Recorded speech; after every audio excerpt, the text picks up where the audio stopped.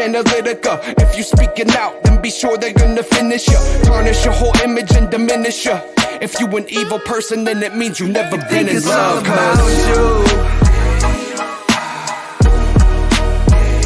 Well, what about me? Think it's all about you. Well, what about me?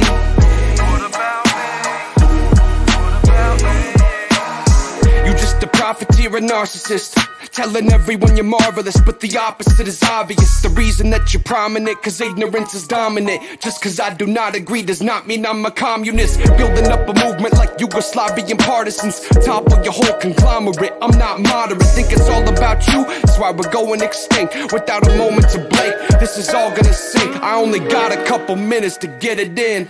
And yeah, you really led the people like Flint, Michigan. That's the reality we're living in. We're getting tired like Michelin. Soon it's the streets that we're fishing in. You're busy giving gifts to your constituents and still holding ties to all your businesses and separating families from their kids. And now the whole world wonders what America is. It's all about you. But what about me? It's all about you.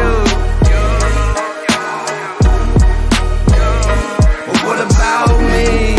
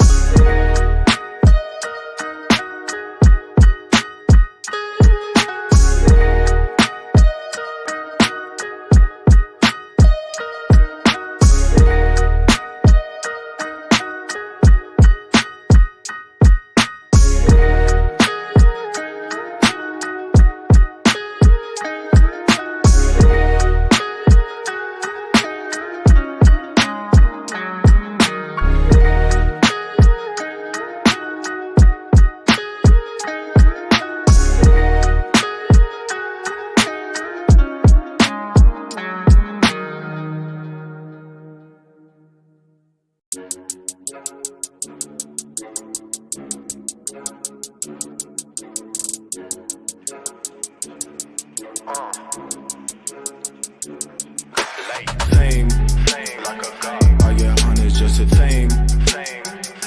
Same old fame, like a god. I get honey, just a fame. Ain't broke, bitch.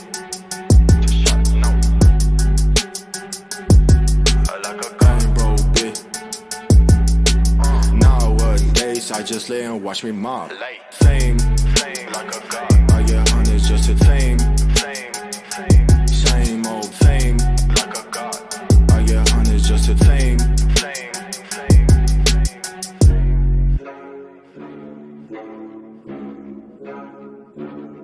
Like a god.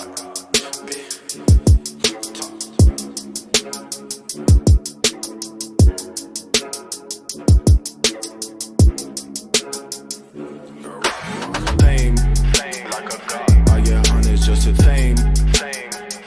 Same old fame, like a god. I get honey, just a fame. Same old fame, like a god. I get honey, just a fame. Same old fame, like a god. I get honey, just a fame. Like a god.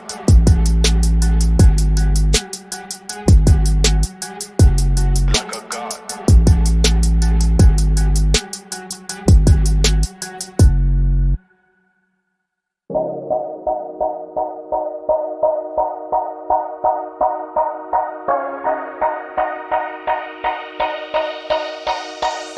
You think it's all about you.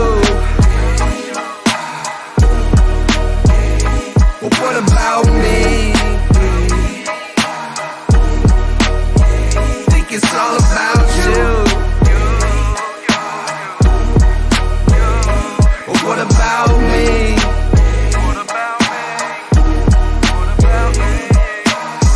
Calling out, but ain't nobody really hearing me. Sometimes I think it's all just a conspiracy, but I'm still living fearlessly. living in this age of tyranny. I spit another stanza in the face of propaganda, with my face up in the camera, full picture panorama. These days things are not what they appear to be. Post another selfie on the gram, acting cheerfully. Behind closed doors, you on all fours, washed up like all shores, distracted by the warlords, infiltrating every corner of your mind, taking up your energy and all your precious time, selling all your data like Cambridge Analytica. If you speaking out, then be sure they're gonna finish you, tarnish your whole image and diminish you. If you an evil person, then it means you never been in love.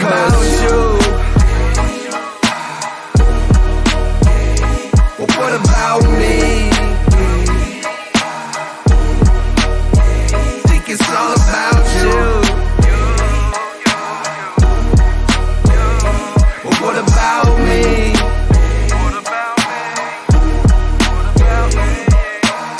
You just a profiteer, a narcissist, telling everyone you're marvelous, but the opposite is obvious. The reason that you're prominent, cause ignorance is dominant. Just cause I do not agree does not mean I'm a communist. Building up a movement like Yugoslavian partisans, topple your whole conglomerate. I'm not moderate, think it's all about you, that's why we're going extinct without a moment to blink. This is all gonna sink, I only got a couple minutes to get it in. And yeah, you really led the people like Flint, Michigan. That's the reality we're living in. We're getting tired like Michelin. Soon it's the streets that we're fishing in. You're busy giving gifts to your constituents and still holding ties to all your businesses and separating families from their kids. And now the whole world wonders what America is. It's all about you. Well, what about me? It's all about you. Well, what about me?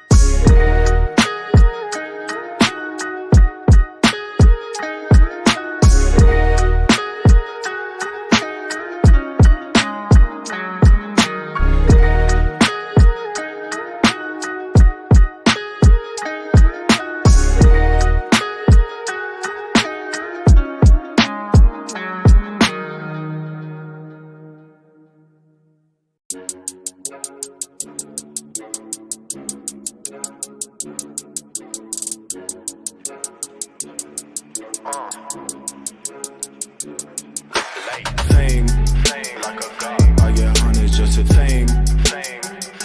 Same old fame, like a god. I get honest just to fame. Fame, bro, bitch. Like a god, bro, bitch.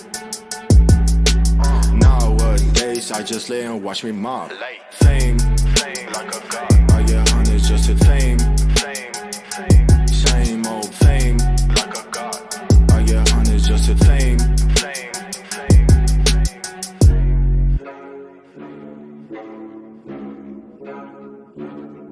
Like a god.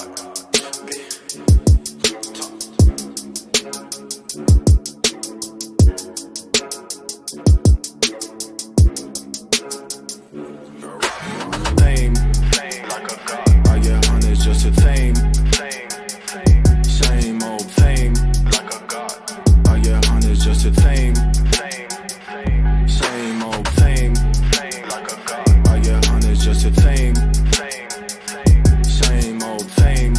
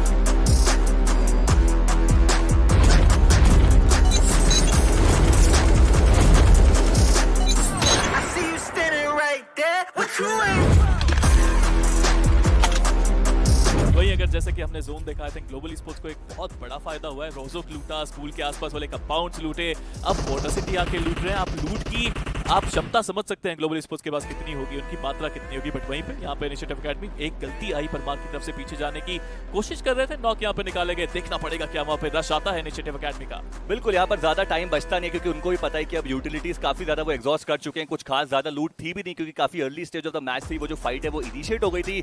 Initiative sports initiative ले लिया है उन्होंने कि यहाँ पर जो squad wipe है वो करके जाएंगे और पूरी तरीके से एलीट स्क्वाड को उन्होंने बैकफुट पर ढकेला है। वो एक खिलाड़ी स्पॉट करेगा, लोकी वहां पर डाउन होंगे, क्या वो एक और को नॉक कर सकते हैं, देखने वाली बात जरूर से रहने वाली। बट इनिशिएटिव स्पोर्ट्स अभी के लिए एक बढ़िया शुरुआत जरूर से उनकी देखने को मिल रही है। सिंपल उनको डाउन किया जाएगा, जो फिनिश है वो भी इंस्टेंटली यहाँ पर सिक्योर किया जाएगा। जो प्लेयर नॉकड आउट है उनको रिवाइवल यहाँ पर मिल सकता है। इनिशिएटिव एकेडमी एक स्ट्रॉन्गर टीम यहाँ पर अभी के लिए प्रूव आउट होते हुए, लेकिन अभी भी 3 जो प्लेयर्स है वो सर्वाइव करते हुए इनके ओपोनेंट्स के। जी हां, रिवाइवल भी यहाँ पे करना पड़ेगा इनिशिएटिव एकेडमी को। बट वहीं पे एक शानदार नेट ब्लेज जी2के की तरफ से परमार को यहाँ पे नॉक करा जाता है। अब जो एडवांटेज है वो पूरी तरह से इनिशिएटिव एकेडमी के पास जा चुका है।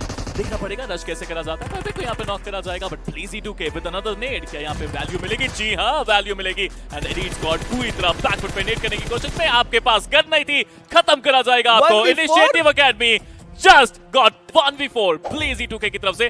1v4 exactly तो नहीं बोलूंगा, बट एक शानदार क्लच जरूर देखने को मिला इस प्लेयर की तरफ से। का भी एक अच्छा हिस्सा देखने को मिल जाता है। बट वही अगर आईएनएस की बात की जाए, प्लेयर्स को रिवाइवल मिल चुका है।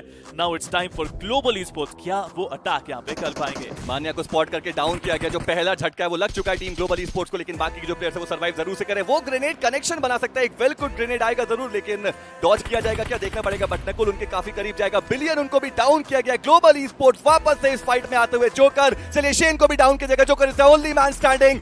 ग्लोबल स्पोर्ट्स को शायद जो लोकेशन है वो पता नहीं अभी के लिए, वो जो कंपाउंड है उसके अंदर जाएंगे, पूरा कब्जा वहां पर करने वाले। जो एक प्लेयर उनका नॉकड आउट है, रिवाइवल का जो सिलसिला है वो भी स्टार्ट होगा और जोन के बिल्कुल एज पर हमें टीम ग्लोबल स्पोर्ट्स देखने को मिलने वाला है। टीम आईएनएस की बात करें, वो जो एक खिलाड़ी नॉकड आउट था, रिवाइवल उनको मिल जाएगा वापस से।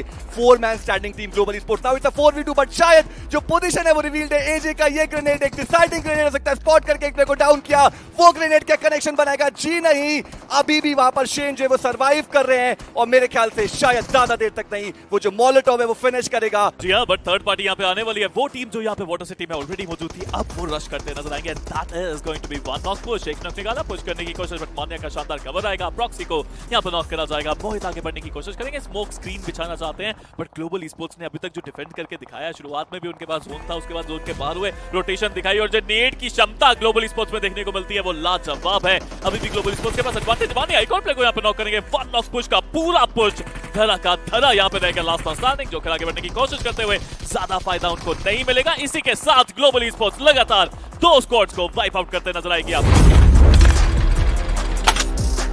ग्लोबल स्पोर्ट्स को आप देखें, वो एक बार के लिए पूरी तरीके से खत्म हो रहे थे। एक सिंगल प्लेयर बचा हुआ था, अपने तीनों खिलाड़ियों को वहां पे सर्वाइव कराया। मान्या खत्म हो गए। ये वाला ग्रेनेड पूरी तरीके से रिवेंज स्पोर्ट्स एलिमिनेट हो सकते हैं। ग्रेनेड थोड़ा सा शॉर्ट रह गया, बट अभी भी आप देखेंगे रिवेंज स्पोर्ट्स के प्लेयर सर्कल के बाहर एक को नॉक कराया। माइटी, उनको आगे यहाँ पे जाना ही पड़ेगा। माइटी खत्म होंगे। एजे को जो फिनिश था वो यहाँ पे मिल चुका, बट बिग ब्रदर्स जितनी तारीफ ही करी जाए उतनी कम। जिस तरीके से वाला मैच उन्होंने खेला, एजे सामने साइड पे मौजूद रहेंगे। अक्षय को डाउन किया, सोनिक फॉक्स को भी एजे ने डाउन किया था, बट इसी के साथ एजे को डाउन किया जाएगा। जोकर लास्ट प्लेयर बचेंगे अपनी टीम से।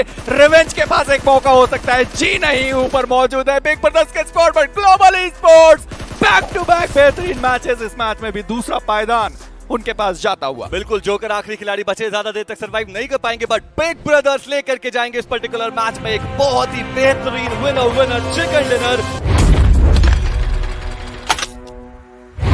जो प्लेयर नॉक है उनको रिवाइवल के लिए और भी खिलाड़ी रहेंगे वहां पे मौजूद, बट जोकर उन्होंने रिवाइव किया, बट शायद क्रेजी सोल का एक रैंडम स्प्रे आएगा। मान्या वापस से डाउन किया गया, बट अभी भी आप देखें कि दोनों टीमें अभी भी एज पे, टीम अनस्टॉपेबल इस चीज का जरूर फायदा उठा सकती है। जी हां, अगर वो यहाँ पे अटैक करने की कोशिश करते हैं, एक बहुत बढ़िया फायदा मिलेगा। ड्रॉप शॉट आता है शेन की तरफ से, ग्लोबल स्पोर्ट्स के जोकर को नॉक करा जाएगा। नकुल एक नेट के साथ आगे बढ़ने की कोशिश जरूर करते हैं। अगर ये नेट सही जगह पे जाता है तो बहुत ज्यादा वैल्यू मिलेगी, और जाता भी है, वैल्यू भी मिलेगी। टीम आईएनएस इसी के साथ खत्म होते आपको नजर आएगी, and global sports they are still surviving.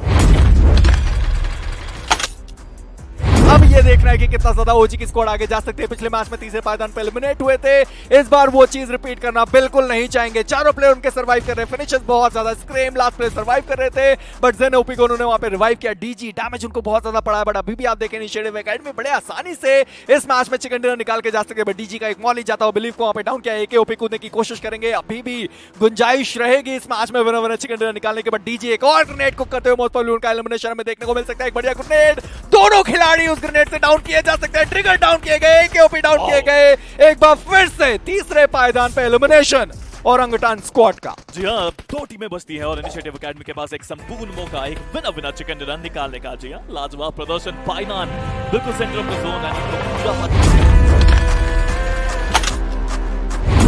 की बात की जाए, ये एक बहुत क्रूशियल मैच होने वाला है आईएनएस के लिए और अभी के लिए मुश्किल में जा सकते हैं। सीधा गाड़ी से उतरे, स्प्रे देने की कोशिश करी, डैमेज जरूर देने की कोशिश थी बट अभी के लिए ओजी के ऊपर कोई डैमेज नहीं दे पाए। बिल्कुल यहाँ पर अभी के लिए यहाँ से निकलने की कोशिश रहने वाली है। बट टीम आईएनएस की बात करें, व्हीकल लेकर के वो स्लैमिंग जो है वो हमें देखने को मिल जाएगा। अर्ली फाइट्स बोला था जब बात हुई थी हमारी टीम आईएनएस के प्लेयर से कि वो लेने के लिए आएंगे बट अभी के लिए ट्रिगर एक ग्रेनेड कुक करके थ्रो करने वाले, क्या वो कनेक्शन बनाएगा देखने वाली बात। व्हीकल के ऊपर वो ग्रेनेड जाएगा, फाइनली वहां पर जोकर आएंगे, डाउन करेंगे। अग्रेशन टीम आईएनएस का बिल्कुल स्टार्टिंग ऑफ द मैच से देखने को मिल जाएगा। लेकिन बिलियन की बात करें, उनको डाउन किया जाएगा। टीम ओरंगुटान जो एप आर्मी है आ चुकी है, यहाँ पर मुश्किल बना सकती टीम आईएनएस की। एक और प्लेयर को डाउन किया गया, कंट्रोल्ड अग्रेशन दिखाने की जरूरत थी, उसमें नाकामयाब। Joker is the only man standing. पहली टीम क्या बनने वाली आईएनएस जो एलिमिनेट होगी शायद, हाँ, बट जोकर यहां पर आएंगे, एक प्लेयर को नॉक करेंगे। जो रिवाइवल है वो स्टार्ट करते हुए नजर आएंगे। बिलीव यहां पर बचेंगे जरूर बट जोकर की बात करें, वो अभी भी सर्वाइव करते हुए एक बेहतरीन स्प्रे वहां पर जाएगा। बहुत ज्यादा लो ऑन एचपी बिलीव हमें देखने को मिल जाएंगे और joker he is very close to that 1v3 और शायद वो करेंगे। जी हां, एक 1v3 ऑलरेडी कर चुके हैं। The app army is on the back foot and INS rise करते हुए। बिल्कुल एप आर्मी अभी के लिए बैक फुट पे है बट आईएनएस के पास अभी भी एक चुनौती है। एक प्लेयर जो है ओजी का वो बहुत ज्यादा दूर है, तो अपने प्लेयर्स को रिवाइव करने के बाद यहाँ पे फिनिशर्स वो आराम से निकालते आपको नजर आएंगे। आश जो कि कप्तान भी है ओजी के, अब बहुत दूर और अब सोलो प्लेयर फंसते हुए नजर आ सकते हैं। दोनों यहाँ पर सर्वाइव जरूर से करें। टीम इनिशिएटिव के चारों प्लेयर्स यहाँ पर रहने वाले हैं बट कुछ प्रेडिक्टिव स्प्रेज आएंगे जरूर से, दोनों को डाउन किया जाएगा। टीम हाइड्रा के एक प्लेयर बचेंगे, डायनामाइट। देखते हैं क्या वो फट पाएंगे क्योंकि सामने 4 प्लेयर्स है इनिशिएटिव एकेडमी के, स्पॉट उनको भी किया जाएगा। प्रेडिक्टिव स्प्रेज वहां पर दिए जा रहे but he still surviving. I don't know how, उनको अभी भी स्पॉट करने की कोशिश जो है वो जारी है। ग्रेनेड वहां पर जाएंगे, डायनामाइट अपनी पोजीशन चेंज करेंगे। Is dot HP surviving but still he denies to die and he still surviving. What's going on? But team hydra अभी के लिए उनके जो जोरो है वो डाउन किए जाएंगे एंड टीम इनिशिएटिव एकेडमी के फेवर में जाता हुआ ये पूरा सर्कल। जी हां, बट हाइड्रा के डायनामाइट अब क्या वो कुछ मैजिकल कर पाएंगे? क्लच की दरकार जरूर है सभी को बट स्पॉट करा जाता है, पैरों में शॉट लिया जाएगा। डैमेज काफी ज्यादा उनको मिल चुका है बट डीजी अटैक करने के मूड में नजर आ रहे हैं, आगे जाएंगे और डैमेज देंगे बट उनको भी थोड़ा संभलना पड़ेगा। जिस रिच पे हैं उसके ऊपर पीछे से भी प्लेयर आ सकते हैं और जीओजी के प्लेयर्स यहां पे आएंगे। मीनवाइल एमजे खत्म करेंगे हाइड्रा डायनामाइट को बट अभी भी जीओजी क्या वो यहां पे चिकन लेके जा सकता है? उनके पास चारों प्लेयर जरूर थे बट जो जोन है एक बार फिर से इनिशिएटिव एकेडमी के पास जाता हुआ। बिल्कुल यहाँ पे आईएनएस की बात करें, एक आखिरी प्लेयर अभी सर्वाइव जरूर से करे। टीम जीओजी की मुश्किलें बढ़ेंगी। लोग यहाँ पर आएंगे, खिलाड़ी को डाउन करेंगे। जो ग्रेनेड्स है वो भी स्पैम किए जा रहे हैं। जीओजी का बच पाना बहुत ही ज्यादा मुश्किल हमें देखने को मिलता है। एक और प्लेयर को वहां पे डाउन करेंगे। इनिशिएटिव एकेडमी इनिशिएटिव निकाल दिया कि ये जो इरांगल का मैप है उसको रूल करना है इनको। 10 फिनिशेस ऑलरेडी इनके पास आ चुके हैं और अब एक 4v1v1 का सिनेरियो जहां पर इनको रोक पाना इम्पॉसिबल नजर आता हुआ। फेथ प्लेयर 69, एक आखिरी प्लेयर बचे जरूर से, उनके और करीब जाते हुए नजर आ रहे हैं। प्लेयर 2 के शायद उनको भी स्पॉट कर लिया गया है। जी हां, वहां पे स्पॉट किया जाएगा। एक और फिनिश, टोटल 11 फिनिशेस निकाल चुके हैं और 13वें फिनिश की तलाश में जाएंगे जरूर से। और अब एक 1v4 जहां इनिशिएटिव एकेडमी को रोक पाना इम्पॉसिबल। जी हां, बुलेट आखिरी प्लेयर बचे और बहुत ही शानदार तरीके से back to back winner chicken dinner की तरफ बढ़ते हुए इनिशिएटिव एकेडमी। ये बहुत जरूरी था 6 मैचेस के सफर के अंदर। अगर आप यहाँ पे back to back winner chicken dinner निकाल रहे हैं तब आप अपनी जगह पक्की जरूर करा रहे हैं और यहाँ पे खुश तो जरूर होंगे। डीजे क्या कहा था हमने, कभी कभी प्लान ना होना सबसे बढ़िया प्लान साबित होता है। बिल्कुल एक बेहतरीन चिकन के लिए elite squad versus team orangutan gaming. Team orangutan की बात करें, पिछला मैच अच्छा नहीं गया था, उससे पहले के मैचेस में भी ज्यादा अंक उनके पास नहीं आए थे। अगर इस मैच में परफॉर्म नहीं कर पाए, अच्छे अंक लेकर के नहीं जा पाए, I'll say कि I'm sorry to say, but शायद जो आगे का सफर है वो यहीं खत्म होता हुआ नजर आ भी सकता है। 2 प्लेयर्स यहाँ पर मौजूद हैं, AQOP पीछे से आ जरूर से रहे और वापस से एक 4v4 की फाइट टीम एलीट स्क्वाड के लिए भी उतनी ही जरूरी जितनी जरूरी टीम ओरंगुटान के लिए। मैं कहूँ व्हाट नहीं, आप ऐसी गलतियां तो नहीं कर सकते। ऐश फिलहाल के लिए डैमेज खुद पे लिया और जो उनके साथी थे एक मौका दिया वहां पे लीड स्क्वाड को रश करने के लिए, बट बिलीव एंड iQOO बहुत ज्यादा दूर मौजूद रहेंगे। उनके पास एक बढ़िया एंगल हो सकता है, बट आप लीड स्क्वाड को देखें कहीं से कोई एंगल नहीं है जहां से दोनों जो प्लेयर बचे हुए हैं वहां पे कवर फायर प्रोवाइड कर पाए। बट एलीट स्क्वाड मुझे लगता है इनके पास थ्रोएबल्स हैं, अगर होते तो अब तक वो इस्तेमाल कर चुके होते। ऐश अभी भी ऊपर मौजूद है, अपने आप को हील करते हुए दिखाई देंगे। एक और ग्रेनेड नीचे के साइड पे आता हुआ, इसी चीज के मैं बात कर रहा था। एलीट स्क्वाड उनके पास आपको कोई भी थ्रोएबल्स देखने को नहीं मिलने वाले, उसका इस्तेमाल नहीं किया जा रहा। बट बिलीव एक बढ़िया फ्लैंक एंगल बनाएंगे अपनी टीम के लिए। बट अभी भी आप इंतजार करिए इस चीज का कि एलीट स्क्वाड वो कंपाउंड के बाहर आए, तब जाके आप अपनी टीम को कवर फायर दे पाओ। बट बिलीव थोड़ा सा और रोटेट करेंगे। जॉर्ज शायद क्या उन्होंने देखा, बग्गी की आवाज सुनी या फिर दिखाई दिया, शायद नहीं, पूरी तरीके से स्मोक्स कर दिए गए। और अब ऐश बाकी जो यहाँ पे ट्रिगर मौजूद रहेंगे, थोड़ा सा और वक्त बाय करेंगे ताकि जो उनके खिलाड़ी हैं जो बहुत ज्यादा दूर गए हैं बग्गी लेके, वो एक बढ़िया एंगल बना पाए, टीम एलीट को यहीं सप्रेस किया जाए। बिल्कुल, इसी बीच एक प्लेयर को स्पॉट करके वहां पर डाउन भी किया जाएगा। Orangutan gaming is back onto this fight, क्योंकि बहुत ही कम एरिया टीम एलीट स्क्वाड के पास। देखना पड़ेगा कैसे वो प्ले अराउंड करते हैं उस पर्टिकुलर एरिया में। iQOO वो अपना एक जो मॉलोटॉव है वो कनेक्शन करने की कोशिश करेंगे, बट उन्होंने ये क्या करा, गेट बंद करने की कोशिश, डाउन किए जाएंगे। ऐश वहां पर मौजूद, ट्रिगर की अगर हम बात करें वो अभी भी यहां पर रहने वाले। दो प्लेयर्स डाउन हमें देखने को मिलते हुए एलीट स्क्वाड के, और वहां पर जो रिवाइवल है वो अलाउ किया जा रहा है। ट्रिगर वो आगे की तरफ जाने की कोशिश जरूर से करने वाले। अभी बात करें एलीट स्क्वाड की, 3 प्लेयर्स यहां पर सर्वाइव करते हुए नजर आएंगे। ट्रिगर भी वहां पर जो रिवाइवल है वो इनिशिएट करेंगे। वो ग्रेनेड ऊपर की तरफ थ्रो जरूर से किया जा रहा है, बट वहां पर कोई प्लेयर मौजूद नहीं रहने वाला है। एलीट स्क्वाड की बात करें वो अभी भी यहां पर मौजूद रहने वाले, आगे की तरफ जाएंगे जरूर से। एक ओपनिंग और क्रिएट करनी पड़ेगी। इसी बीच जो रिवाइवल का सिलसिला है वो स्टार्ट हो चुका है। 4v4 में वापस से कन्वर्ट होती है फाइट, और अभी भी जो नॉक की तलाश है वो जारी। 4v3 की जो फाइट है वो चलती हुई दिखाई देगी। ओजी अपना एक प्लेयर खो चुके हैं, iQOO उनके पास मात्र केवल बैंडेज दिखेंगे। बिलीव उन्होंने देखा, प्लेयर को स्पॉट किया, परमार नीचे मौजूद है, परमार वो भी ऊपर देख रहे हैं, बिलीव सीधा नीचे देख रहे हैं। कनेक्शंस बनाने की अभी भी कोशिश की जा रही है, बट देखना ये जॉट किस तरीके से घेर के खड़े हैं यहाँ पे प्लेयर, बट परमार दे पाएंगे या फिर नहीं वो देखना पड़ेगा। और उन्होंने दिया भी, जिस तरीके से वो प्लेयर को डाउन किया, एचपी बहुत ज्यादा कम थी। बेहतरीन गेम प्ले इस वक्त चलता हुआ एलीट स्क्वाड का। एक आखिरी प्लेयर सर्वाइव करेगा अपनी टीम से, देखना ये क्या वो खत्म हो गए। जी हाँ, शायद वो खत्म हो गए। और इसी के साथ ओजी का एलिमिनेशन, 5 मैचेस रैंक की और मात्र 33 अंक। देखिए किस तरीके से पूरा सर्कल का एडवांटेज आपको बीबी के प्लेयर्स के पास देखने को मिलने वाला। बिलियन वहां पे मौजूद थे, उन्होंने देखा एलगोट को स्प्रे दिया, डैमेज उतना कुछ खास नहीं दे पाए लगभग। अभी भी सर्वाइव करेंगे, बट देखना ये है कि नॉक अगला निकाल पाएंगे या फिर नहीं। बड़ा आईएनएस उनको सर्कल के अंदर निकलना पड़ेगा। सबसे बड़ी बात है कि आप देखें आईएनएस को ऊपर से नीचे जाना है, वहीं पे बीबी की स्क्वाड ऑलरेडी पूरा सर्कल यहाँ पे घेर के बैठी हुई है। शेन की बात करो, निकलने की कोशिश करेंगे बीबी की स्क्वाड। जितने भी थ्रोबल्स है हर थ्रोबल का इस्तेमाल करते हुए। जोकर को आप देखें, उनके एचपी बहुत ज्यादा कम है, स्टिल वो आगे जा रहे हैं, रुकना नहीं चाह रहे। वो जो फिनिशर से वो लेने की कोशिश रहेगी, गलती करेंगे बिलियन। लास्ट प्लेयर बचेंगे, अभी भी उनके ऊपर ग्रेनेड्स की पूरी बौछार करी जाएगी। बीबी एक और winner chicken dinner Miramar.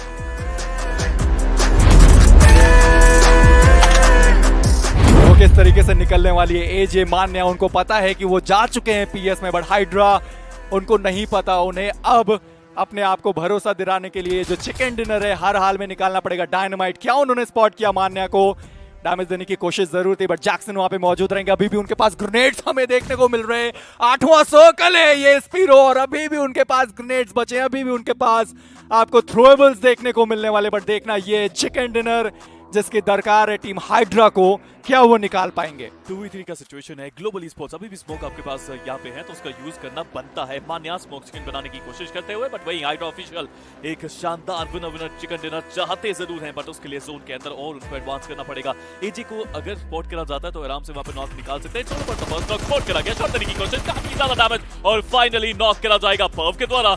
Manya is now the last man standing. स्पोक के अंदर रैंडम फ्रेज, मान्या को डैमेज दिया गया, मान्या को स्पॉट करा गया है। टीम हाइड्रा लेके जाती हुई एक शानदार winner chicken dinner.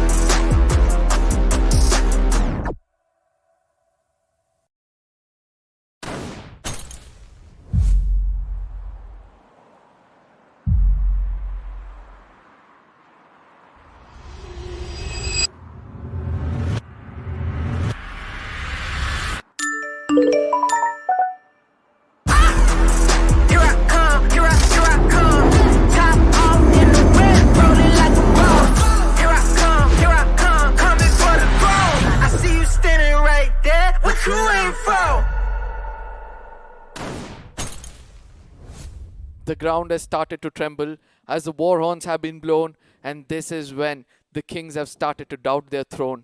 Yes, ladies and gentlemen, welcome to iQOO Battlegrounds Mobile India Open Challenge. And I would like to say this, that, it's powered by Loco, by the way, and that's the bigger picture of it all. But, with Kings starting to lose their throne, what do you have to say about that, Fixes? Oh yes, I mean we've already started to get glimpses of it, starting off with yesterday, right? A few big names might have crashed out, but we're going to talk about them a little bit later. But again, heading over to today's games in hand, it's again mixed emotions right inside my head. I'm nervous, I'm excited, I'm passionate about all the games that are coming our way. Yeah, absolutely. Big names, as you said, one is going to be Godel, the other one is going to be Soul. And then what do you expect from such teams when there is a team like Orangutan or Kemeni Sports yesterday? They are on the verge of not getting selected. We still don't know the overall points table yet. None of it has been official. But what do you have to say to the teams which have already made a mark so far, like Godel and Soul? We'll talk about all these teams, but right now our friends from iQOO have a special message for you guys just about now. I didn't get that.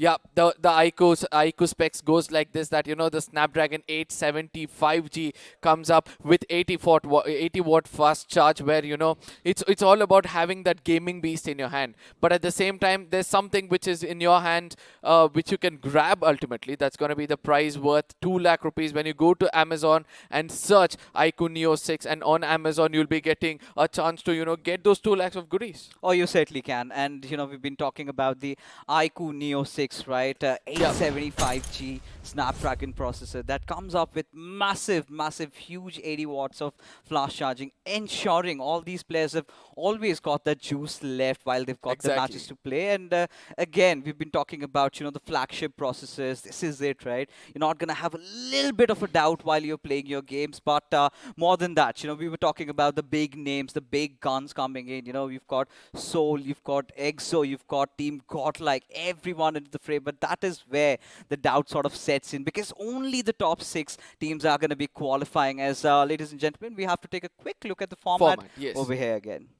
Yes, absolutely. The format has been very simple from the beginning. All of you would have been, known about this format. But round 1, we had 512 teams, amongst which we drained it out to 256 in round 2. And in round 3, it was drained down to 64. But let's not forget that now we are in the round 4, where 64 teams are actually fighting it out, amongst which 32 are invited, and 32 are the squads who are made through so far and who have that experience and that king slaying ability. Oh yeah, of course. I mean, you've been talking about the underdogs, the rising stars, the sort of a Cinderella, the fairy tale story going along with them. And today, it's going to be nothing less, right? They've proved their mettle through a rigorous process of qualifying through all these rounds. Now, this is the bigger picture, right? Transitioning from BMOC towards the BMBS, and only the top 24 teams too. We already have our top 6. We are yet to find a few more that are also joining along that plane. You've been getting those boarding passes, as the league stage is being panned across 3 weeks now. You've got 24 teams fighting it out, and only the top 16, they are going to be the ones playing for the ultimate glory in the grand finals. Yeah, absolutely. Now, these teams have been fighting it out, and it's also for us to understand how the points are going to be distributed as they make it into the game. It's been very simple from the beginning. The team to attain winner chicken dinner is going to have 15 points for themselves. Then from there on, the second position 12, 3, 4, 5, 6, 7 is going to get 10, 8, 6, 4 and 2 respectively. But the bigger picture is going to be this, where 1 point will be rewarded for 1 finish you gain, and if you have 6 finishes in your name, or probably 5 finishes in your name, you're almost equivalent to the 5th position. Oh yeah, of course. And we've seen a few of those teams really relying on that, right? Teams like GOG, who've been looking forward to getting that perfect combination of good position along with good finish points. But right now, it's the schedule over here on our screens. 3 games of Erangel yet again. We've got 2 Miramars also into the mix, and the table turner Sanhok that we've always been emphasizing so much upon, because that is the point where we see all the other teams also joining the mix. Yeah, absolutely. Now, there are some moments in yesterday's game which I want to kind of relive and see how things had gone.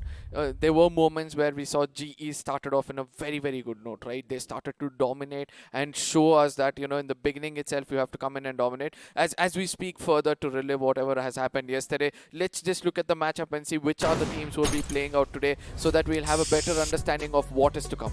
Yeah, the entire storyline sort of revolves, right? Everyone's anticipating the teams that are on the bottom row over here. You've got Godlike, Team Exo, Team Soul. Then we've got other big names like Entity Gaming, Revenant, Enigma, True Ripper, Blind Esports. Now, they are the invited bunch. Now, again, talking about the teams that have, worked their way through from the qualifiers up until here. Few renowned names, of course. Retribution, RTR, that one player, Duty, is someone to really watch out for. Then again, we've got Imprint Esports, Armor Nation, the kind of clutches he pulled off in that one game of Erangel in round number 3. Nobody's going to forget that. And even TF5 Esports in that manner, no? One of those teams that, focuses heavily on cutting out the rotations of the other teams. We've seen them do that time and again. Now, that could not be, they could not be, can be onto a conclusion that they're the best team out there, but a team that has a potential chance to carry or pull off something like the INS did yesterday, right?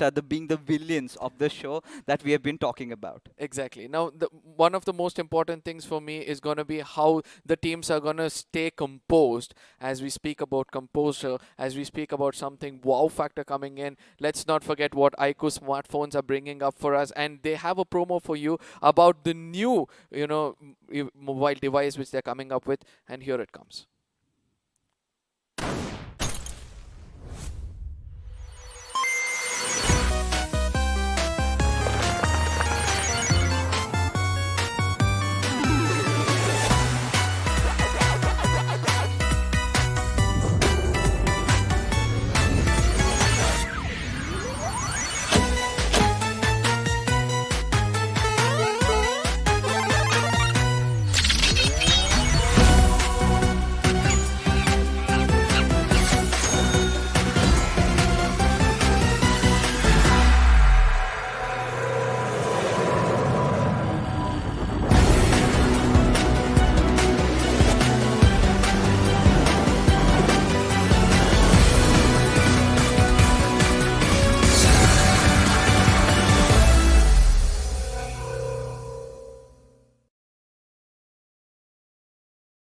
iQOO.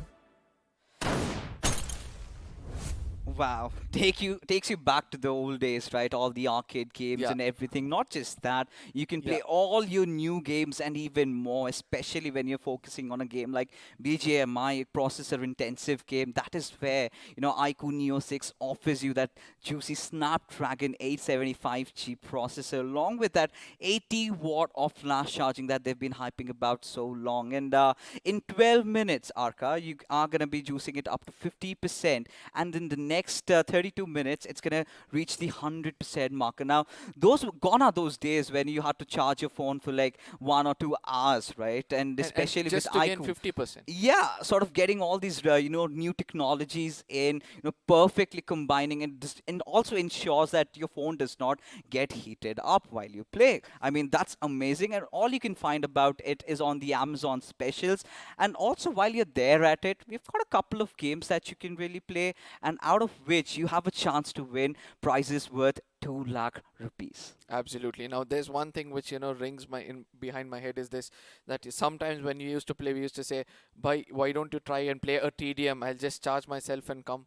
Or else we'll be like, probably you guys play a game, by then 50% is up. Now the story is going to be different. You're going to just play a game, no? I'll just charge up to 100%, come back so that we can grind for another, 5-6 games together. And that is where, iQOO has bought us. Oh, definitely. And, of course, iQOO has done a phenomenal job with all these new technologies that they have added onto their phones. But right now, you've got to talk about this matchup right now over here, as it's going to be the first game of Erangel. And in the first game of Erangel, lately we've been seeing that little bit of a trend with the Western circles, right? We've been witnessing a lot of that. And teams like Seoul, they're going to benefit aeons from that if that happens today, right? There has been a certain trend that has been going along, but then we've got a few little drop clashes also going on, which I believe could be thrown out of the window, because you've got a little bit of a fight also happening around Pachinki. You've got Blinded, Imprint, both fighting it out for that spot. Maybe you could have Imprint just backing off. There are certain rumors that they might take the school apartment areas, but primarily from the inception of round number 4, we've been seeing all those Western zones being formed out. Like I said, it's going to favor heavily teams like Seoul. This is where, teams like Godlike, teams like Revenant, teams like Enigma, the invited bunch, they've got to work their way inside the circle. And yes, we've been talking about Godlike. We've got a birthday boy amongst us, and it's going to be their IGL clutch squad. And this is where, ladies and gentlemen, the conversation sort of builds up. The only gift that he would accept with open arms is a golden ticket to the PS. And somewhere I feel that, the whole of his team is going to be looking forward for it to make sure not only give him a golden ticket, but also allow him to leave an impact in the game itself in such a way that he's going to be one of the players to watch out for. Being the IGL is going to be a lot of responsibilities. There's somewhere I feel today the flight path is going to predict a lot. Yes, ladies and gentlemen, this is the first map of the day itself where the big dogs are going to lock horns, and we can look at the man himself, Clutch God, the birthday boy, in the small screen. He's just chilling it out. He knows that, this is going to not only going to be a big day for him, but also for his team. Oh yeah, it certainly will be. And again, we're privy to some Western flight path trajectory, something that we haven't witnessed quite a lot this time. We've seen a lot of those Western circles that I've been talking about. And at a certain point, I'm starting to get a little bored of it. I want something happening around maybe the mansion area, maybe towards just Naya Poliana, towards Kumeshki. As a matter of fact, maybe a certain circle is something that I would absolutely love. What about you, though? Yeah, I've been telling you, right? The southern circle is something which I'm wanting from a really long time, especially the final circle going up to the most southern side of the military base itself, so that that is one terrain which most of these squads wouldn't have battled it out, and it would be a challenge for them to even understand the topography and also try to challenge each other in that terrain itself. So coming back to the flight path and looking the kinds of drop locations people have picked up, it's not something new apart from I think it's Godel going on towards the side of Giorgio, where this is something rare for me to see, right? I know that is also one of their places, but ultimately it's the zone which is kind of shocking me at this point of time, and forgetting the rest of the story as it's taken a complete eastern shift. Oh, this is what I wanted, right? Eastern circle to begin with. And for Godlike, of course, it's their plan B, right? They've got 2 drops. They've got one around Yasnaya where they primarily tend to hover around. But if the flight path trajectory kind of gets a little towards the western side, if they've got Giorgio up for taking, they're going to take it with open arms. And even we sort of assume that, there have been no teams dropping over there. The only team that is in the nearby contention or the nearby vicinity has to be the team of Last Legends, who I barely think are going to take a fight against a team like Godlike from the very start. Yep, let's see whether that is going to be the case, because after witnessing such a ruthless gameplay coming in from the side of the teams which have made it so far, I mean, I would like to say that, the teams which have been invited have to watch out for something different coming from their pockets. But at the same time, let's see what kind of magic the teams like Godel, EXO as well as Soul are going to bring out, because the kind of fan following they have, the kind of responsibility they're holding to live up to the big names they own, I somewhere feel that, that pressure might slowly build up looking at the scenario of the tournament. Oh yeah, definitely. I mean, you're talking about a team like Godlike, of course, one of the bigger names, or rather you can say one of the biggest names of the BGMI community. But lately, if you talk about their statistics and the performances in the other third-party tournaments, haven't really been up to the mark, right? The kind of expectations that we have developed from their side hasn't really been reciprocated enough. So they've got a lot of questions. They've got a lot of doubts just creeping in, and this is the perfect opportunity. This is the perfect podium where they can showcase their true potential and reclaim their authority over the battlegrounds. Absolutely, I completely agree on every single word you said, but right now I really want to look forward to what all is happening on the map itself. We can see that there are very few teams, as you mentioned earlier, who are making it inside the circle. That early rotation is something which you're not able to see towards the side of Miltai's team EXO, which is not a shocking for me whatsoever, but Soul kind of spread out through that western side towards the side of Ruins. As we can see, Goblin is also pretty far away from one another. And do you think that these teams are actually taking it too light? Because yesterday we saw whenever Orangutan themselves, when they were having a split gameplay, it was the underdog teams who went in, rushed at them and just ate them up. Do you think that that's going to be the case today also, where Soul will be the victims of one such gameplay?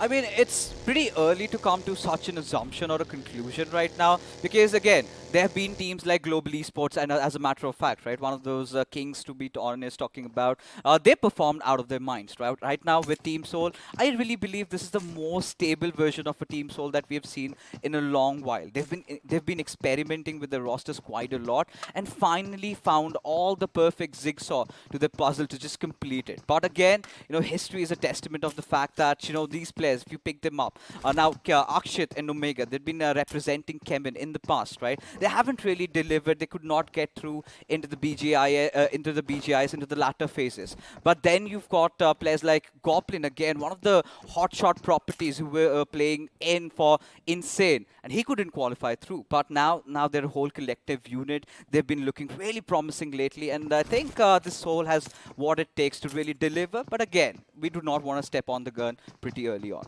Absolutely. Now we are speaking about another squad which is on our screens like now, that is Enigma, with a new add-on coming in, into their team. That's going to be Viro. I know that, he's not in the lineup as of now, but what are your thoughts of him coming into them? Do you really feel that, that could be an added advantage somewhere, is his experience going to guide them in few places where they're fumbled here and there when it comes to the tournament? Now you've sparked a debate, Arka. I mean, of course, it's been over the news. Everyone's sort of aware about the little debacle that they're having lately. And Viru, of course, is not going to be participating actively with this roster. I do not know. In the latter matches, we might get to see him. But again, coming back to what you just asked, right? Of course, if you take a look at Team Enigma, they've got a perfect mix with some experience, with some new blood coming in. You've got Rex, you've got Eggy, and then for experience, you've got Avi and Evo, two of the oldest players in the community. And the best part to top it out is, Team Enigma have always been a wholesome unit, right? It's never just that one player standing out for them.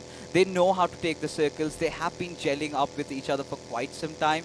And I think, Viru sitting it out could be a really wise decision right now.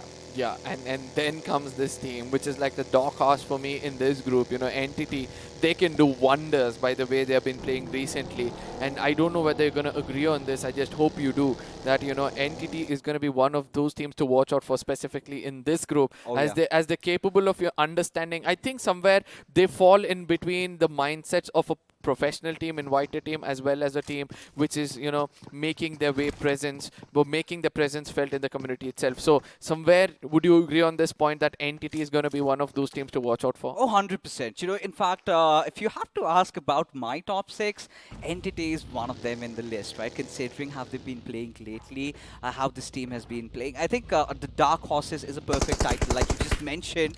And again, Team Entity, it all comes down to handling pressure, right? We had some big names yesterday. Orangutan, Kemin Esports, they came in, and Kemin, they were taken for a spin. They were taken for a ride. Exactly. They did not know how to really play around inside those lobbies, had to face so much trouble. So that is all coming down to how they're going to be handling all the situations, because it's just not the invited teams that we're talking about. It's teams like Deathmatch, you've teams like Retribution, RTR, you've got teams like Autobots Esports who have been playing phenomenally well in the group stages. Now, Retribution RTR is definitely one of those teams to watch out for, but Deathmate Esports, they've got a player called Final Call. If you remember the final game of Erangel that they were in, he caused a lot of havoc in the lobby. Certainly could be a thorn for all these big names out here. Absolutely. Now, as we we're going to be throwing questions with one another, I'm going to speculate one more thing that, Team INR could be one of those other unpredictable teams as they come on our screens, because they have been well known for the composure they have, right? In the previous rounds, we have been seeing them perform they were not like on the top of the table itself, but they had enough points to place themselves in such a way and leave a mark previously in such a way that, they can do wonders itself. So what do you have to say about the composure coming in? Because all these teams, especially when we talk about Autobots, when we talk about Imprint, and when we talk about Retribution, when we talk about INR, these teams have proved themselves when it comes to composure. They tend to hold their ground. They tend to, take a fight, they decide whether to take a fight or not. So what do you have to say about such composure being questioned by the teams which have been invited? No, I'm going to refer to a few stats, right? For Team INR, they kind of placed, well, not really in a good position. The 7th team to qualify has 20 finishes to their names, just 22 points, out of which one was a chicken dinner. So the consistency is definitely missing, because out of 22, if you just minus that 15 points, it's just 7 points that they managed to accrue over the course of 5 games. So that is something that they really need to work upon today. A little bit of a consistency, though. As Autobots, they're one of those teams that tends to drop around at pre-morphs. Now, you have to talk about the transition that they've had, right, from round number 2 to round number 3. In round number 2, they were one of the highest fraggers inside the lobby. Exactly. And suddenly, in round number 3, you're looking at them, going up for position points. And now they had maintained that perfect balance. So, again, Autobots is one of my favorites to be the ones to be qualifying in the top 6. But we've got a little bit of a fight maybe brewing. With us, we've got Godlike and Deathmate as EXO.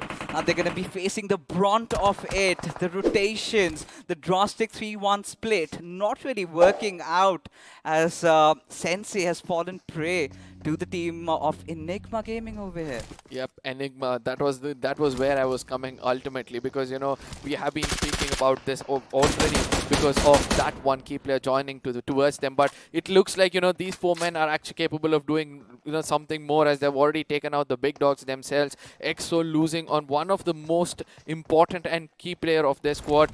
We have to see whether they're going to be playing for placement points. Yes, yet again, we're going to be shifting our views on one other team that's going to be Blind Esports, right? So Blind Esports is one of those teams, where you have Shadow, where you have Sam, where you have Deadpool. All these people are not new to the community. All of them have been there grinding a lot, trying to understand how the other teams are.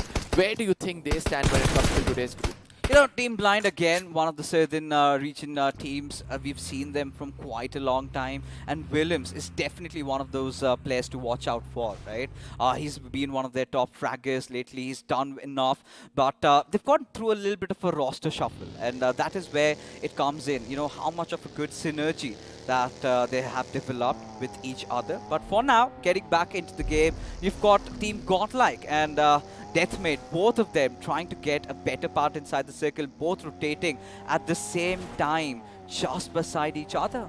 And it looks like this is not the kind of Godel I was expecting to see, to be specific, because I was thinking that they're going to start off on the offensive side, just like how GE did yesterday, and they'll be trying to rake up as many finish points as possible. It looks like there's been a different story or a different call coming in from the side of IGL. And when I start to speak about IGL, today is every team has an army with them. Yeah. And somewhere I feel that, it's the question of IGLs who will be, coming into the fray, because every single IGL will have to think twice before they take a fight, as there's going to be more than one team in close proximity, but yet not spraying against one another. Again, for teams like Godlike, I'm not going to raise fingers at them at this point at least, because even for teams like Global Esports, we really saw them coming online, coming up board after those shifts, right? It's the first circle still shifting. The second circle is about to end. We are yet to witness that one curveball. And I love what Godlike are doing. They're keeping them away from all the teams that are kind of building up that southern cluster, right? They are the ones who are staying around the northern areas.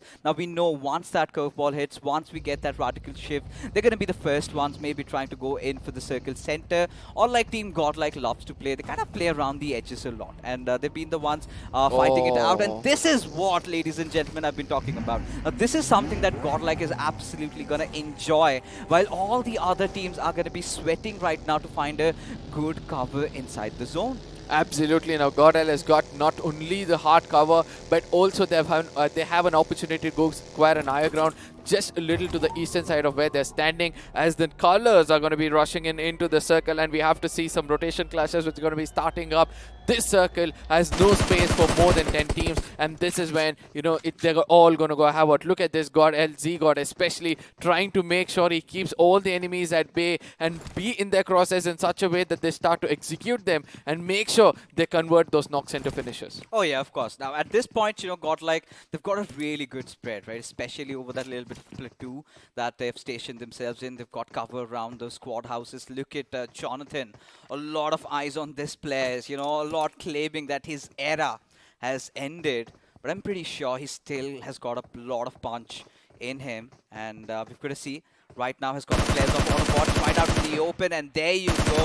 Opens it up. Hell, just getting absolutely decimated. And it's going to meet his makers anytime soon, because the players upon the board, this do not seem like to be trying to even give any sort of retaliation. Fire, really one good finish up, and Godlike have themselves up and running. Absolutely. When you talk about demigods, this is where I would like to state this as, yeah, I do understand that somewhere few people have started to speculate that, the juice of the demigods have already gone off, but we all know that once the demigods come back to the demon mode, even though the other gods, that is when everybody will have to fear them up at this point of time.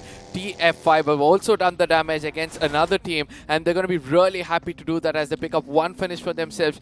These early single point finishes somewhere, I believe, is going to cost a lot when it comes to the overall point standing. Just like yesterday, they were teams neck to neck battling it out. Let's see whether that's going to be history is going to repeat in this game as well. Oh yeah, of course it is. And I've been talking about TF5.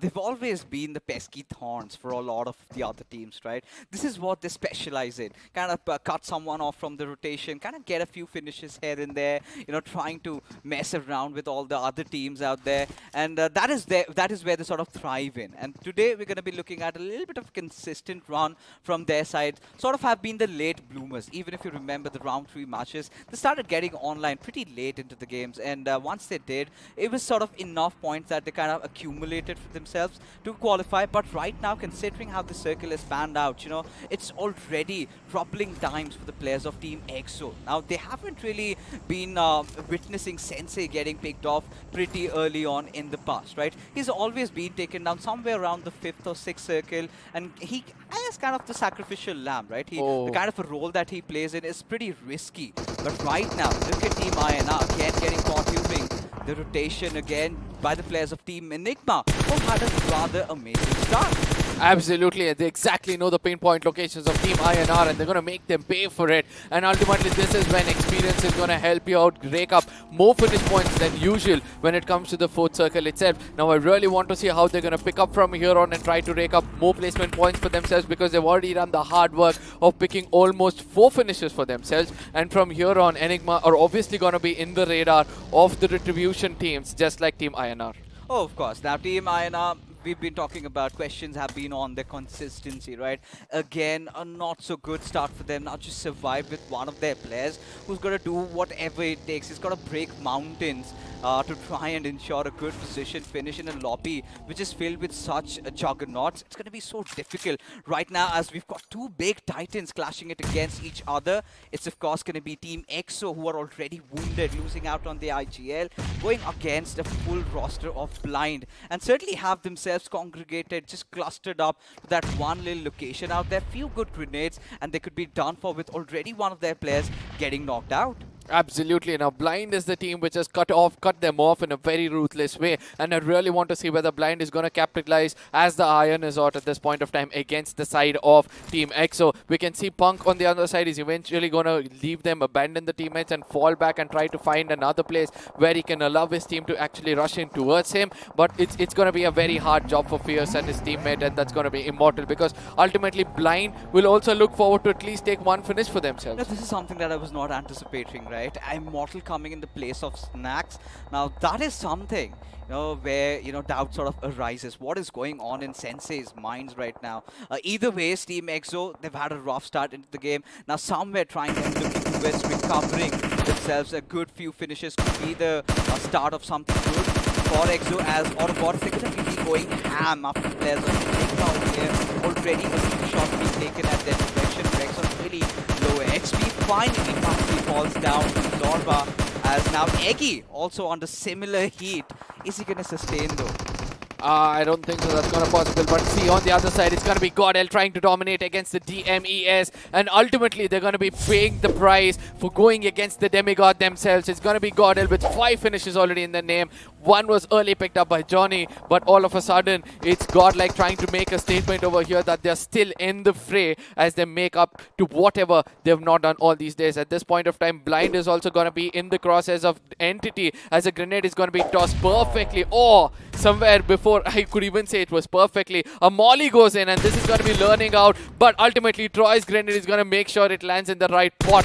and that's one man down for the side of Blind. You know, Troy has been such an amazing revelation for Team Entity, right? Ever since he's been playing, this new roster packs a lot of punch that is needed, you know, to sort of start dominating in the Tier 1 lobbies, and now they're doing exactly that. Now, this is again what I was talking about when we were referring to Team Godlike's era being ended, right? It's always the official tournaments where you start judging a team, as now Godlike have decided they've got their markers. The bounty is on the head of the players of Team Revenant, as Top Dog seems to have been knocked out. It's going to be Encore who's going to be trying to get that revive up, but for now, got to have the players of Godlike backing down a little bit now as the new circle is formed. Team Soul find themselves at the epicenter of the circle. Absolutely, and that is one thing which I'm looking out for, but let's look at what had happened. Johnny started it all out with a beautifully cooked grenade. He just got a knock, and eventually we all know what Godel is going to do as soon as they get a knock for themselves. It's going to be Neo coming in from a backstab from another angle altogether,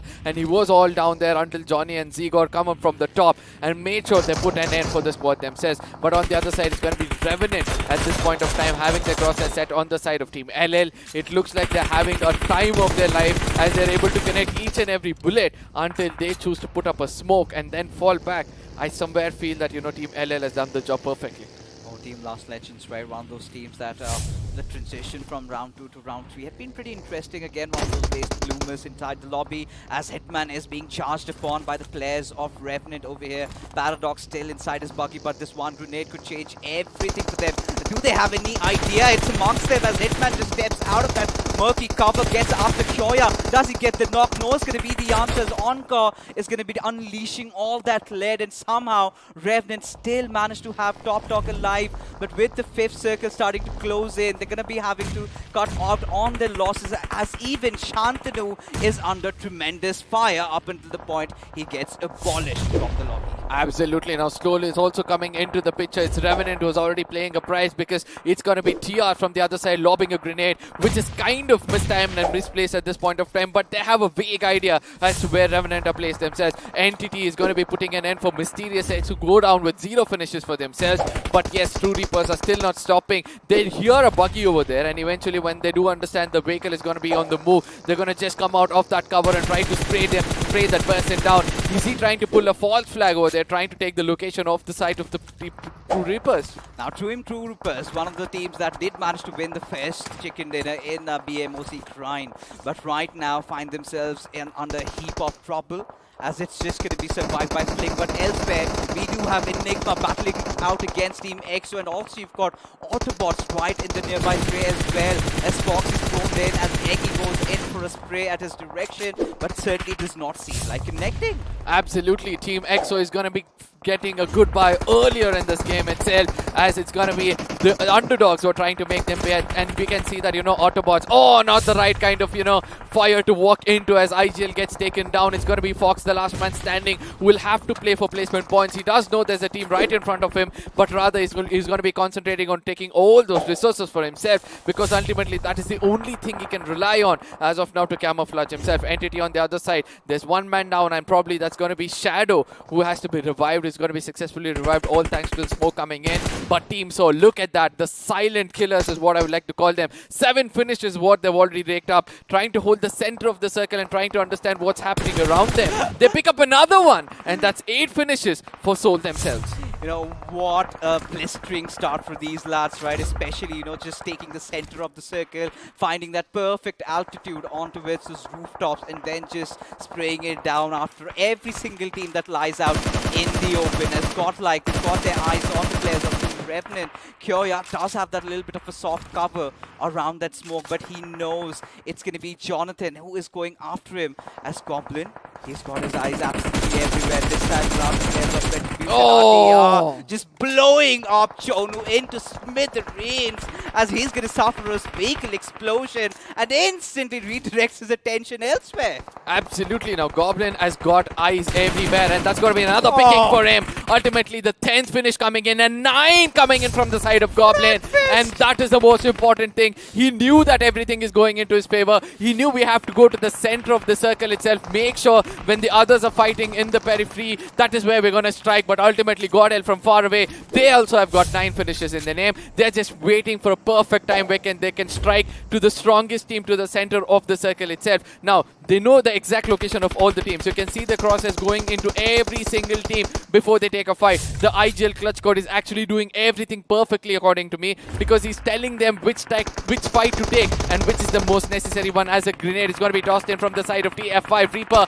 he puts up a second one as well, which is going to be connecting and making sure that it puts an end for Entity Dark Lord. The final moments is going to be coming in as TF5 Esports is going to finish off them with 5 finishes for themselves, and Entity goes down with 10 finishes. Oh, valid finisher. No wonder, but this is the fight that we've been all waiting for, ladies and gentlemen. Team Soul versus Godlike, with Godlike having 2 of their players already knocked out. It's all gonna come down to Jonathan and Z-God, as the remainder of the players of Team Soul certainly seem to have backed off a little bit, giving enough room and space for the players of Godlike to get those revives up. But no, Akshat has got another plan as he gets that knock delivered onto it. Jonathan, this is where Team Soul, they're going to be marching in like a pack of hyenas, searching for blood after the players of Godlike. As you've got Goblin trying to cook that grenade into perfection, is going to lob it in, and with that goes kaboom, and the chances of Godlike getting that chicken dinner absolutely vanished. I mean, Team Soul just showed us who's going to be the kings of the day itself. They have made a statement against the side of Godel, and let's see whether Godel is going to retaliate on this. They have all 4 men standing with just 2 men from one man from TF5 and 1 man from Autobots, and we all know from here on they're just going to scavenge around, make sure they pick up these 2 final finishes, as this is going to be a very, very good start for Team Soul themselves. Oh, it certainly will be, but now a little bit of stalemate throughout the entire lobby. Everyone shrieking in fear from what just Team Soul did out right now. You know, going after the big guns themselves. Team Godlike getting eliminated. Now it's going to be a rather easy job going after the players of TF5. Karthik, the only lonesome survivor out there, he's also got his positions marked, and this is what Team Soul really love to do. Just throw those grenades, land it to perfection, as the other player of Autobots is in the far off fray. There you go, Mega delivering the grenade, and now Team Soul can start celebrating already for their chicken dinner, because Foxy's outside the zone. He knows that he's going to meet his makers, and there you have it. Team Soul becoming the winners of the first chicken dinner of this map of Erangel. I mean, I'm not shocked, to be specific, you know. Somewhere when we started off the day and I saw Johnny was trying to take the fight, even though they were on the defensive side of the game, and Soul, the way they were just prioritizing the zone from the get-go itself, they never bothered about any kind of rotation clashes, and they knew exactly that now I'm going to prioritize the zone and make sure that I reach to a specific place which is required. And once they got it, you know, they stood like a mountain, and they made sure that they gave a statement out. But yet, what's that on your hand? It's the new device, something that nobody has it, and there's one waiting for you, the iQOO Neo 6. But we're going to talk about this device a little later, because I loved what Team Soul did over here. Now, they were the ones that dropped off at Gatka. Now, we sort of witnessed another Eastern Circle, right? They were the ones who rotated really early on, held on to that one little compound. This is where I really love what even Godlike did. They were kind of floating around those northern areas. They figured out that that is where the zone might be shifting, and which exactly happened as a matter of fact. And that is where they took a couple of fights. You know, they were the ones who eliminated Deathmate Esports. Now we had a little bit of a contrast over here. It was Team Soul trying to play around the center lines. They got that little bit of altitude around the rooftop, started just taking down every single player who's out in the open caught off guard. While Godlike, they were clearing out the edges. They were clearing out the peripheries and sort of going in. This is where Goblin, he was an absolute monster. 9 finishes already, while the 5th circle had already begun. And then onwards, he never seemed to have stopped at all. A perfect chicken dinner coming in for them, but nothing taken away from teams like Godlike. As a matter of fact, Autobots and TF5 getting those good position points. I think this is a really good start for the underdogs as well. Absolutely. Now let's look at what turned out to be something in the favor of God L, and as well as the side of Team Soul. It was Johnny who started it all out in the highlights. It was the first pick, you know, for him, and that is when, you know, they started to dominate. As you were pointing it out, you know, the corner which they were holding was so perfect. They had 3 men lurking around and making sure that there's not going to be any team in close proximity. But at the same time, Enigma, even they took the fight towards the underdogs, and it looks like the Kings are starting to make a statement. And slowly, if this is going to be the case, they're not going to have any kind of doubt on their thrones. You know, for Team Enigma, they had a really good start. One of the biggest accomplishments was taking out Sensei. Now, you've just cut off the heads for Team EXO, right? From thereafter, it was all where their cookie crumbled, right? They could not figure their mess out. They could not. They kind of looked a lot lost. And I'm starting to wonder with their starting lineup, you know, without the addition of Snacks, you have got Immortal, and could not have his presence felt inside the lobby. And one of the big names that really did not live up to their names was of course Team EXO, but even for Team Blind, they kind of seemed a little lost today even in the game. Team Entity, they got a few good frags to themselves, but that was just about it. Now this is where the other teams sort of pop up, right? Teams like TF5, teams like Autobots, despite losing out on Hell pretty early on, somehow they realized that in a lobby like this, where you've got the big guns, right, the old guards going after so many finishes, what we can do is focus on the position standings. Absolutely. Now this is where I felt that Hitman had a very good opportunity. He got a UC in his hand, and he could have just gone in to take down players of Revenants, but rather cooks up a grenade and goes and changes for an M4, which he couldn't strike properly with. But ultimately, that's a late story. As of now, we're going to be looking out Retribution, RTR. They were also looking pretty strong until the zone started to go against them, and there was a fight which brewed up between themselves and the side of Imprints, and that was where Soul was trying to hold the center of the circle and capitalizing on it. They picked up every single finish which walked in towards them, and you saw Goblin, right? See, look at this high ground which he was holding, and every look in corner he was turning around. He was just finding men down on their knee or just laying around over there, telling him to shoot towards them. It was a frag fest for him, right? You could see on his POV, right? He's had that little bit of a smirk on his face, pretty chilled out. He's knowing this is his show, this is his moment to shine. Gone are those days when he used to represent Insane and had a really tough time heading into the finals of the BGIS. But ever since, this team that I was talking about, right? You've got few imperfect players all just grouping up together to form a team that has such a glorious past, and finally living up to their names. The fans are going to be elated, especially that one fight against Team Godlike. This is where Team Soul realized, they've got a very good command over the circle, and Godlike has to enter from the edges. Those grenades, they were delivered into perfection, and Akshay just anticipating, cutting out the flank that Johnny was trying to create, a little bit of a space, realized that there's going to be someone who's going to be heading from the edges, and this is where I love how Team Soul positioned themselves, Goblin being the entry over there, just going in. And then after we saw the demise of Team Entity, I really felt they kind of dug their own graves over there, with two of their players getting knocked out and then two of them just ramming in. Did not really make sense to me, man. Absolutely. Now there's one other question which brews up in my mind. There was a point of time when Godel was playing it out. Their priority was simple. As soon as they find one or two players getting taken down, one is going to go for the cover fire, where the other one is eventually going in for the revival. I've seen that happen previously before, but today we saw that, after two men were down, the rest two, both of them were concentrating on, restricting Soul from coming closer to them. And do you think that it made a mistake, or it's still their playing style or the new style which they're looking out for? No, that is exactly what you've got to do, especially when two of your players are already taken down. The push is inevitable. You cannot stop that. What you can do is try and maybe spot out, get a knock or two, find the players of Team Soul handicapped a little, because while they're pushing in, they're right out in the open, and that was their intention. But Team Soul, they were really smart to be the ones backing off, again cooked a grenade, and that is how they wiped out Team Godlike. Absolutely. They knew that nobody's coming in from that corner, and that is what happened. But right now it's time for us to talk about this beauty in hand. It looks amazing, and let's see what the iQOO mobiles have to say about this.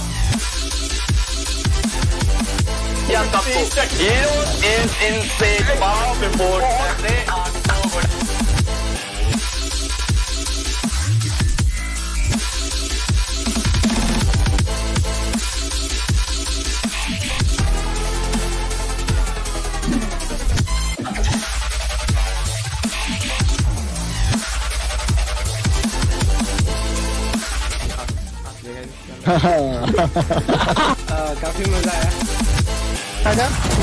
ऐसे भी ready हो जाओ।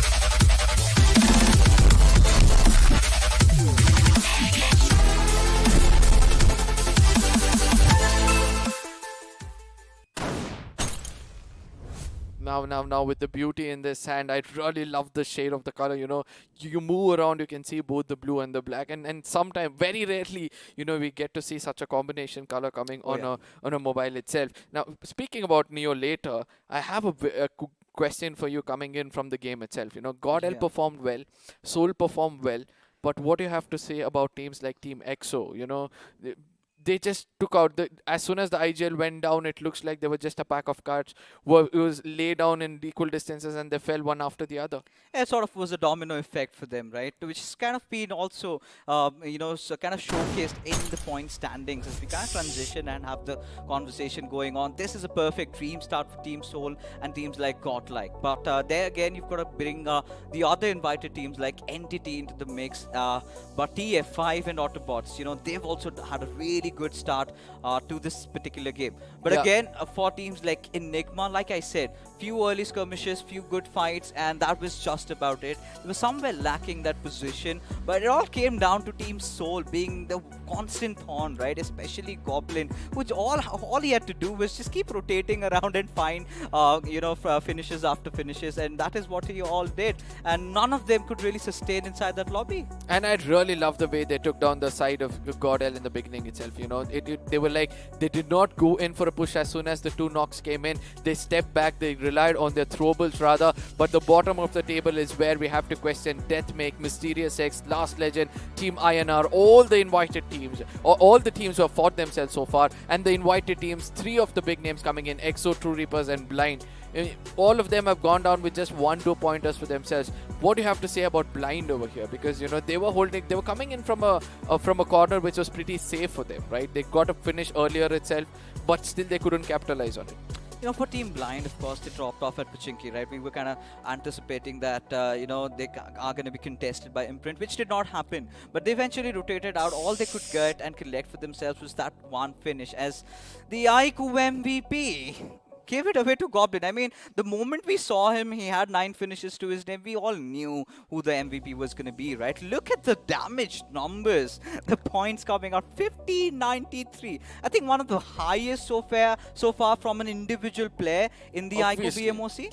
Absolutely, because this was the damage given by certain teams, but let's look at the others as well, as Goblin has taken the limelight completely towards him with 10 plus finishes, and that's the first time we're able to see that, you know, somebody's pulling it off. But God, Jonathan is going to be there in the run. He's going to be Z-God also coming in, 5 and 3 finishes for them. Entity is also not going to stop themselves, even though they got taken down in a ruthless way of just throwables, grenades being tossed towards them. 5 and 4 taken in from the side of Noob and Troy is going to give them a little bit of a breather with that 10 finishes they could gain. But yes, Jonathan coming up with 927 damage and Z-God coming with 559. Everything was going well until they came close to Soul. Oh yeah, of course. And you really can't blame Team Godlike, as a matter of fact, in that manner, right? They were playing around the edges. They sort of had to know this was somewhere coming down the line. What they did not really anticipate was, you know, Team Soul being the aggressors, right? And look at this, 10 grenade finishes. And I think at least 4 or 5 must have been just Goblin's name.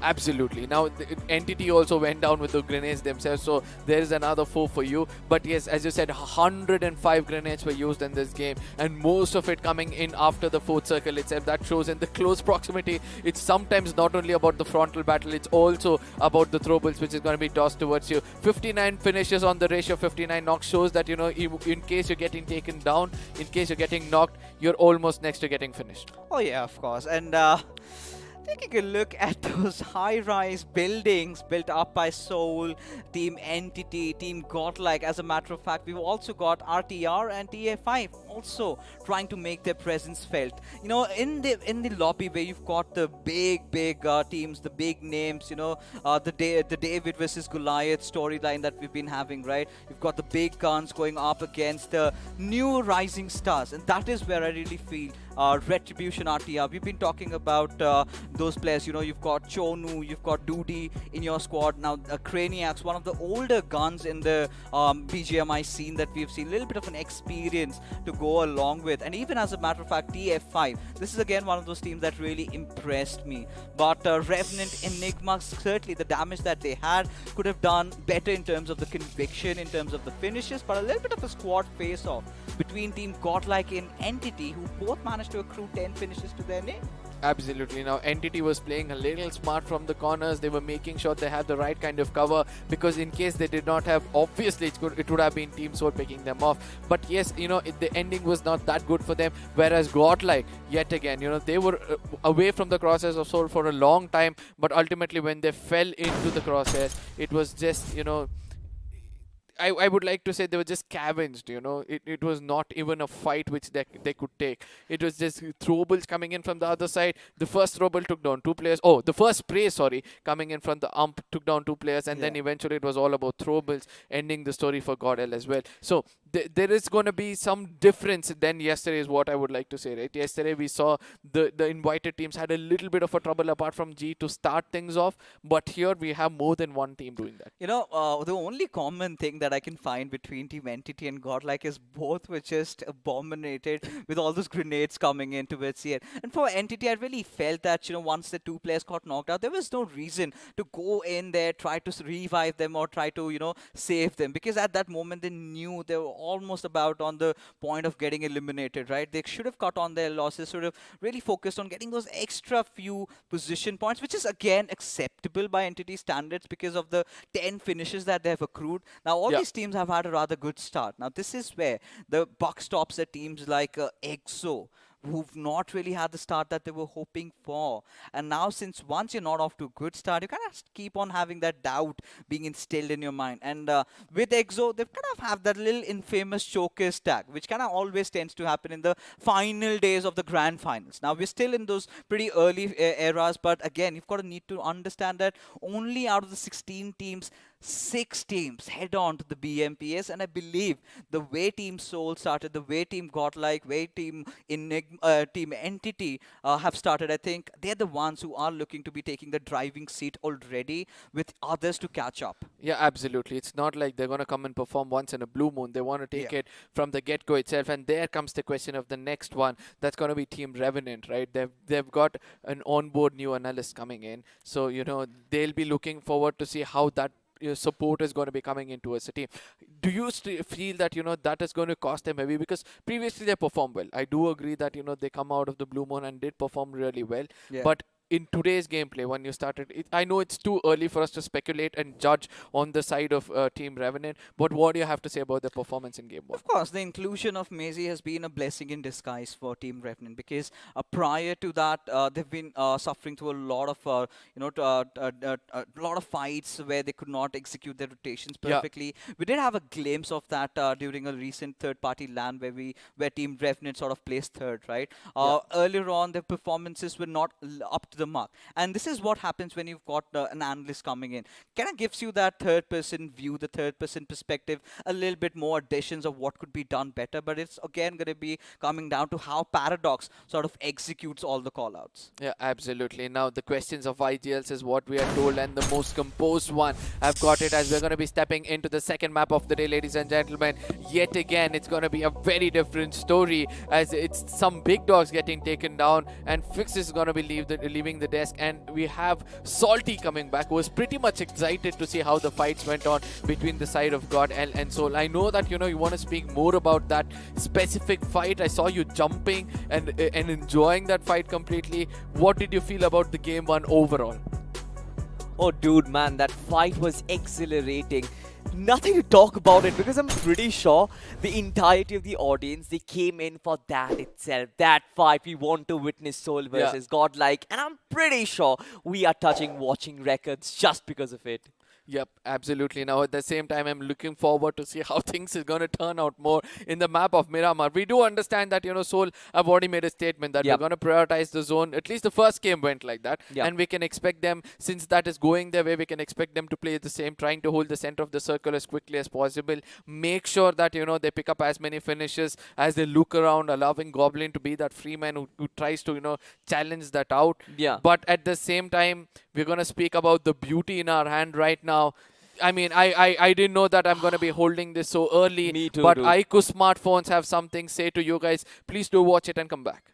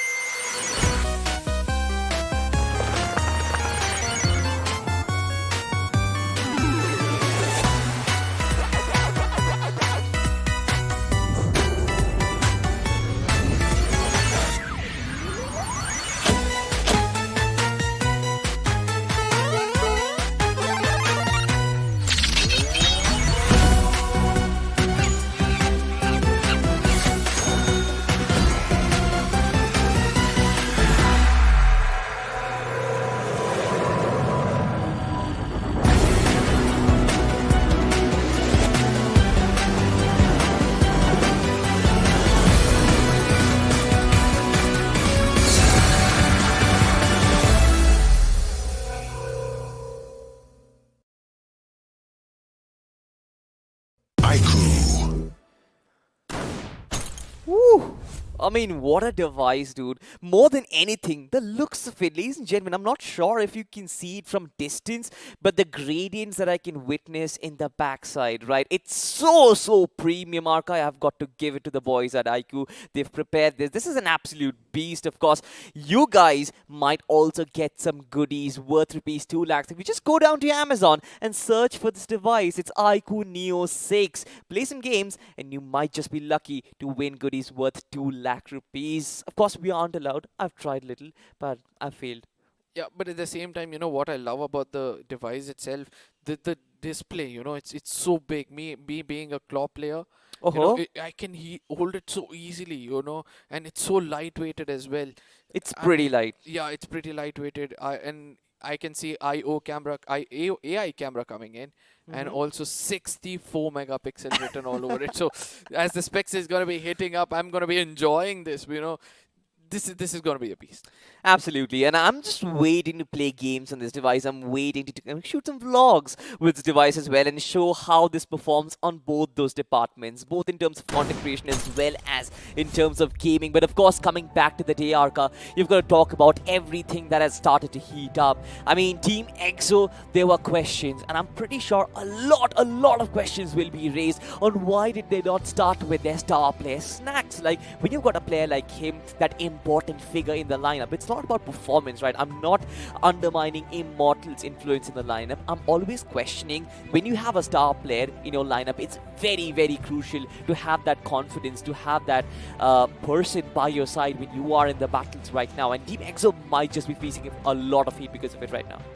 Somewhere I feel that, they knew that, the first match, let's take it a little light and see how things go. Let's try to experiment. And they know how to perform in pressure. And that's what EXO is all about, right? Even previously when I witnessed them, they are the comeback kings when required. And they'll be looking forward to do the same, as we're going to be stepping into the map of Miramar to see how they're going to perform here.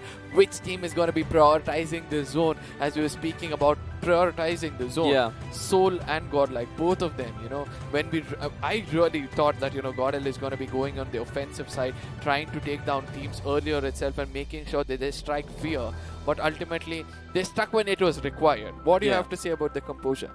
I mean, dude, this is a tier 1 lobby, right? You've got to give it to the underdog teams as well. They have grinded their way from 512 teams and made the cut. So, of course, it's nothing to scoff at. And even Godel, they know that their recent performances haven't really been all that much good, right? They haven't really got a lot of trophies or third-party tournaments as well. The performances have been something that you can really show for. But, of course, having said that, ladies and gentlemen, we start off with the map of Miramar, and the flight path begins from Impala towards La Cabrera. Now, coming back to your question again, Arka, when you've got a bad form, a recent history which is not really going your way, it's very important for you to have a stable starter, and that is what Godel went for. Of course, in a tier 1 lobby, you would never witness a team going after teams like that, you know, just ramming in and going for those 4v4 battles. They always wait for the exact moment. Absolutely. As the flight path takes off from the side of Impala, making sure that the southern western side of the map is completely open, and expect the circle to be forming towards it, because that is where, you know, the most centralized part, the western central part, that is where the circle has been happening. And once we did see it going to the northeastern side, but still my wishes are not being fulfilled, where, you know, I still expect the zone towards to go towards the side of prison. I just hope that, you know, you sometimes back me up on this, and, you know... Yeah, dude, I 100% back you up, man. Who doesn't love to witness a circle towards a southern island, right? Of course, it's a little impractical. It's a little too greedy to wait for a circle like that. But of course, we've seen glimpses, right? Final circles, of course, have always deviated back towards the mainland. But as we witness most of the teams in the air, we have got a lot of birds in the skies right now. And where are they heading towards? You can see Team Blind. They've got a compound towards Al-Hazar. Circle, though, is completely opposite to the flight path itself, Arkan. I'm pretty sure you must be happy. Obviously, I told you that, you know, we can expect the circle to be going to the southern western side, and eventually somehow prison is there inside the circle, and I'm expecting the circle to be shifting more towards the southern western side, trying to challenge all these teams out here. INR pretty much close towards the side of Team 2 Reapers. 2 Reapers were also one of those teams, you know, who have showcased themselves to be one of the strongest in the lobby themselves, and let's see whether they can capitalize on it. With no team choosing to go towards the side of La Drillera or towards the side of Chumasera, they're going to be regretting that right now, picking up vehicles. As we can see, a lot of these teams are making a move, and this is something only which we can watch, right? It certainly is, right? We have the luxury of the map feed, but oh no, wait, the ISO had no idea the Team INR official was in the back lines, and there you go, the first knocks Team INR. They get off the mark right from the get-go itself. And this is what INR is all about. And this is, I was looking forward for INR to actually play like this. You know, even in the previous round when I saw them having that composure. In the previous game, I really thought that they can pick up the pace and try to take some people down earlier itself, and then take it a little slow in the mid parts of the game. And then finally, when they have to end the show, they're going to be ending out with a bang. But that was not the case previously. They try to be a little defensive, and they pay the price for it. Exactly right. As me once again having a glance at my map feed, I can realize that there is Team Enigma who have gone for a very quick rotation. They dropped somewhere near with San Martin or probably Del Patron, I'm not really sure. But they took that middle highway and cruised all the way towards Montenuevo and La Drillera. And you were talking about it, right? Getting those early rotation and capturing La Drillera as a part of the circle itself. They've got a very nice real estate to work with. But of course, the story, ladies and gentlemen, has been set. And it is all about Team Soul right now. It's got Team Soul written all over it, especially the MVP, the iQOO MVP of the first game itself, Goblin. And what a performance it was. And I was jumping at that time, Arka, because Goblin versus Jonathan, this is what the audience is waiting for. Maybe last generation versus the current generation. Generation X versus Generation Y. And at this Generation point... Z, to be specific, because I know Gen that... Z, maybe, yeah. Yeah. Gen Z, because we have been seeing Soul is trying to make a statement lately, telling that, you know, this is one of the names, biggest names in the community itself. Yeah. And they're like, we are still over here, ladies and gentlemen, look at us. Where at the same time, when there were rumors spreading around, and which kind of, you know, did make me feel that, you know, it's too early to make a statement like that, you know, they were like, Johnny's juice is all going off, Godel's juice is all going off. They have made a statement here to the face of the haters, telling that, you know, we are still not off, ladies and gentlemen. We have something up our sleeves, and you're going to witness that in BMOC itself. It's also very, very ballsy of the players and managers of Team Soul as well, right? You've noticed how Sid is very adamant on the fact that this Soul lineup is what is going to bring them back their glory days, right? And it seems like he's right, and it justifies all the statements that he makes because they are backing it up with performance. And Godel, of course, I'm not really taking anything away from them, but considering the fact that it was Soul who actually got the upper hand, of course, we know the scenarios. Godlike was routouts in the open, and a lot of shenanigans, etc., etc. We understand all of it. But the pure fact that Seoul could open up the first game with 30 finishes just really gives them that big bump to work with. Right now, it's again me looking into the map, right? I really want to see which of these teams are actually prioritizing the zone. We can see that Seoul is already made in. I mean, and then also the side of EXO is also trying to make the southern, rotation coming in. Team INR, oh, it's Godel, which I was looking out for, and they're already trying to hold their ground towards the side of Patron or the northern side of Graveyard itself. They're not choosing to go for an early rotation, as always, Only in the previous game we saw them going for an early rotation. It looks like now they're going to just rely on a high grounds, having the right kind of farming in the get-go itself so that, they can take the fight into the face of the enemies, which they're really capable of. Exactly. What do you have to say about Godel's late rotations? Do you feel that, they're going to stick back to their old style, or they have to, they're going to bring a change in it? They certainly might do, right? Godel, of course, they have solidified their top 4, right? That is something which is very important for them. They have their first 4 playing 4 fixed, and that is what you need. When you have 1% trying to lead you right from the start, it is going to be very important for a team to have a dedicated IGL. Now, we understand that Clutch God and Gil sort of change those roles and they sub each other out, but I'm not really sure if I'm a big fan of that tactic. Now, having Clutch God at the helm of things and him controlling everything that Godel and how Godlike operates, I feel like he is sort of going to bring back the stability in the lineup and once again give them those good rotations. For Godlike, it's not just purely aggression, right? They aggress when it's necessary. Apart from it, they are a very technical team. They play very orthodox gameplay. When it's about gunfight, this is when their pure individual prowess comes into play. Z-God, Jonathan, and all these guys, they're purely probably the best players in the country, the best fraggers in the country, raw talent to be specific. So that is how Clutch God and his responsibility in an IGL comes up, to place those players at the right place at the right time. And I feel like just being sensible about the rotation is going to be really important. Absolutely. Now, Entity coming in close proximity towards the side of Seoul themselves, and this is where I would like to see whether, Enigma, Entity, all of these squads will be looking forward for the domination of the center circle, as that's the only been the key of success for most of these teams. Now, I do understand that, Entity have a kind of a clue that there's a person pretty much close by, that is Stroik, relaying information towards his teammate as well, but the overall map is going to give us a lot of information as to what's happening around. Enigma, on the other side, is also looking at the side of Team Entity as well, right? So they are like, oh, there's been some tags also taken from the side of Enigma. This would have attracted the attention of Entity towards their side, and that is what Enigma have to watch out for. Exactly right for Enigma, though. It's very, very important that they get themselves some sort of breathing room to work with, right? Their first game wasn't really the best. I'm still looking out for how EXO is going to work around their debacle in the first game as well, because at this point, all of these big teams, they just need to figure out a way to get back in the point standings, figure out a way to get back maybe inside the top 6, because they really want that qualification. A team like Enigma, barring the recent debacle, of course, they have a lot of things on their plate currently. They've got a new player coming in, Viru. You guys were talking about it. I was listening to it from the sidelines, of course.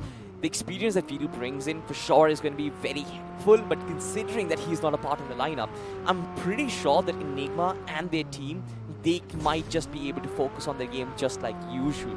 And having said that, having laid that point, I think for Enigma, it's a really important to get this Miramar map up and running, because otherwise the responsibility will just be too high. I mean, I don't know. I'm starting to doubt the rotation coming in from the side of Seoul at this point of time, because a lot of teams are coming in towards the map. You can see that the central part of the map, especially to the southern side of Latralera, and also towards the side of Chumasera, there are a lot of teams, raking up, and Seoul is trying to take some rotations, due to which they might have to face the wrath of either of these. And let me remind you that, with Seoul making a statement in the first game, the other teams are going to be in the path of redemption and making sure that they give the best of what they can. As we look at the fight over here with Team LL taking a fight against the side of Team, probably that's going to be MX coming in. Mysterious X, yes. The first player does go down on Team Last Legends, so what are they going to do at this point? Of course, they've got the first finish in their name. They know that Shinigami and Kazama are on the backlines as well. It's pretty easy for them to sort of aggress on this entire opportunity, because, of course, the numbers advantage is theirs for the taking, but thankfully Shinigami as well as Kazama, they're like, alright, we're not fighting, let's just get away from here. But of course, the question still arises. Can Mysterious X make a comeback? Because we've been talking a lot about the invited teams, right? The big names, of course, Soul, Godlike, EXO, they all have our attention. But we also have to think about these teams, the way they've actually made their way from the 512 teams to 256 and now inside the round 4 itself. Absolutely, there were some shots coming in from the side of Last Legends over there as they crashed towards it. Towards that opening. I would like to say that's a circus entrance which they were trying to go in through, but ultimately it was just they were saved by the bullet, and they'll be really happy to escape. And I really love the position of them coming in. They've gone to the complete western side of the map where least expected teams tend to go there and try to hold that high ground position. But Last Legends have surely struck fear into the hearts of MX. They certainly have, right? But elsewhere, have a look at this though. Paradox, Revenant's IGL has been caught out of nowhere, and I have no clue what monkey business he's doing right now. Of course, he hasn't really been spotted, but now he has. Everybody knows their location as the rest of Team Revenant come into his rescue, and they do need to save their leader Supremo. I know that, it's going to be easier for them to, make up at this point of time, but Godel, what a push coming in from their side. It's going to be Clutch God getting taken down and probably almost finished off as well as a backup comes in from behind. That's going to be Johnny striking when the time is right and saving. Oh, I really thought he saved him, but ultimately Clutch God had to say goodbye. Z-God on the other side is trying to cook up a grenade, but Neo is going to be rushed in at. It's going to be another job coming in from the side of Z-God. Can he give the right kind of backup? A spray comes into the right corner. Now Z-God, what is he going to do? Go and revive his teammate, or is just going to allow the opponents to come in and capitalize as Johnny comes in at the right time for the revival. He's going to be saved by the touch itself. Oh, there are some shots being tagged off from the outside. That's TDX coming in. Neo, is he going to say goodbye? No. Again, a touch comes in as Johnny's rotating around to make sure that he grabs the tension away. Oh my goodness, they lose another player as this fight is going towards the side of TDS himself. Yeah, Tox, he also falls as this is definitely not Team Deathmate's game so far. Harry IGL quite outside, but look at what they've done. The damage is done already for Godlike as they've lost two very crucial players. The birthday boy, Clutch God, as well as Neo. And without Neo, I'm pretty sure the offense for Godlike is going to struggle. One good game, but followed up by a debacle is certainly not the story that we were looking out for Godlike elsewhere. Last Legend, the bunny trying to be a little over ambitious over there, has been taken down as Revenant, they recover from the clutches of death, and they finally have all of the no. They save Paradox, but Kyoya has been taken down.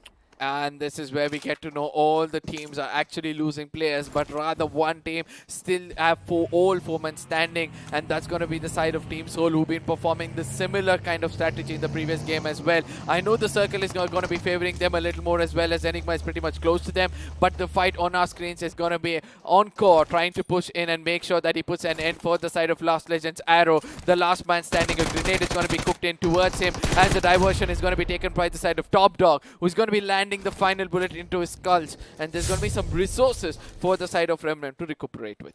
Absolutely, man. This was a golden opportunity, right? Team Last Legends had that golden duck, and they did decide not to engage. But Z-God is on the offense as Retribution RTR is sort of taking a lot of heat, especially right now as Z-God is just charging in. He certainly has got a knock. And look at Jonathan. He just dashes inside the fight itself. In the entirety of Retribution RTR, what are they doing? Why are they showing their backs against this man of an insane caliber? Jonathan is just going to murder them one by one.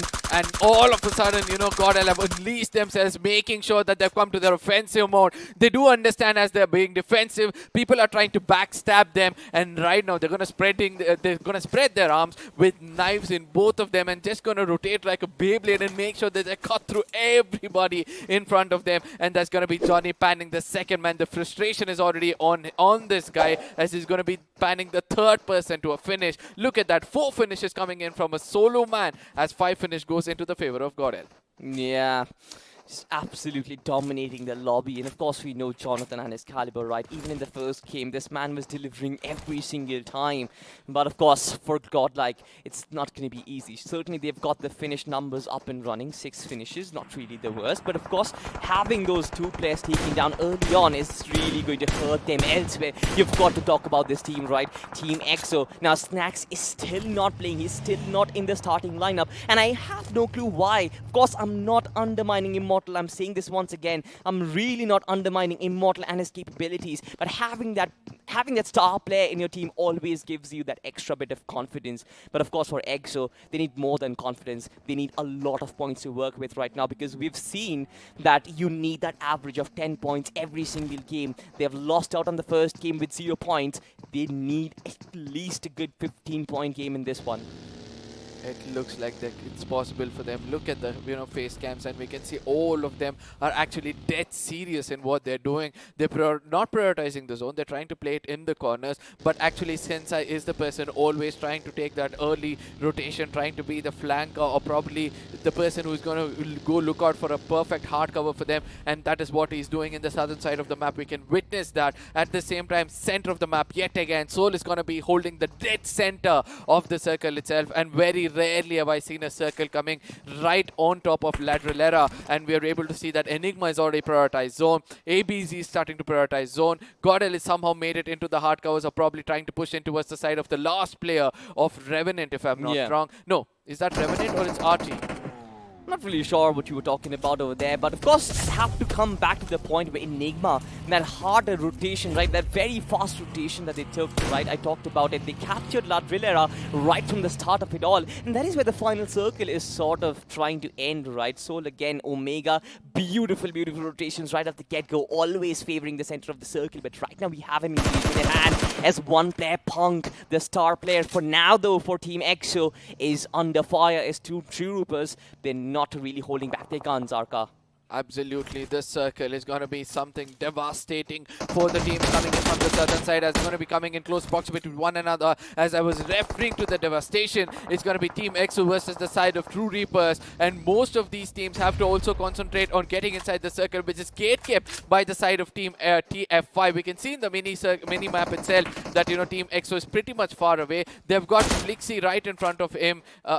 Flicky, I'm so sorry, right in front of them. He's also being that Thorn, that unwanted Thorn, so they're taking a little bit of a different kind of rotation to approach inside the circle, where they might be meeting INR as well, and this is going to be a very, very tough rotation for the side of Team EXO.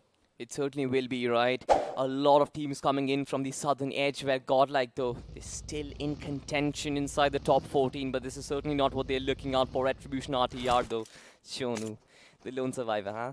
What can he potentially pull off? Now, this is an iconic dress that he's wearing. A lot of your favorite creators have worn this dress and have got countable moments. Of course, Team EXO right now under fire yet again. They decided to fall back, and suddenly they come under crossfires of multiple teams, namely Team TF5 as well as Team INR. I'm hoping they don't crush down yet again, as Team Mysterious X is still on the offense. And look at what Karthik is doing!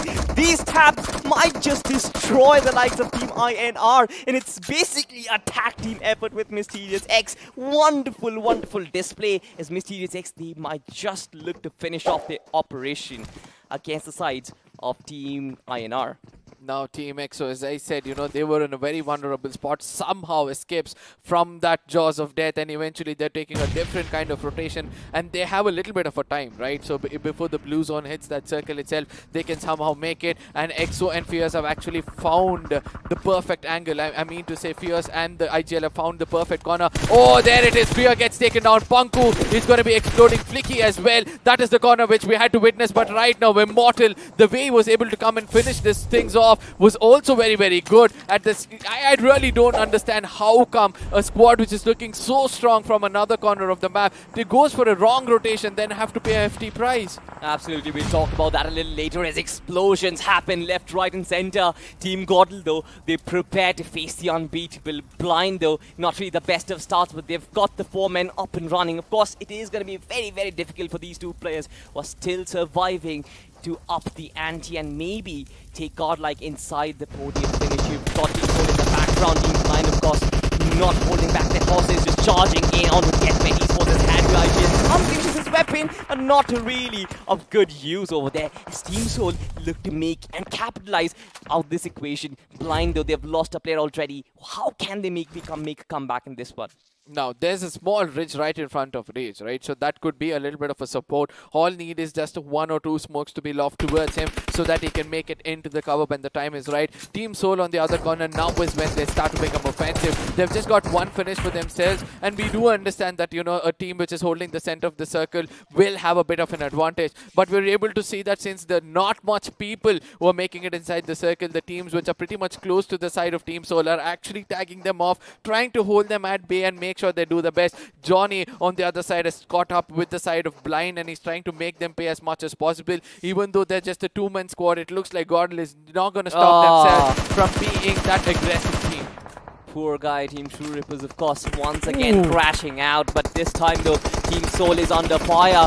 Jonathan is still unleashing himself as he's dancing across the finish field. Elsewhere, though, Hector takes on Autobots' Fox with a vehicle finish as most of these teams just start engaging in a flash as we witness Thanos snap happen right in front of our screens. It's only 25 players alive, ladies and gentlemen, and only 10 teams in the fray. Enigma versus Soul is happening right now, but it has been shut down by Omega with a single grenade itself, just turning the favor, turning the tables in Team Soul's direction in a snap.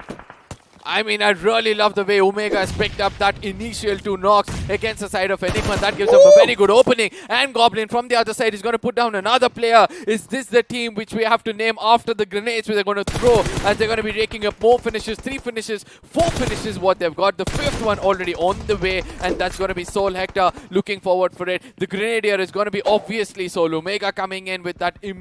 I would like to say it just blew my mind, even though it blew the side of the Enigma itself.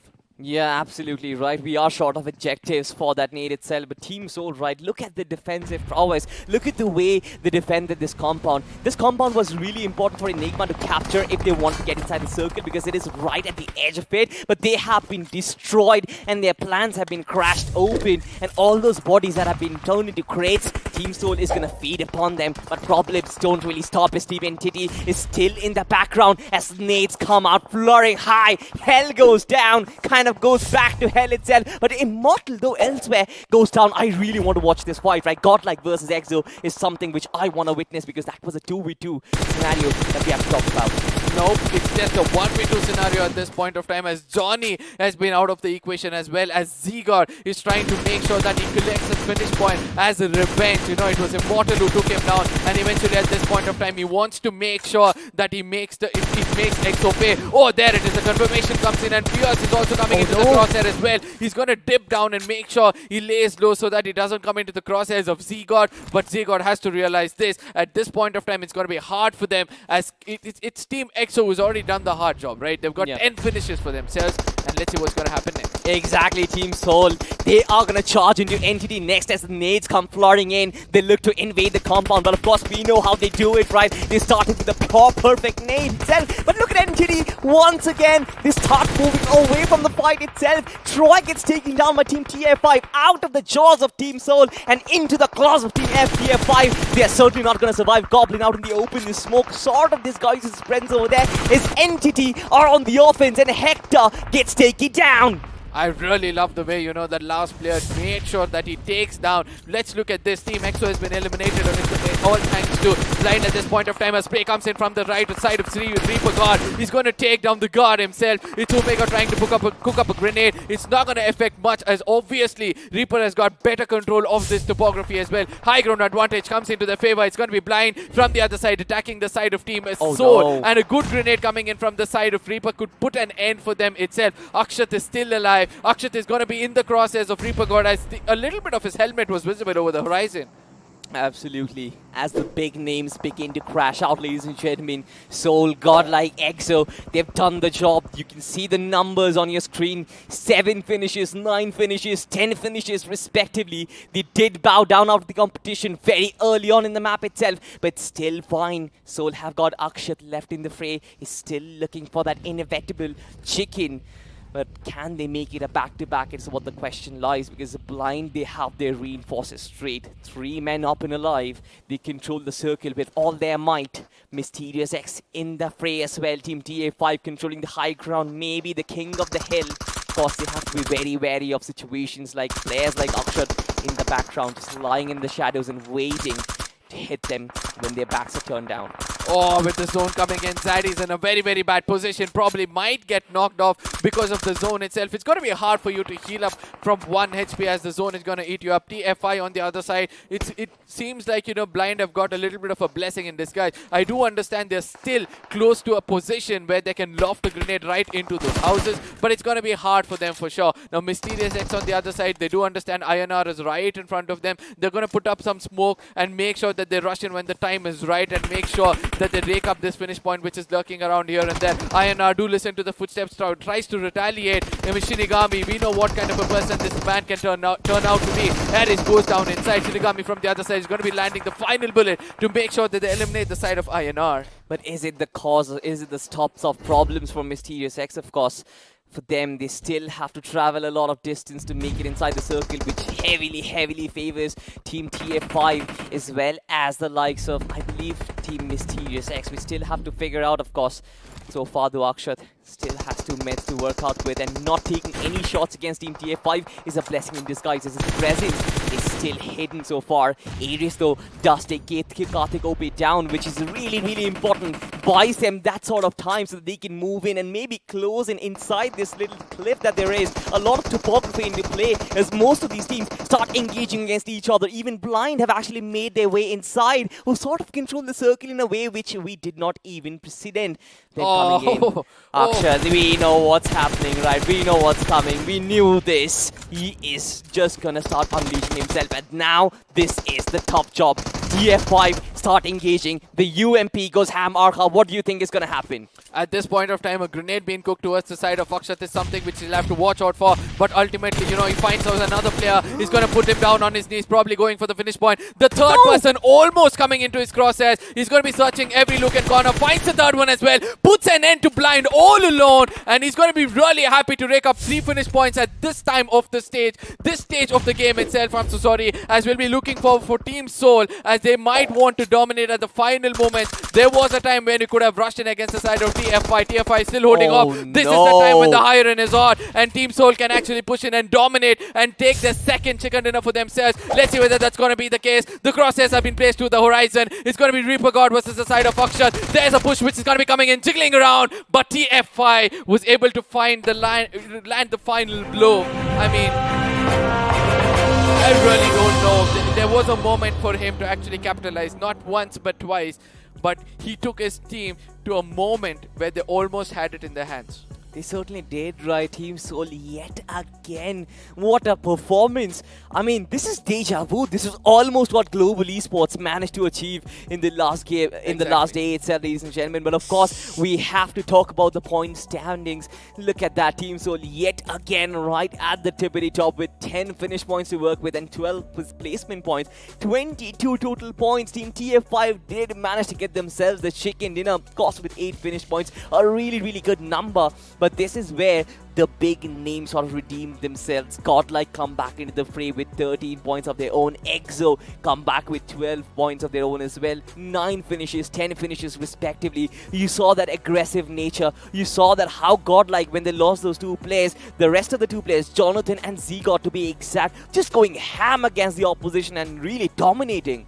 Absolutely, and that is how, they could rake up finish points. If they had been a little bit on the defensive side, I don't think so, they would have had even this coming into their pockets. Yeah. But ultimately, Team Soul again impressing us, trying to show why they are the big dogs in the community itself. But let's look at the bottom of the table. RTR Retribution, True Reapers, Last Legend, Imprint, Autobots, one of those teams who have fought their way until now, try to make a statement, is not able to, as Revenant and Enigma again fall down with just 4 points and 2 points for themselves respectively. This is tough times. This is tough times for these invited teams, of course. But ladies and gentlemen, we'll have a look at the iQOO MVP before we talk about this team. Certainly, Punk did not have a tough time in this lobby. 5 finishes with approximately 900 points of damage. This man was dominating. If only Team EXO could have survived in the final circle, maybe had their numbers up high and running, this man could have probably touched 10 just like Goblin did in the last game, but that didn't happen. Even though they did bow out, Team EXO managed to get so many finish points to work with.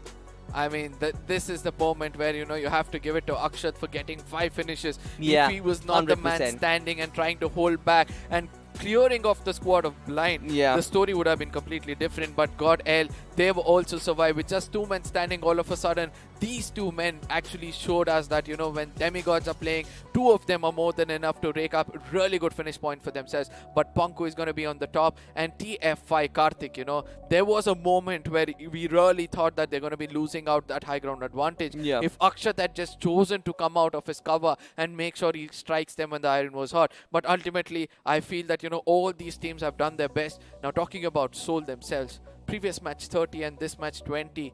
Almost 52 points already come up. The average with 60, which we keep speaking about. It looks like they've already made it into the next round. They've done it, right? They have 1 foot into BMPS already. And all of those people, all of those channels who were speculating if Team Seoul are going to make it, well, there you have your answer, ladies and gentlemen. But of course, we'll have a look at the match summary. Nothing really special that actually stands out. But look at this, though. 402 meters. That was done by Jonathan. Jonathan isn't typically a sniper. I expected 400 meters with a sniper. If that isn't the case, then what is? Don't tell me he did that with an assault rifle. Obviously, he did it with an assault rifle, and that's the second longest distance finish, which comes up in BMOC itself. I mean, they've got 402 meters finish coming in, obviously in the map of Miramar, and that is where you can expect it. 8 grenade finishes coming in, but we're going to be looking at the FD graph to check out how things have happened otherwise for the teams who have done a lot of hard work. Yeah, of course, you see those high rises, right? And the teams dominating at the right-hand side. Of course, you've got Seoul, EXO, and Godlike. A very phenomenal run on the map of Miramar. You also have to talk about Team TF5, who is starting to stand out from the underdog teams. Apart from that, there are still no other name that actually stands out from the underdog so far, right? The challengers who are taking on the pros, I expected a lot more to offer, but then it's just TF5 and nothing really else.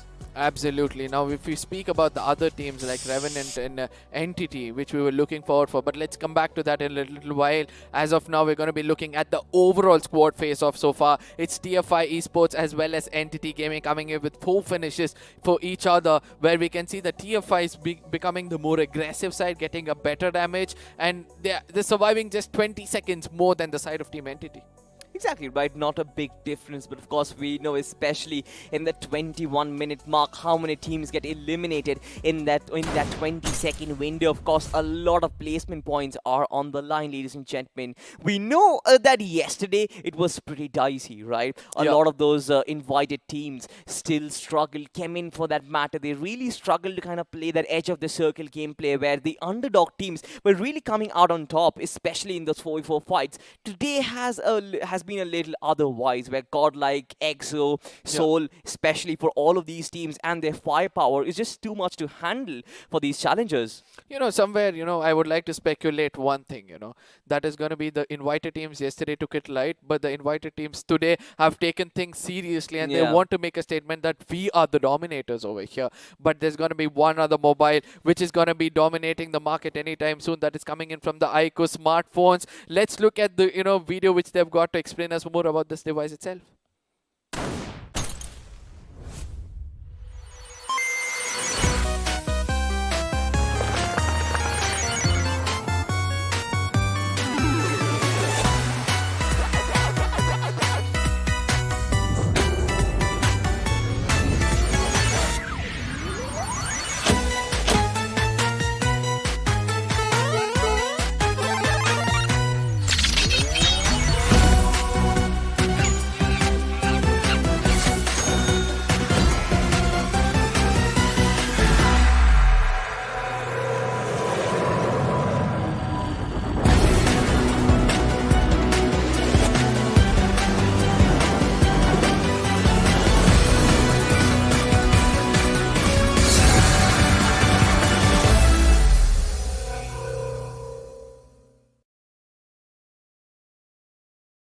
iQOO.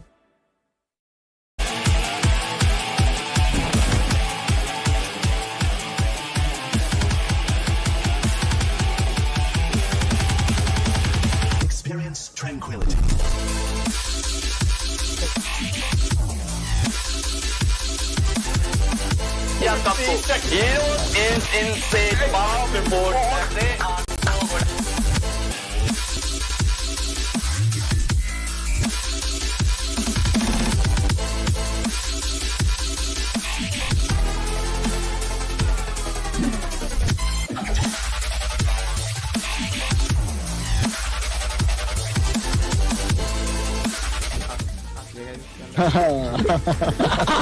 काफी मजा आया। ऐसे भी ready हो जाओ।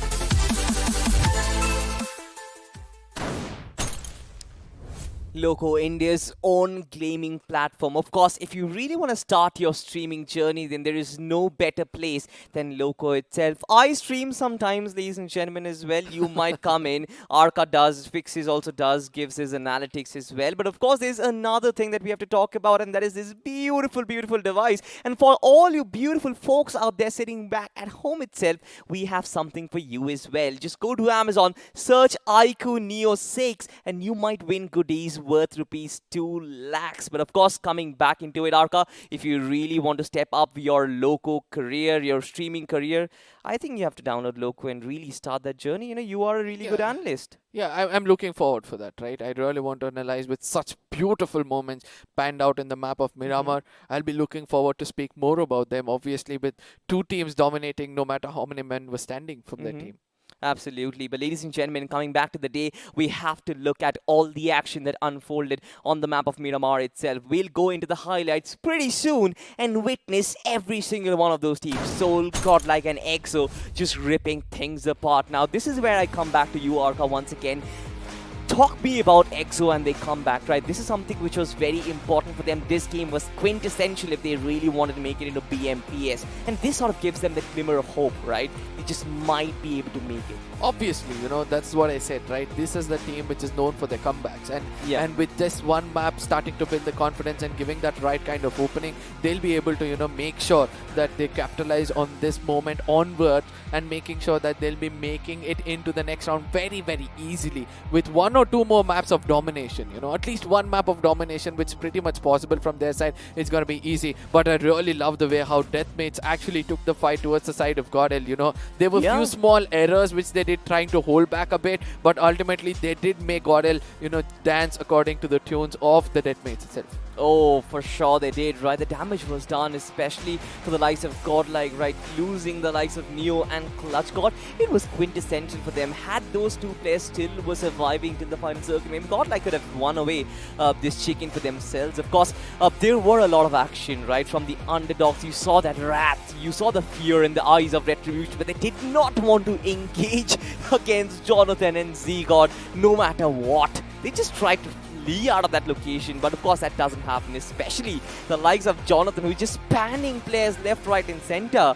I mean, when you've got a player who is just in his full flow, how can you stop him? Absolutely, and that is why we call them the demigods. I called him the god beast himself. And let's see how much more can they pull out, as it's going to be the most important or the crucial maps for them. They need to rake up another 20 more to make sure they make it into the next round accordingly. But the FI on the other side, this one high ground with just 4 men standing and then converting down to 2, but still holding that position was really good. I do understand that Blind at one point of time, you know, they were having all 4 men standing, they were spread across the topography, but Souls downfall started off after they dominated in this fight, right? So they did cook up a very good grenade to put 2 players of Enigma in the beginning itself down, but ultimately after that they did not find the right kind of rhythm.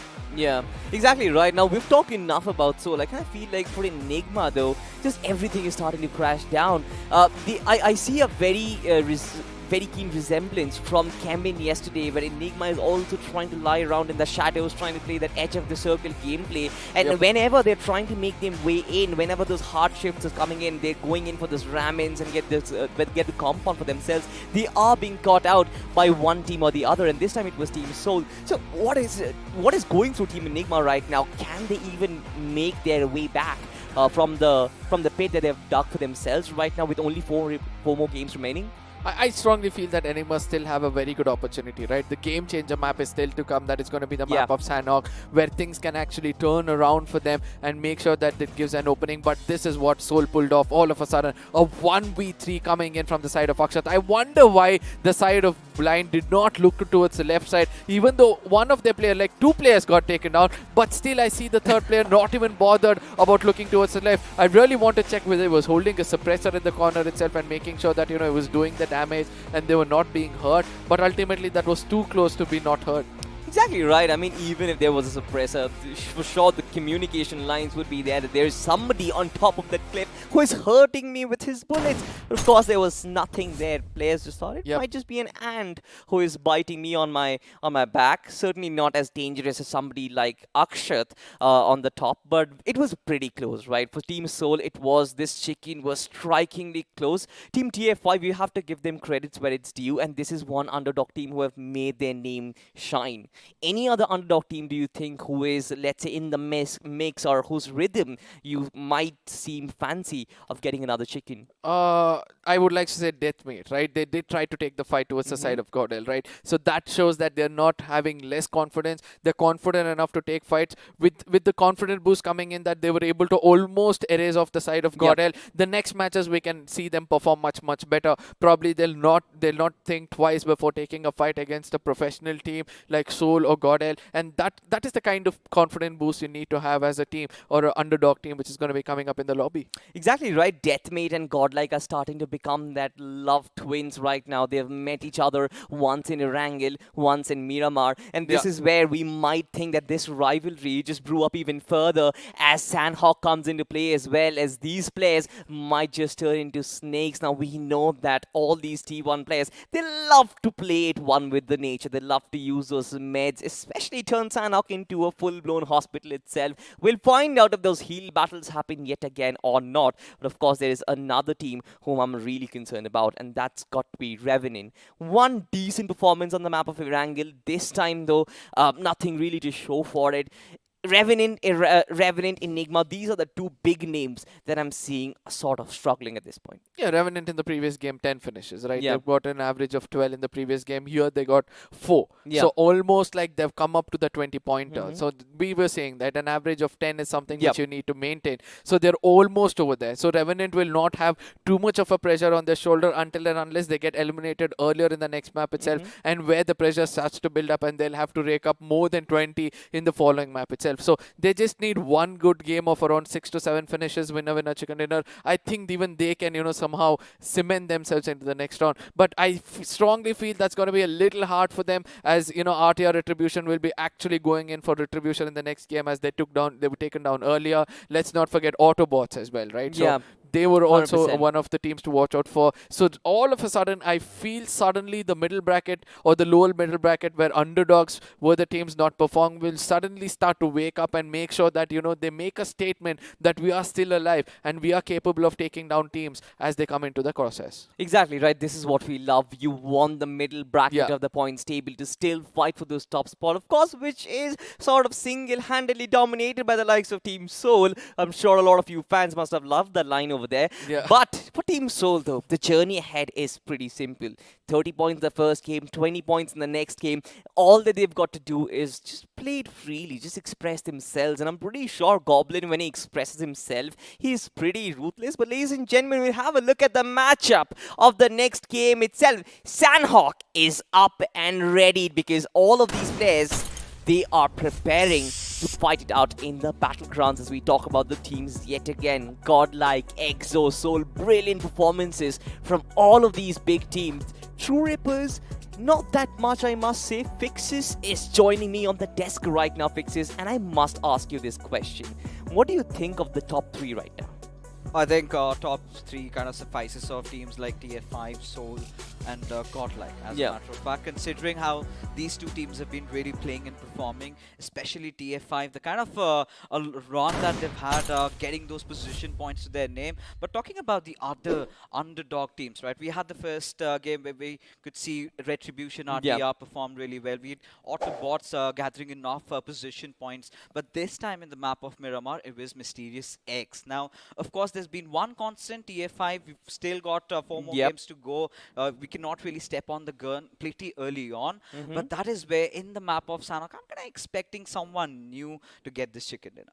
Obviously, right? We always expect new teams to kind of get those big chickens, because that mixes up the entire table, and we love that. You don't want to see a one-man show, do you? Of course, if you're a Soul fan, you might actually think otherwise, because you've got your priorities set, even for the likes of Godlike as well, right? Even they have shown their tactical prowess. Not tactical tactical prowess, I would say gun prowess, especially in those fights when they step on the trigger, they just don't really calm down, do they? Oh, they definitely don't. And they kind of have a little bit of a bitter story going on with Deathmate, right? Got like Oh, it kinda yeah. sort of every single time fighting it out against them. And Deathmate had to deal with the brunt of it, not just once but twice. Now this is where, where do they stop? I kind of really feel taking those two fights kind of have conditioned themselves to be maybe prepared for a third one, because the next time they go up against maybe the players of Godlike might have a little bit of a bounty on their heads. Oh, yeah, they for sure will have. But of course, there are a lot of storylines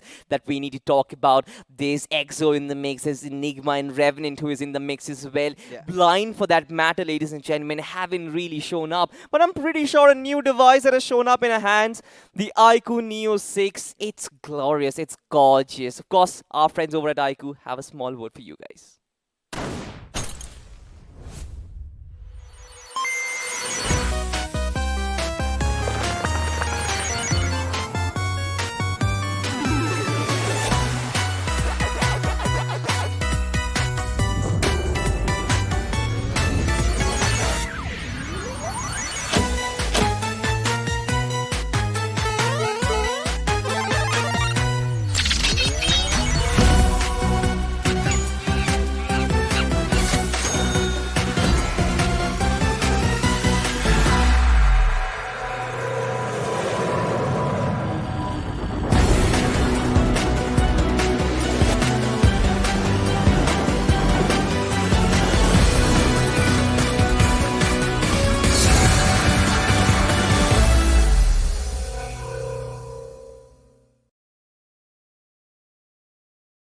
iQOO.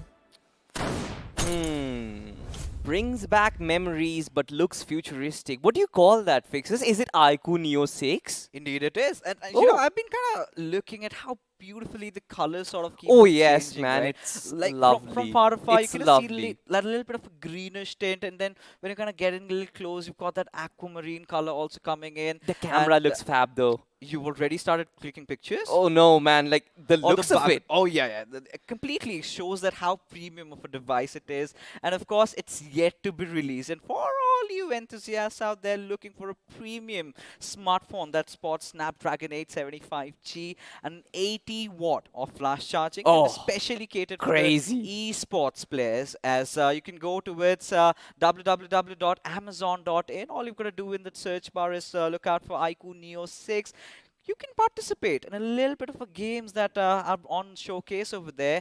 maybe if you are the lucky bunch, you could win goodies up at rupees 2 lakhs. 2 and that lakhs. is something to be talking about. But again, getting back into the mix, of course, we've had the first 2 games with a few teams still having those little hiccups, even with Blind, because considering those final circles in Miramar, I really felt that this could have been their game to capitalize upon. I think we're kind of looking stranded when Akshat absolutely shredded them apart. So again, certain teams always sort of specialize in Miramar. I really felt that Chicken Dinner was coming home to Team Blind, kind of went away from them. But this is where we sort of transition into Sanhok, where anything, literally, ladies and gentlemen, can happen. We can see someone out of the blue, someone like, let's say, Last Legend also back in the Oh yeah, absolutely. Last Legends might just be the case, right? I am looking for an underdog team to make a statement, apart from TF5, apart from, let's say, Mysterious X as well, right? Because this is the map where all hell breaks loose, right? This is the map where you can express yourself. Just go in and try and finish down those top dogs. Maybe even land alongside Godlike or the likes of Soul and have a lovely duel out there. It's one way to make your name out there in the community. All those highlight reels and all those channels will be clipping it. And next day, you are a sensation. Oh yeah, viral on social media. But again, at this point, it comes at a cost, right? You tend to take a fight against the big guns. Yeah. Of course, you've got those flashy moments, but then again, you've got to look at the bigger picture over here, right? Now you go up against, let's say, your deathmate, and you take a fight against Godlike, seeking redemption of what they've done to you. And in the process of that, you again get finished off, and that's not a good thing, right? Because for deathmate, this is where the pressure is starting to come. This is where the onus is lying on them as to how they deal with it, and they haven't really dealt with it in a proper manner. Maybe in Sanhok things could change, but this is where I'm starting to kind of ponder as to where the circle is going to pan out. Because place yesterday, it was around Painan. Yes, it certainly was, right? Probably the first time in the entirety of iQOO BMOC we have seen a circle towards Painan. But of course, I feel like today I've got a hunch, right? I've got a hunch that it is going to be a very basic Did you make circle. your offerings? Well, that's something which we can't really say on stream. I'll let you know the secrets. About that. I'll let you know my secrets when we go outside, you know. You're sort of playing the prediction game. If it works out, yes, I made some offerings and it panned out well enough. If it doesn't, maybe the gods are not satisfied. But a little bit of a squad spotlight. Oh, yeah. On Team Soul over here, and I'm pretty sure they've made it to the headlines of tomorrow's articles out there. And there you have it, 25 finishes already towards to their names. They've got some amazing damage numbers.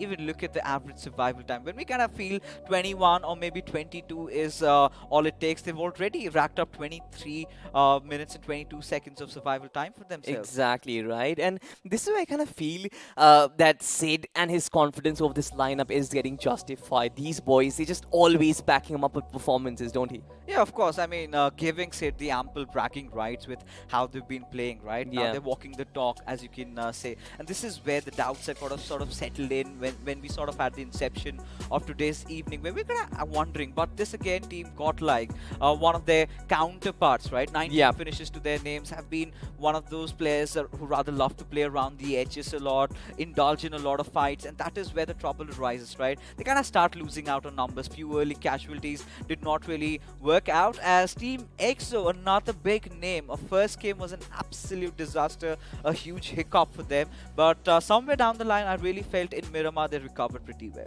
They certainly did, right? But I'm still feeling the lack of snacks is going to hinder their way forward, right? If Team EXO really want to probably make their name felt like Team Soul or Godlike in this lobby itself, they need that added firepower as well as that star figure, because I'm always a very big advocate of the fact that you need a Cristiano Ronaldo in your team.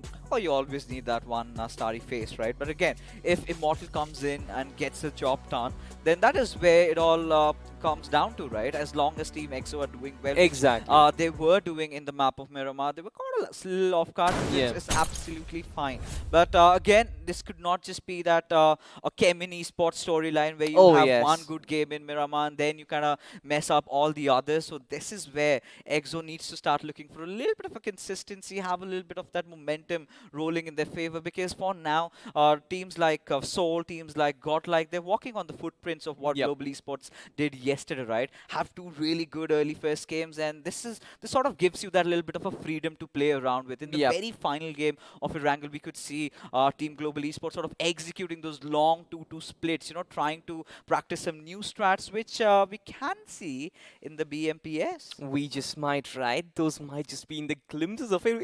Even then, it's just predictions. It's just us trying to speculate what the future stats might just be. For now, though, there are a lot of teams who are still have very big question mark, Enigma being one of them. And I'm not really sure what the issue is. When you talked about Kemin Esports, I was talking about this with RK as well. The same storyline sort of, it seems like both those two teams run parallel to each other. Even Kemin, for that fact, they were playing across the edge of the circles, trying to ram in probably one of those hard shifts.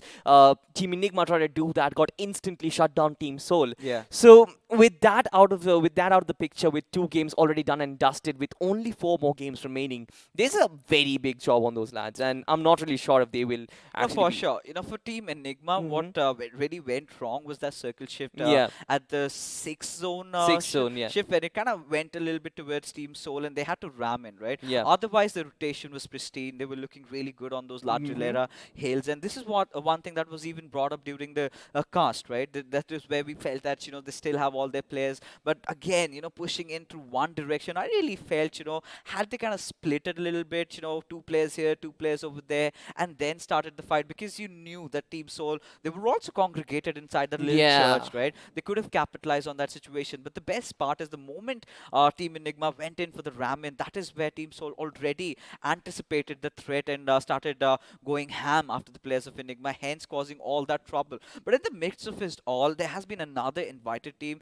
that has been impressive so far, has to be Entity Gaming. Oh yes, right. Entity Gaming, they've really surprised us all. And to be honest, you've talked about it. They've been the dark horses in the lobby, and nobody is sort of talking about them. Nobody is actually looking at them, considering you've got bigger threats, potential bigger threats like Soul, Godlike, and Exo. But Entity, they're just coming in the midst of things, and they are cleaning things up. They get their job done every single game. They are pretty consistent, and are almost en route to going to the BMPS. Oh, certainly they are. Two really back-to-back good games, and they were the ones who took down, I think, Goblin. Noob was the one who put the final nail in the coffin for him, and that is where you've got to give it to their finishing prowess, right? The way they micro-engage in all these fights. Now, one good thing that Team Entity can work upon a little bit is how they position themselves in the final circle. That is something that Team Soul have already figured themselves out. If they can get that perfect balance, I think there is a chicken dinner waiting somewhere for the players of Entity.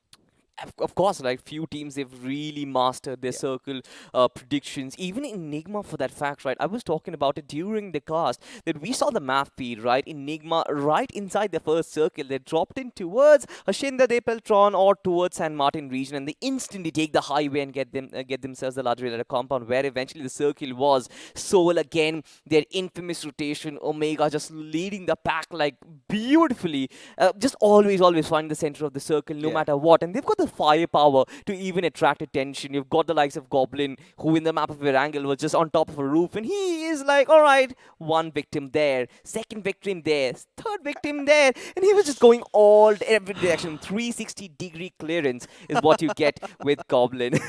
Certainly would be featuring the iQOO Neo 6 in the foreseeable future. But again, you know, this is where the conversation comes in, right? Haters might say, what is Omega doing? All he's doing is trying to take the center. But again, you've got to understand how important that becomes, right? Every single time, sort of, practicing, knowing the algorithm as to where the circle might pan down, and they kind of rotate pretty early on. And it's so difficult to hold on to the center, especially when you kind of take those early rotations right from the first to the second circle, because then you're going to be easy targets to all those teams around the edges, right? Everyone sort of is going to look after you. Your compound is sort of the hottest property inside the zone, and you're going to be susceptible to fire from every possible direction. But despite that fact, the way they kind of engage themselves, still do not have their players getting knocked out. That is something where Soul really has upped their game, and that is something that I've been loving about them over the past two games that we did cast. Exactly right. The lines of communication, the trust between the players and the IGL.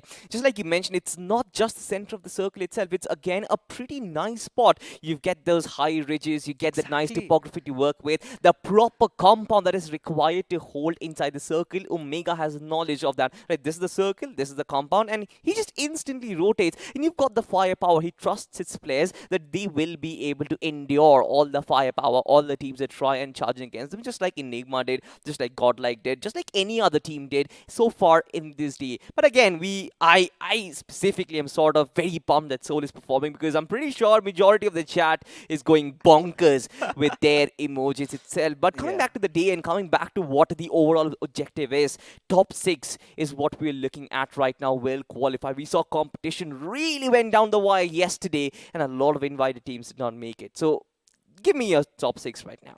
I'm not going to do that. I'm not going to do that, because I really do not want to be, making any curses over here. But then again, a few underdog teams have definitely, risen out of their slumber. They are performing. TF5 have been impressive. Autobots have been amazing. Absolutely. Mysterious X, they've been also performing out of their minds. But right now, ladies and gentlemen, before we start Sanhok, it's time to take a little bit of a breather. We're going to be right back after this.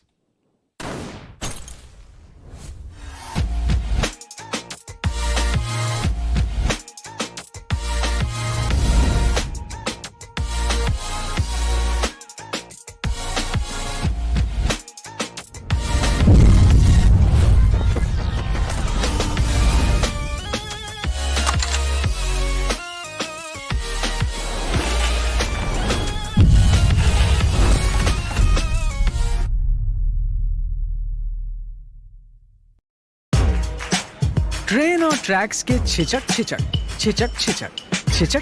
के बीच अगर local में बैठी team Mumbai's अपनी game पटरी पे ला रही है तो बनारस की पतली गलियों में राजेश गेम में पतली गली पकड़ रहा है।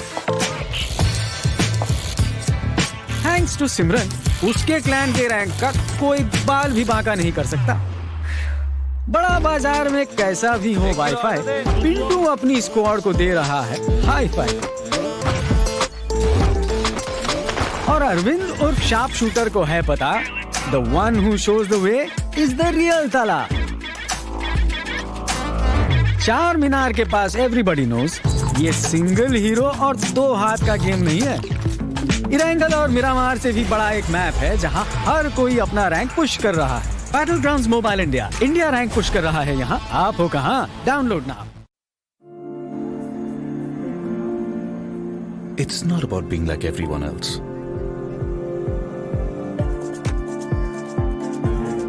It's about having your own destination.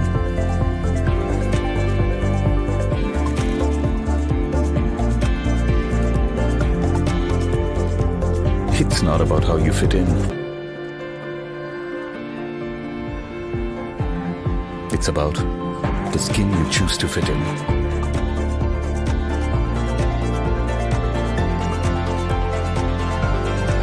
It's not about you belonging somewhere. It's about you belonging with your squad. Because everyone can be a player in Battlegrounds Mobile India. All new Battlegrounds Mobile India with new modes and maps. Let the battle begin. Download now. What's your biggest weakness? My biggest weakness? If I had to pick one, I'd say that My biggest weakness is that I'm a real giver, you know. I give more than I should. Are you going to keep all the loot for yourself, huh? We don't need glory hunters on the team. I'm firing on all cylinders 100% of the time.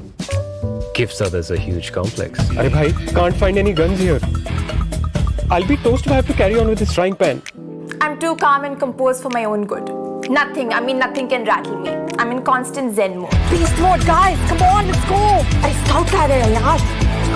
Hello, respond. I just can't push people against their will, you know. Even if it's for their own good.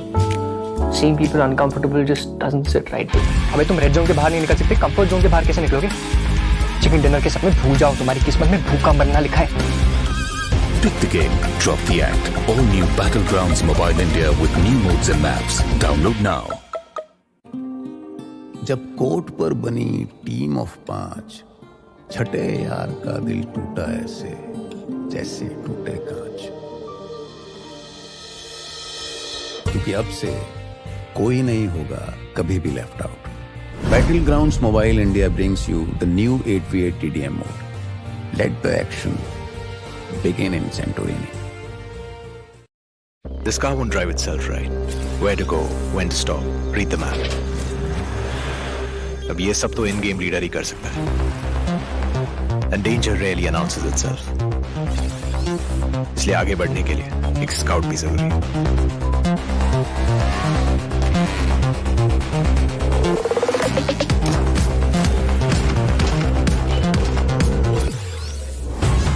And without the fragger being there to wipe out the enemies, moving forward तो भूल ही जाओ।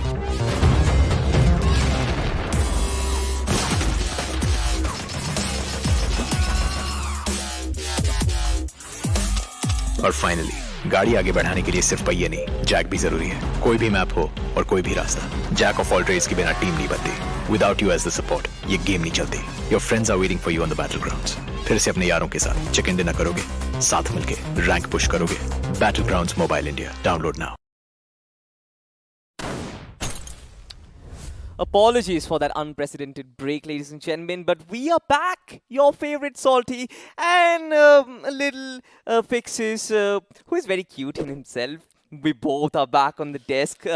Fixes, the audience loves me more than you, actually. Yeah, absolutely, especially the female ones. Oh, yes. You know? But again, right now, getting back into the conversation that we were having around the underdogs, right? The rising stars.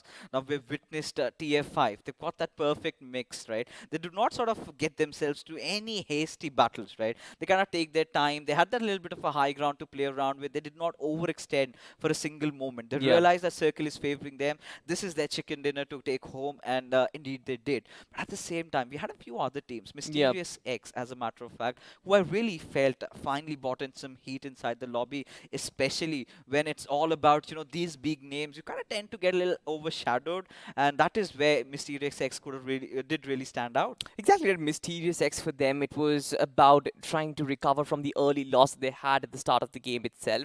Shinigami and Kazami, we saw that they actually ran away from that location. But ladies and gentlemen, don't you worry, as Sanhok is getting dolled up for Battlegrounds, of course, as we prepare to get inside the map. Now, coming back to that conversation again, Mysterious X, we sort of start to feel like this team looks a little shaky and lost when it comes to those final circle battles, but they certainly are warming themselves up, right? And this match can certainly change a lot of things for these underdogs. Oh, of course. Now, we've always been talking about Sanhok, right? And the kind of surprises that comes along with. We really do not know what to expect, right? There has never been an early prediction of who could win. But at the same time, now we've got iQOO playing with us, one of the very infamous teams to have started this entire healing battle meta inside this matchup. Even Kemin was one of those huge advocates of doing so yesterday, but this did not seem to sort of resort to it. So I'm kind of starting to doubt if Team iQOO is going to opt for that, but that's still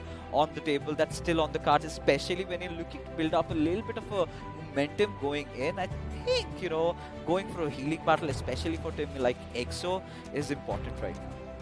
Getting just the bare minimum points maybe to survive, right?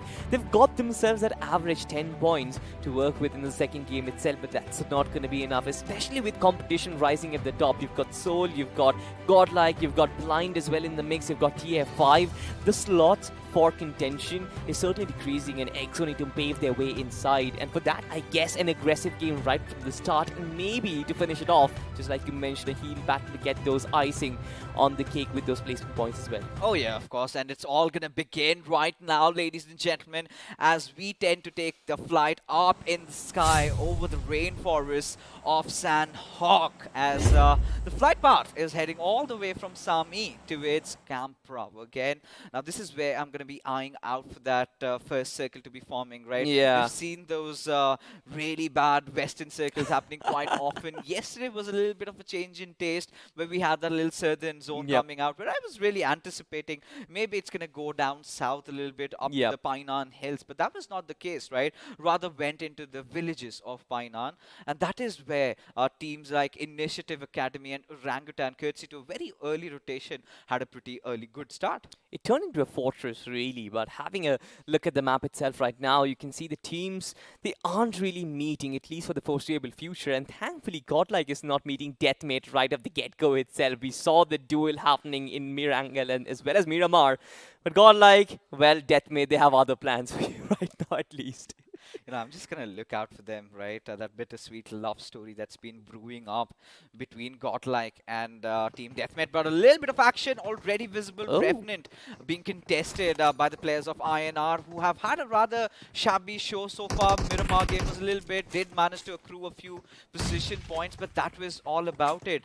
As Paradox, he's got his crosshairs aimed at Ice, managed to get that knock. But there, is he going to go in for the revive? That's the big question, Salty. It certainly is, right? And he's trying to do that. Meanwhile, Team Revenant trying to flank them from the other side. Kyoya as well as another player. They look to engage them right from the get-go as the fight in Paradise Resort starts brewing up. An early skirmish which she did not really expect to see so far is taking place. Top Dog just heading at INR's direction. Ice having gotten that revive back up. Oh no, wait. Needs to patch himself. He's managed to back off a little bit, but somehow gets a little bit of shots, but just not really connect. But this might, as Top Dog is finally going to open it up. Mistakes being followed up with another one, as INR have already lost two.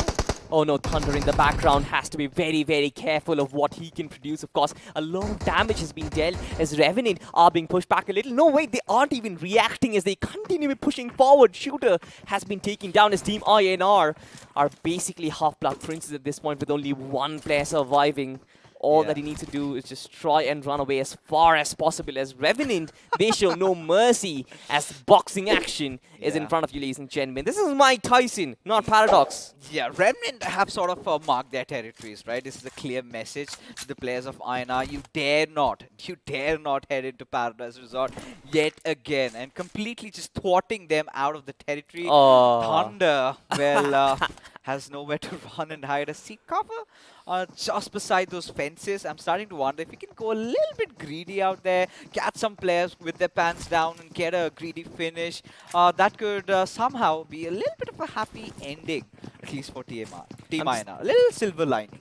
A little silver lining, right? But I'm just thinking about Hell from Team Autobots right now. The only guy, or rather, I guess it's Mr. IGL, who is pretty close to Paradise Resort and witnessed all of those action up close and personal. He was like, all right, guys, Revenant is just going berserk, and this is not our territory. And instantly, they get on a vehicle and try and move away. They all buzz off from the vicinity of Paradise Resort itself. But the rest of the regions look rather peaceful. The circle forming on the mainland, very default, might form outside of boot camp towards the quarry region, might actually plan to go towards the Paradise region as well, but it's kind of towards the south as well, right? Yeah, look at this infamous split from Team EXO, right? Oh, With the Southern Belt, you tend to find all those first hits, and that is what they're out for, right? Collect as many as possible, give it to one player who's going to resort to that healing battle. But this is where Team Soul is going to be truly tested, along with the likes of Team Entity, because they've got to make a long rotation in, and you've got teams like Godlike, you've got teams like Imprint that you've got to deal with. For Team Entity, it's going to be Deathmate, it's going to be TA5 that you're going to cross over. So this is where the option of the mutation really comes into play. Now the big question is, are they going to resort to such measures? Oh, it also kind of depends on the circle, right? If the circle sticks onto the shoreline, then it might just be a potential option for them. If it returns back to the mainland, completely ditching all the waterways, then maybe mutation is not the best way going forward. But have a look at this, the Blind Esports. A team that couldn't really show up in the first two games. They had that rough Miramar region where they completely got shattered by the only player of Team Soul. Should not really have been that way, should have been wary of their surroundings, but they have looked rather lost inside the lobby, not just in the first circle, but also in the last circle. For them, it's very important. This game rather holds the key whether they qualify to be MPS or not. Yeah, it's all about, you know, just building up that little momentum for themselves, right? Exactly something we told about Team EXO. But for a team like Blind, a top 3 position finish in Miramar is nothing too shabby, nothing to really scoff at, but I really feel that they could have done way better, considering they had those man numbers, especially when Akshat managed to get that one player. That is where they should have retaliated back, done something about it. It felt like they were kind of just waiting for Akshat to, you know, deal the final nail in the coffin. But right now, we've got a little bit of a kerfuffle. We've got the Last Legends fighting it out against another invited teams. It's going to be True Ripper, who haven't really been the true Rippers inside the lobby today. They certainly haven't been, right, completely out of my mind, as well as they haven't shown themselves up and their true potential. Certainly waiting for it. Of course, Flick Whitey inside the shack itself knows exactly where Hitman is, but I'm waiting for reinforcements coming in from Last Legends. Are they committed to this fight? Do they really want to make their first big fight in the map of Sanhok itself? We'll wait out as crosshairs are being exchanged. It's those glaring eye contacts that we are waiting out for. Those flirtatious glances. I like this. I like what right? All the cover. He knows that Flick Whitey is all by his lonesome. So could have done that a little bit earlier though. Could have secured that easy early knock. But with reverse taking that little bit of flank over there, has now got that perfect avenue to fire at the players of Last Legends if they decide to advance at Flick's direction. Exactly. And this is where the Last Legends need to back off. They certainly have to, right? And this kind of prevents them from pushing any further, because Flick Whitey, the sort of damage he did, might have just attracted Last Legends into this fight itself. But Rivers and his positioning discourages the entirety of that possibility. But they have to be wary of their surroundings. Certainly, some teams might come back. You can see Team EXO are still in the mix, where elsewhere you've got Team Imprint versus Godlike. Now, these two teams, who were potential gatekeeping candidates for the likes of Team Soul, have started to brew it out against each other. Look at this. Godlike. Oh no! Taking some massive amount of damage. Still does not deny himself from going into the push, as Neo has gotten in, has managed to secure that one beautiful knock, as he's going to change it. Wow! But it's going to be Jonathan and his perfect grenades, and this time they do not have pants to work out, so resorting to bare fist to getting all those finishes secured. This is godlike, establishing the domination in the lobby. Their confidence and the Supremo, the movement was pristine over there. Jonathan as well as Neo just leading the charge. They did not even need the support of the rest of the two players. Jonathan was walking out in the open. He had no weapon in his hand. He had that nade that he was cooking up, completely vulnerable, but he did not just care. He knew that he's going to get those finishes for himself, especially Neo being his right-hand man. This is what experience does to you, right? You've been under this situation 100 or 1,000 of times, and you know how to act upon certain cases, right? Where you the ones aggressing, and that has been, godlike playing in the natural habitat. But here comes a team that has potential to take them down. Sensei already leading the charge, but look at him, he's way off from his pack. No one's gonna be able to provide a cover fire, but Z-God has a slight idea of where Sensei could be, senses the threat, instantly sort of backs off, giving all that information towards his IGL, who's apparently celebrating his birthday today. Exactly right. I'm pretty sure the cake cutting and everything else will happen after they get the golden ticket to the BMP. Is of course the biggest gift of his lifetime at this point. But godlike though, they know exactly where Team EXO is. Now talking about EXO, this is a very, very interesting split. Because courtesy to the map feed that I have, Immortal is still back in Sami, and Punk actually gets third-partied. The only two players who were in the mix right now, one of them is down already, and this is not good news as Team True Rippers. They look to finish that player completely before he bleeds out. Yeah, I do not feel, Punk has any chance of getting back up. But this is where, the plan B for Team EXO really comes into play, right? You've got Immortal. He's going to loot his entire life inside the village of Sami and get as many first aids as possible. Then have all the other first aids being given away to them. And then you can see that famous infamous healing battle coming out of EXO. As somewhere down the line, Sensei, he's just playing with fire, taking all those risky plays and maneuvers out here.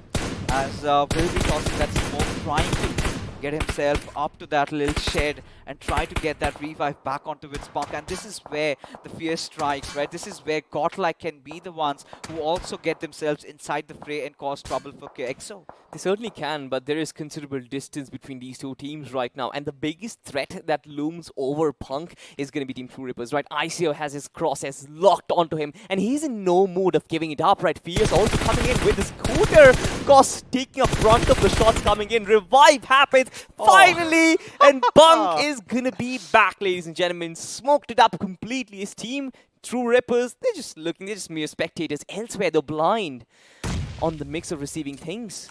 Yeah, it's going to be the Autobots who had a really good start in the map of Erangel, accruing those 12 position points. But now it's going to be Zorva who's going to be charging at the players of Blind. He's kind of a little laid back over. He knows that the moment he steps out in the open, that is where maybe he could be, susceptible to fire from his teammates. As Shadow to meet his makers, as Zorva goes in, lands a few more shots, and sort of is now confirmed that there's no chance on earth that he's going to survive, as the finish gets registered to the players of Autobots. I kind of feel for Zorva at this point, right? You always have the lingering fear that somebody might just steal your knock, right? You really want to confirm that point for yourself, because we know what happened yesterday with just a mere point itself. A lot of competition on the line. Of course, for Autobots, though, if they really want to get to that zone, if they really want to get to that competing level, might just need a lot more as a circle looms on top of Quarry itself.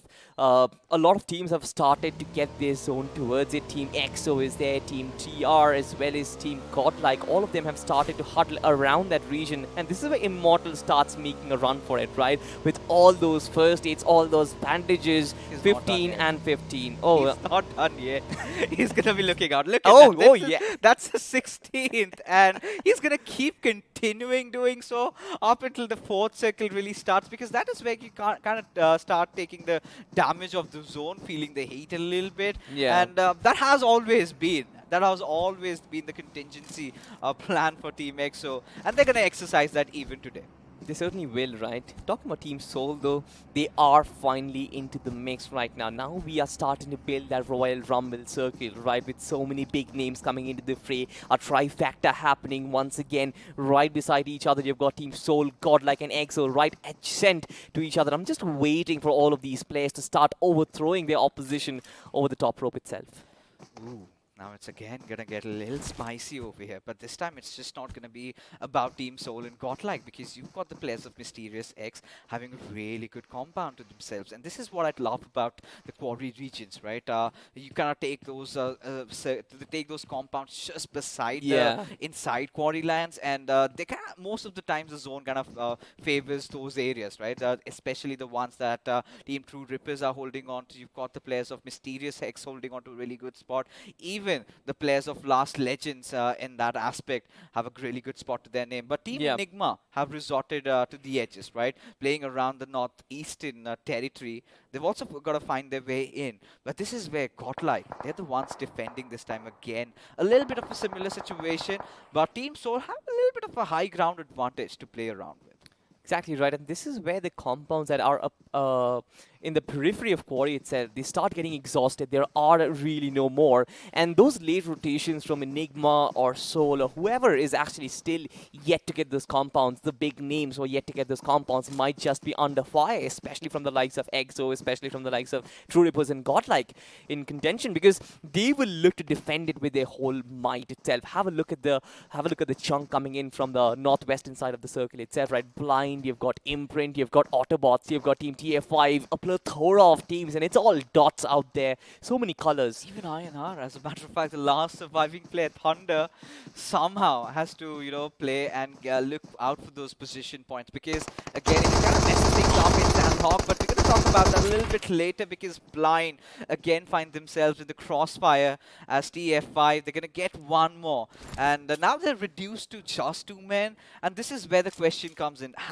If TF5 have read the finish feed properly, they know now Blind have been reduced down on their numbers, but kind of complacent about Autobots standing up over the hills and now paying the price. They certainly are paying the price, right? It's the edge of the circle right now, and they are in the midst of a lot of fire, and this time it's Blind who actually get them off with nice timed Molotov, who actually chew off both of those players, and now TF5, out of nowhere, they are a 2-man team.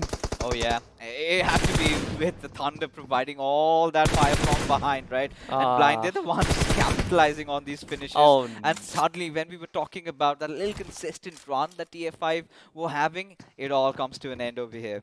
Such poor fortunes, isn't it? Luck changes every single thing. That one little knock from Thunder, from INR, just completely spoils the party, as it is literally a boon for Blind Esports right now, who figure out to make a move at this point. They get away from the likes of TF5 and are already on the run, but just get inside the circle where Shiran will just resort to those 3 first aid kits that he has right now. Oh, there you go. He's Blind. They were still being pried over, still being looked at. It's going to be Autobots. They are relentless. They're not going to let Blind pass by, right? They understand the importance of all these finish points. And there you go. The final finish also secured. It's going to be Shiran who hits the final nail in the coffin for Blind Esports as they bow out as the first team on the 16th spot with a decent amount of finishes, though. 3 to them. 3 finishes to work with, and the 16th spot basically means 3 points. Yeah. Add that up to the first 2 games total. I'm not really sure if that's enough. Certainly after 3 games, but Team Blind, though, will take their case later on. As Team Soul, they still look to travel 250 odd meters inside the circle. It's not going to be easy. Imprint and Entity, though, engage against each other. Autobots are right under their crosshairs, but they know for a certain that this is not the time to engage. They battle the circle. They can't take on any more problems, at least for now, though. At least for now. That is something that needs to be taken into account, as the circle has taken a little bit of a shift towards the southeastern side of Quarry. You've got True Rippers holding on to a really good position, and this could be the resurgence game that they were looking out for, right? This could be the game that again gets themselves back, get their team back into the mix for the top 6, as Revenant find themselves in a little bit of a pickle. It's going to be Hitman who opens it up against Kyoya. They certainly do, right? Aina's Thunder is still looking to establish himself. Foxes might just be the only one from Autobots who is still alive. And this is the ideal situation for INR, right? They're just a one-man team right now. You've got a plethora of players who are knocked out on their knees. Just try and get those finish numbers up and running so that maybe you have a standing chance. Still 30-40 meters inside the circle. He needs to traverse that, and it's very, very difficult. But look at where the circle shifts, right? Completely southern. We'll have to talk about it later on as Godlike are suddenly engaging against Team Mysterious X. And there you have it. Omega being shot at from multiple directions. Could it be Kazama who lands the knock? The same team that took out Clutch God.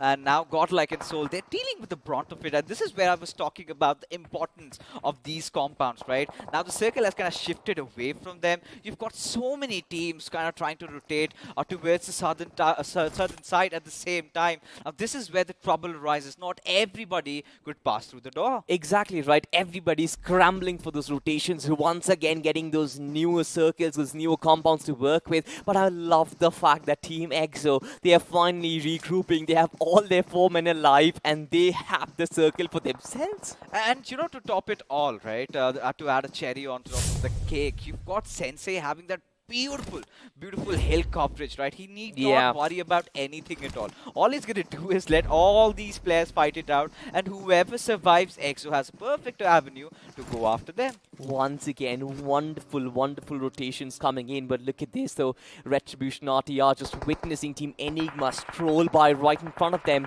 right underneath their noses. But of course, Godlike, they're still in contention. They're still in the fight itself. Not really witnessing in front of our screens right now as Encore gets taken down by Mysterious X. Now I wonder what's happening in every single one of these fights. Everything happening at the edge of the blue circle. Everything happening at the edge of the circle itself. It's just pandemonium as all of these teams try and take a chunk of the opposition. Yeah, just barring those first few initial fights that we got to see from Remnant side, had been a rather silent game of Sanhok. But this is where Mysterious X, being a little bit late towards rotating inside the zone, now have to face the heat as Team Soul. They're going to try and look for some revenge. But this is not a right time for Goblin to get taken down because the circle is starting to close in and they also need to get themselves inside of it. Exo's Punk, he has that big scope in the M4, right? We saw how Jonathan got a 400 meters assault knock and finished for himself. This time he's feeling the brunt of it as Fierce is gonna take him taste his own medicine. This is not ideal for Godlike, but for sure the circle, the way they have the favorites of the topography as well, this is everything that EXO fought for, and they also have the meds to work with. Oh, they certainly do. And now EXO, they're gonna be elated with the kind of a positioning that they have inside the circle. Godlike one after the other, they're starting to succumb, and it's all going to come down to Z-God. Now, he's left with no options, right? He really cannot get a revive onto which Jonathan, the zone's already going to do its damage. Now, he's taking a lot of fire over there. Somehow needs to look out for how many healings does this lad have. As Imprint Esports, they're out of the game. They certainly are, right? And look at the feed on the right-hand side of our screen. It's barely a plethora of teams who are just surviving with one player right there. Revenant also taking a lot of shots, but this time it's Godlike who bow out, eliminated by Team EXO with only 4 finishes. Once again, a big blunder coming in as the big giants clash against each other. The Titans, of course, we love them clashing, but this time it's True Rippers. They have their 4 men up and running, and they are pretty close to the circle, really favoring their case of winning this game. You know, what could be really good for TR if they could manage to get that little compound that is inside the circle. And with EXO watching over them, it's going to be so difficult at the same time with so many players coming in from the backlines. I really felt Reverse should have seen Damager getting inside the zone, but that did not happen as Revenant have also bitten the dust, have gotten themselves eliminated with just 4 finishes to their names. Team Soul, just 1 player surviving, with them being out of the picture as well. I believe that with the end of every single Titan that there is, every single professional team there is, of course, barring Team Revenant as well as EXO, the challenges, of course, a lot of them are still surviving. Team Enigma is still in the mix. Their edge of their play tactic has been working out beautifully so far as Jetmate Esports and Laserboy finds himself in the middle of nowhere, caught with his pants down, and he has been shot down as well. You know, Eki just got a 50+ meter shotgun DBS knock, and I could not just believe my eyes with what he did really execute. We've seen that little bit of a love story with Sanhok and the DBS coming into action.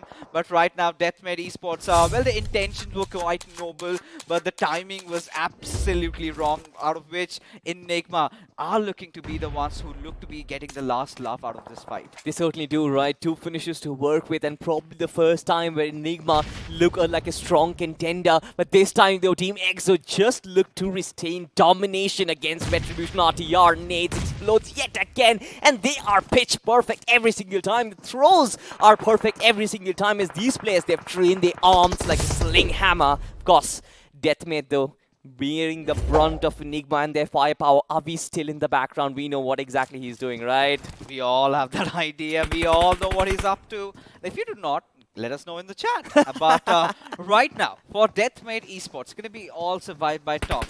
But one of the most interesting things is that they've come in as a three-man squad. You know, giving up too early, are they? Probably. On the other side, though, look at what Soul Hector is doing. He might just spot a few players from Team True Rippers, but nothing apart from it. Now, Team True Rippers, they've been a threat to the other teams.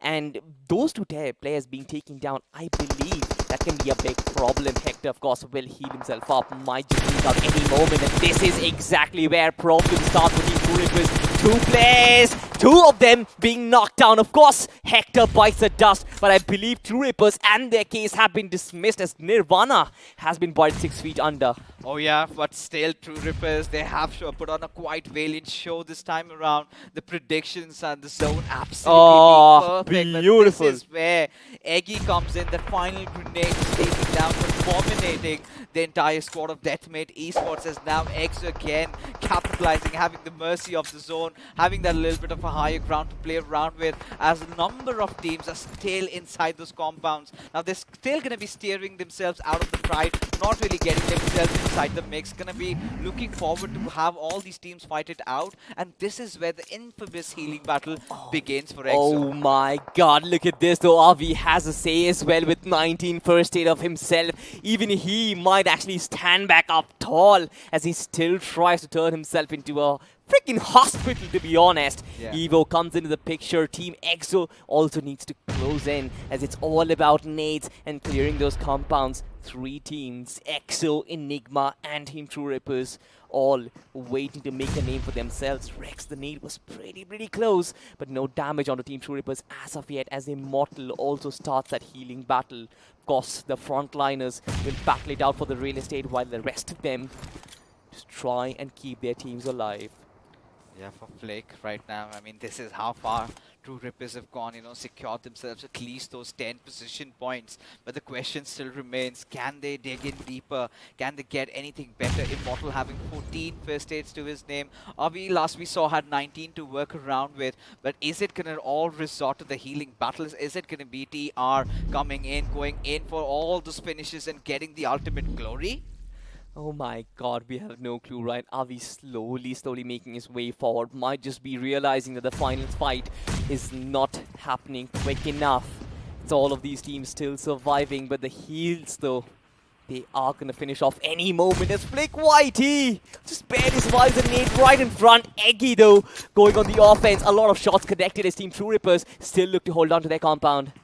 One more good grenade could do the job over there, as now Fierce, he's got his eye set onto it. The players of ISO, rather True Ripper, they need to somehow start to do something, as Eggy any point could just go charging in with his DBS, but it's going to be Rex who opens it up against Fierce, as it's going to be a last stand for Punk, because Immortal, he's at the backlines, he has no monkey business getting himself into the fights. And I love the fact that Enigma, they still have 3 players inside this frontal battle, right? Avi is also closing in, and this is where his 2 last first aid kits are going to find out finally end. Of course, Flick Whitey has been taken down. This is the right time for Enigma to maybe chime in for those finishes and those compounds. Punk has been taken down, completely taken off the chart, as Team EXO, they still try and retaliate. Playzone, of course, bearing the brunt, taking down a lot of players in the process, and it's just about this one single nade. Fierce trying to eat them up alive. Enigma with just 1 player up and running. Fierce takes him out. It's just a 1v1 right now.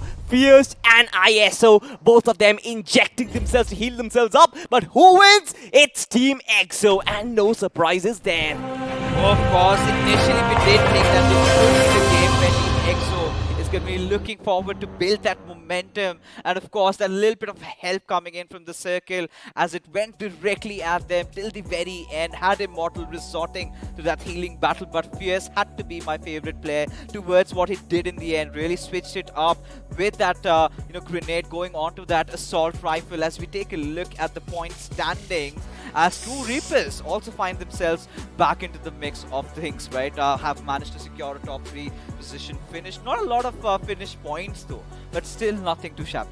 Absolutely right. The second position for them, 12 placement points, quintessential for them in their case of coming back and reclaiming the throne. But of course, these 3 teams, EXO, Enigma and True Rippers, 3 teams we have been waiting to see inside the podium finished, of course, have made their way in the map of Sanhok. We always talk about it as a table turner. It certainly has turned the case for these 3 teams. Of course, not for Revenant though. Again, an 8th position elimination with 5 points to work with, 4 eliminations, but that's just about it. Oh, of course. I mean, this was not a game that Team Soul and Team Godlike were really banking upon, right? Especially that little shift towards that eastern side. Yep. And this is what I really also did tell with the start of the game, right? This is going to be a true test of Team Soul's mettle, because are they prepared enough to deal with a lot of teams that are on the eastern side? And this is where, teams like Mysterious X, True Rippers, they had the better of the circle. They had a lot of those teams coming in at their direction, took those fights, especially Mysterious X, as they managed to get a few players out of both Soul and Godlike combined. Yep. And even for Revenant, even after having such a good start, wiping three of the players of INR, could not really get the best position finish. Exactly, but of course right now is the time to have a look at our iQOO MVP of the day itself. It's going to be Rex from Team Enigma with 5 finishes and 663 points of damage. A wonderful, wonderful display so far, but just yet so close. Yeah, I mean, for Team Enigma, if you can take a look at what they were trying to intend to do so, but it was kind of pretty similar to what Team EXO came up with, right? Going for that healing battle, had RP Station to do exactly that. They were sort of on that northeastern edges. As the top 5 players do come up, it's going to be Punk. He's got to thank his stars and especially his teammates. I do not know how he survived that situation. Friendship fixes friendship. I'm pretty sure if I was in that situation, you wouldn't come for me. Definitely not. Okay. I mean, of course, because I knew this not going to be anything happening even if I get that res back on you. You're not going to get any of those finishes. You're not going to contribute to the squads. And we've been practicing. We've been playing BGMI lately. And, Salty has been sort of the burden that we always have to carry. But again, for our players of INR, I really feel that Thunder, despite the adversities that came his way, being potted off, he did so much. Now, this is where the infamous Sanhok healing battle, which we've been harping about quite a lot. 12,000 plus points of healing being done. I think majority of it has to go down to Avi and Immortal. Yeah, right. Probably might just have taken 6,000 points of healings for themselves. But again, 5 grenade finishes, 1 airdrop looted, and the longest finish distance gotten up by Ares from Mysterious X, it being 268 meters. But it's just the healing numbers that all draws our attention, as the match kind of was a little passive affair, right? For most of the teams, they knew that whatever the circle is going to be, we're going to rack up those first aid kits, especially the ones like the likes of Enigma as well as EXO. They knew whatever the circle is going to be, we have that final resort. No, it all came down to how circle really shifted, right? Initially, we thought it was a little bit of a quarry circle, eventually sort of panning out to be around the cave areas, right? The little cave hills that Team EXO really capitalized upon. As taking a look at the FT craft, of course, Enigma had to have had the highest possible damage because of how far they've traveled, right? All the way from the northeast territories, heading in along, had a lot of teams to face, did instill a lot of damage, but it is all as the farthest as they could have gone. A top 3 finish, I think exactly what Team Enigma needed, especially now that you just have 3 more games remaining. Exactly, right. 3 more games remain, ladies and gentlemen, and these big names have made a comeback, and suddenly the top 6 and the competition for it has become so much more spicier. I'm pretty sure Godlike as well as Soul, they have their case settled, but for the underdog teams right now, for the likes of TF5 who are still competing for the top 6, it sort of gets under contention with Enigma, True Reaper coming back into the mix. They might just be counting their chickens right now.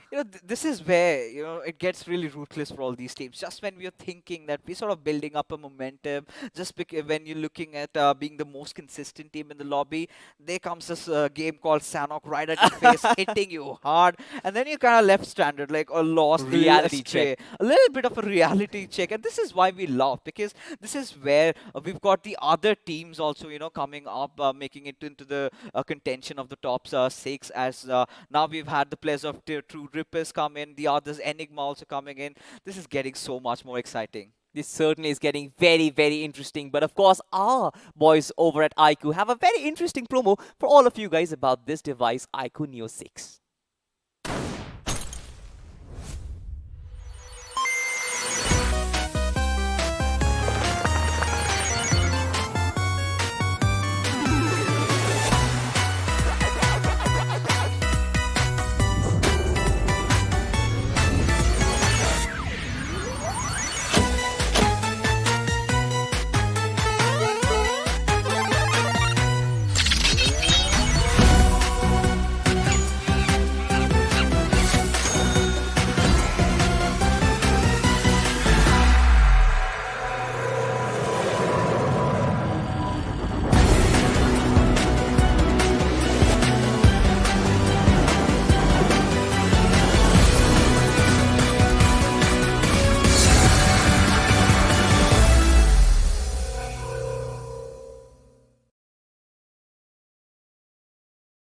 iQOO.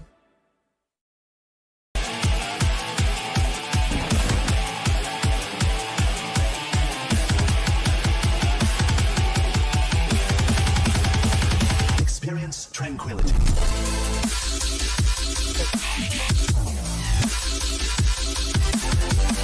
Yeah, hero is insane. Power report. They are so good.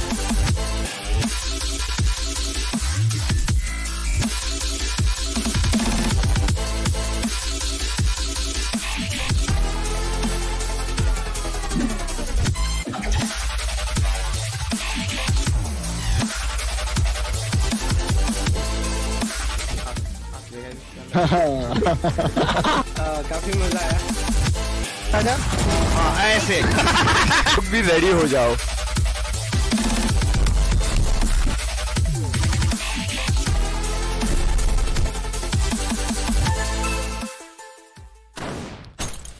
Yeah, Fixes. I understand you have a pretty nice face as well as a lot of followers whom you are going to flex that selfie. Yeah. But you have to do something about...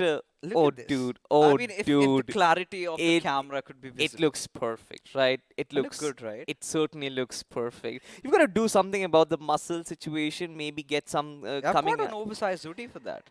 But again, might just work out sometimes with me in the gym so that you can get more followers as well. Then you're not going to get any attention, right? I'm going to take it all away. Well, ladies and gentlemen, I'm going to let that conversation rest as we are going to head inside the highlights pretty soon. Of course, the highlights, if you talk about, rather has been a very, very slow game of the map of Sanhok. You expect a lot more action, a lot more duels happening, but there wasn't really a lot of that. Yeah, of course. I mean, but again, getting back into this beautiful device, right? You can find it as an Amazon special. Oh, yes. And, well... Salty tried his chances. I was denied the opportunity, the luxury, but you can have a chance to win prizes worth 2 lakh rupees. All you've got to do is participate in a few games, and if you're good enough, you never know, you might have this beautiful phone in your hands. Exactly, right? Yeah. And who wouldn't love to have this device? I'm certainly gonna try my luck as well. Maybe again, it just is it even allowed production? I'm not sure. I'm going to try my luck. But of course, getting back in the game, we are going to have a look at the highlights, ladies and gentlemen. Didn't really get to see most of those reptile actions, the snake actions happening, but certainly a lot of medkits to work with. Oh, a lot. And this was a really, I do not know. It was a very confusing game of Sanhok. Yeah. We did not see a lot of those 4v4 fights. Eventually, this one as well. INR were never in the mix to fight back, right? There was not a single moment I really felt that the retaliation fire could come in. And it kind of was as if they were just waiting for the players of Revenant to come in and take them out. And even for Godlike, they had a very good rotation coming in from Mainan. But the moment they tried to come out of their territories, just head inside the zone, that is where the players of MX dished out some massive amount of damage. But again, it's customary with Godlike, right? Every single time they come out, they get those few pans, few fists, an iconic, symbolic moment for them. Yeah, and this is that. Exactly, right? The smoke, that Scooty coming in, the save. Kind of reminds me of Three Idiots and the way Rancho went after his friend with his Scooty right in front. But of course, coming back in this day itself, you've got TF5, right? They were looking so good. So super good against the side of Blind. And then one knock comes in from Thunder, that lone remaining survivor, and the entire cookie crumbles for them. Exactly, especially, you know, considering the kind of situation that they were in. They wanted to really capitalize on all these fights happening, especially on the players of Blind. But they were kind of blindsided by the fact that you had Autobots looking from above, and especially Thunder creating all that difference over there. They could not just recover, right? And I really feel bad for Thunder. He did dish out a lot of damage, but could not get a lot of finishes. Nothing getting converted because it was Blind stealing it away. It was Team INR, it was Team TF stealing it away. Sometimes it was the players of Team Autobots stealing his finishes away. And even towards the very end, when he was starting to get a few knocks, I think of players of Blind, that also did not come into his favor. It certainly did not, right? And now you've got to feel for Team TF5 because what lies ahead of them is 3 big games of Erangel and Miramar, and I really want those underdog teams to actually qualify. You know, that sort of, everybody loved those underdog journeys. So far has been a wonderful Cinderella run for TF5, and they just want to continue it. Autobots, for that matter, they only had 3 finishes to work with, are yet to get that first big game, but considering the consistent display from TF5, I really wanted them to qualify. But look at this though. Deathmet just had no clue Enigma was in the vicinity and got absolutely shattered. It was a 50 plus meters knock on a freaking DBS. How? On a shotgun, and he keeps, he just keeps pummeling them down. Top, and boom, suddenly one player gets taken down. It's his luck today. Yeah, and this is where I was kind of, taken aback a little bit. How did he manage to do so? But again, for Team EXO, this was the game that they were looking forward to, right? Yeah. Now they've gotten those back-to-back 2 consecutive good games. Not a really good game this time for the players of Team Entity though, considering how good they were in the initial 2. Now this is where they kind of lost that momentum a little bit. Again for Team Soul, it's been work cut out. They have that little bit of a room and space to breathe. Even the same can be said for Godlike. But now that you've got the new teams joining, the action skill Enigma's made a comeback. You've got the players of EXO again being consistent. True Rippers, as a matter of fact, a good game. Today's top 6 is going to be so difficult to kind of derive. It certainly is, right? And I kind of have a feeling where the margin is going to be very, very high. Yesterday's cutoff that we talked about, we had some calculations going. I'm certainly not a mathematician myself, but I did some sort of additions, and I kind of felt like the cutoff wasn't really all that high. We were predicting it would be somewhere around 60, but it was around the 40 mark. We're still yet to figure that out. But today, it kind of feels like, considering how the top 6 teams have started dominate, I feel like that cutoff is going to go exponentially much higher. No, it was because of global esports' ruthless domination, right? Almost, I guess, around 100 plus points that they had accumulated for themselves. They had really good games, right? 3 perfect games that they had. Even the last game, a top 2 finish to end things around. Certainly, like we've been discussing, certainly something that Team Soul, Team Godlike have been looking forward to. Team Soul certainly have been the better team.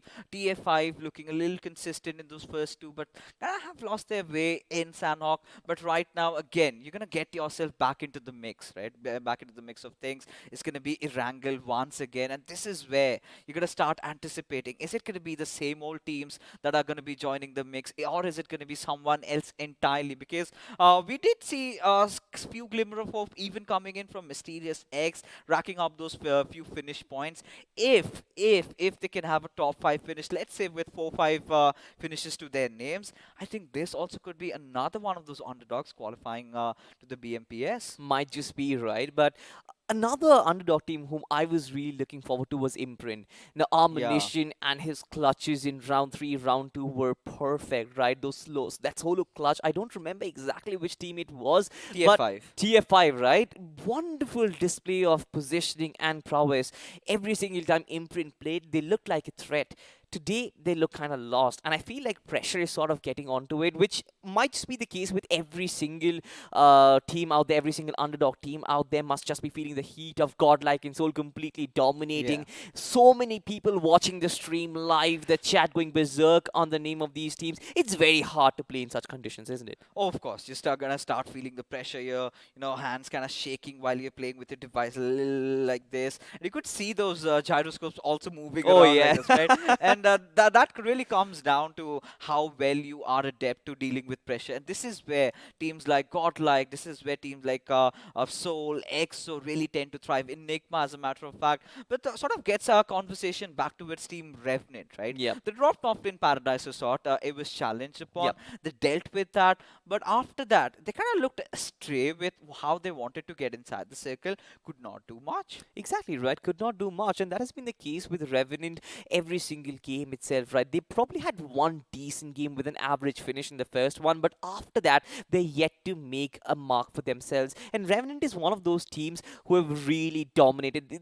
This is initially known as Megastars, right? With a different lineup and a different title. They had international experience in the mix as well. All of these players, they're very, very experienced. They've got Maisie as an analyst as well. Maisie, I'll be watching out for those strats. But of course, coming back to it, to Revenant itself, they're yet to kind of show for all of that experience and all of that analysis. Again, we still have 3 more games to go. I might just be speculating a little too much up ahead, but having said that, the performance is still not there. Yeah, of course. You know, 50% of today's matches have been over. Now, towards the remainder of 3 games that we do have, Salty apparently knowing that he's got some beautiful selfie clicking on with his iQOO Neo 6 is going to go play around with his phone a little bit, as we do have Arca joining us back on the desk. And Arca, you've been watching this match from the sidelines, right? Such a good game for teams like True Rippers, Team Enigma, and even for Team EXO to build up the momentum that we've been talking about. I mean, the lower middle bracket and the middle bracket we keep speaking about, right? These are the squads which will be performing in the game changer round, and that is what it became true yet again. So I was not expecting True Reapers to be specifically, performing so well, and also the side of EXO to be conquering at the final moments. There was a point where Enigma could actually come in from that corner, make sure that they had a divided attention. Probably they knew, right? They got a knock, and there was another spray which was connecting from the 4x. So that was a time for them to go and capitalize, but rather they chose to hold back and check where the circle is going to happen. With that, they lost that game. Oh yeah. But I was expecting teams like Enigma to perform. They did. Revenant actually was one of those teams I was looking forward to perform in this game. I was a little disappointed from their side with having analysis coming in from one of the deck itself. See, I do understand, right? You expect your analysis coming in from a person who's watching all the games. Just imagine it's coming from a person who's living the game, in an official event. That gives a little bit of an open scope for the person to concentrate better. Oh yeah, it certainly does. But right now, I think what we've been seeing from Revenant side, it has been their go-to mantra to go for those beautiful balance between position and placements. But a beautiful balanced phone in the form of iQOO Neo 6, and our friends from iQOO have a beautiful message to deliver right about now.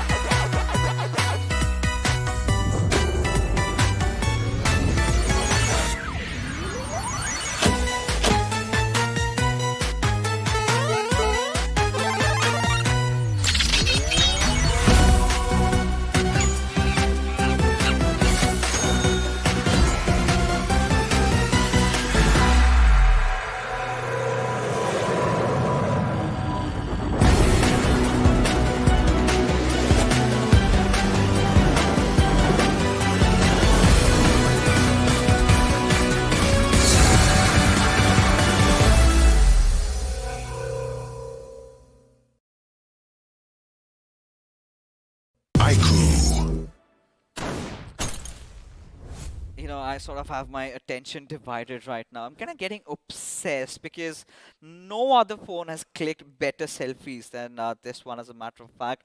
iQOO Neo 6, power loaded with all those features out here. And for all your viewers, you do have a chance to get your hands on this beautiful device. And all you've got to do is head over to Amazon, and all you've got to do is participate in that little bit of a game that we are having. And if you are winning, if you are lucky, you might get your hands on a prize of 2 lakh worth of goodies. I mean, you might get hands on this device itself, and that's the best part about it all. Like, oh, yeah. It's 2 lakh rupees, and this device is going to be coming down very, very cheap, and that's for sure. And somewhere I read, it's got the Generation 1 Snapdragon, processor in it, and that's the first ever device to have such a, processor which is going to boost your gaming.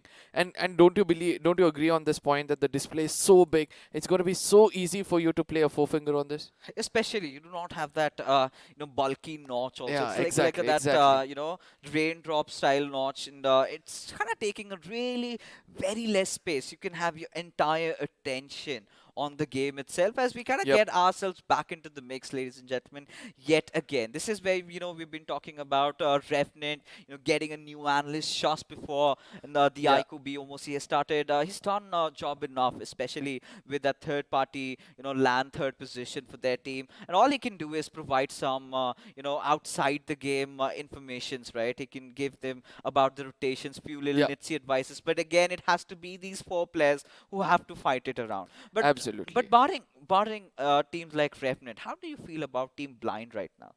See, Team Blind is one of those squads which did not come out as the favorites right throughout the day. That's the hard reality about the squad. Yeah. But still, they had a very good opportunity to leave a mark, right? Because they proved themselves in the previous round, and that's why they were invited here.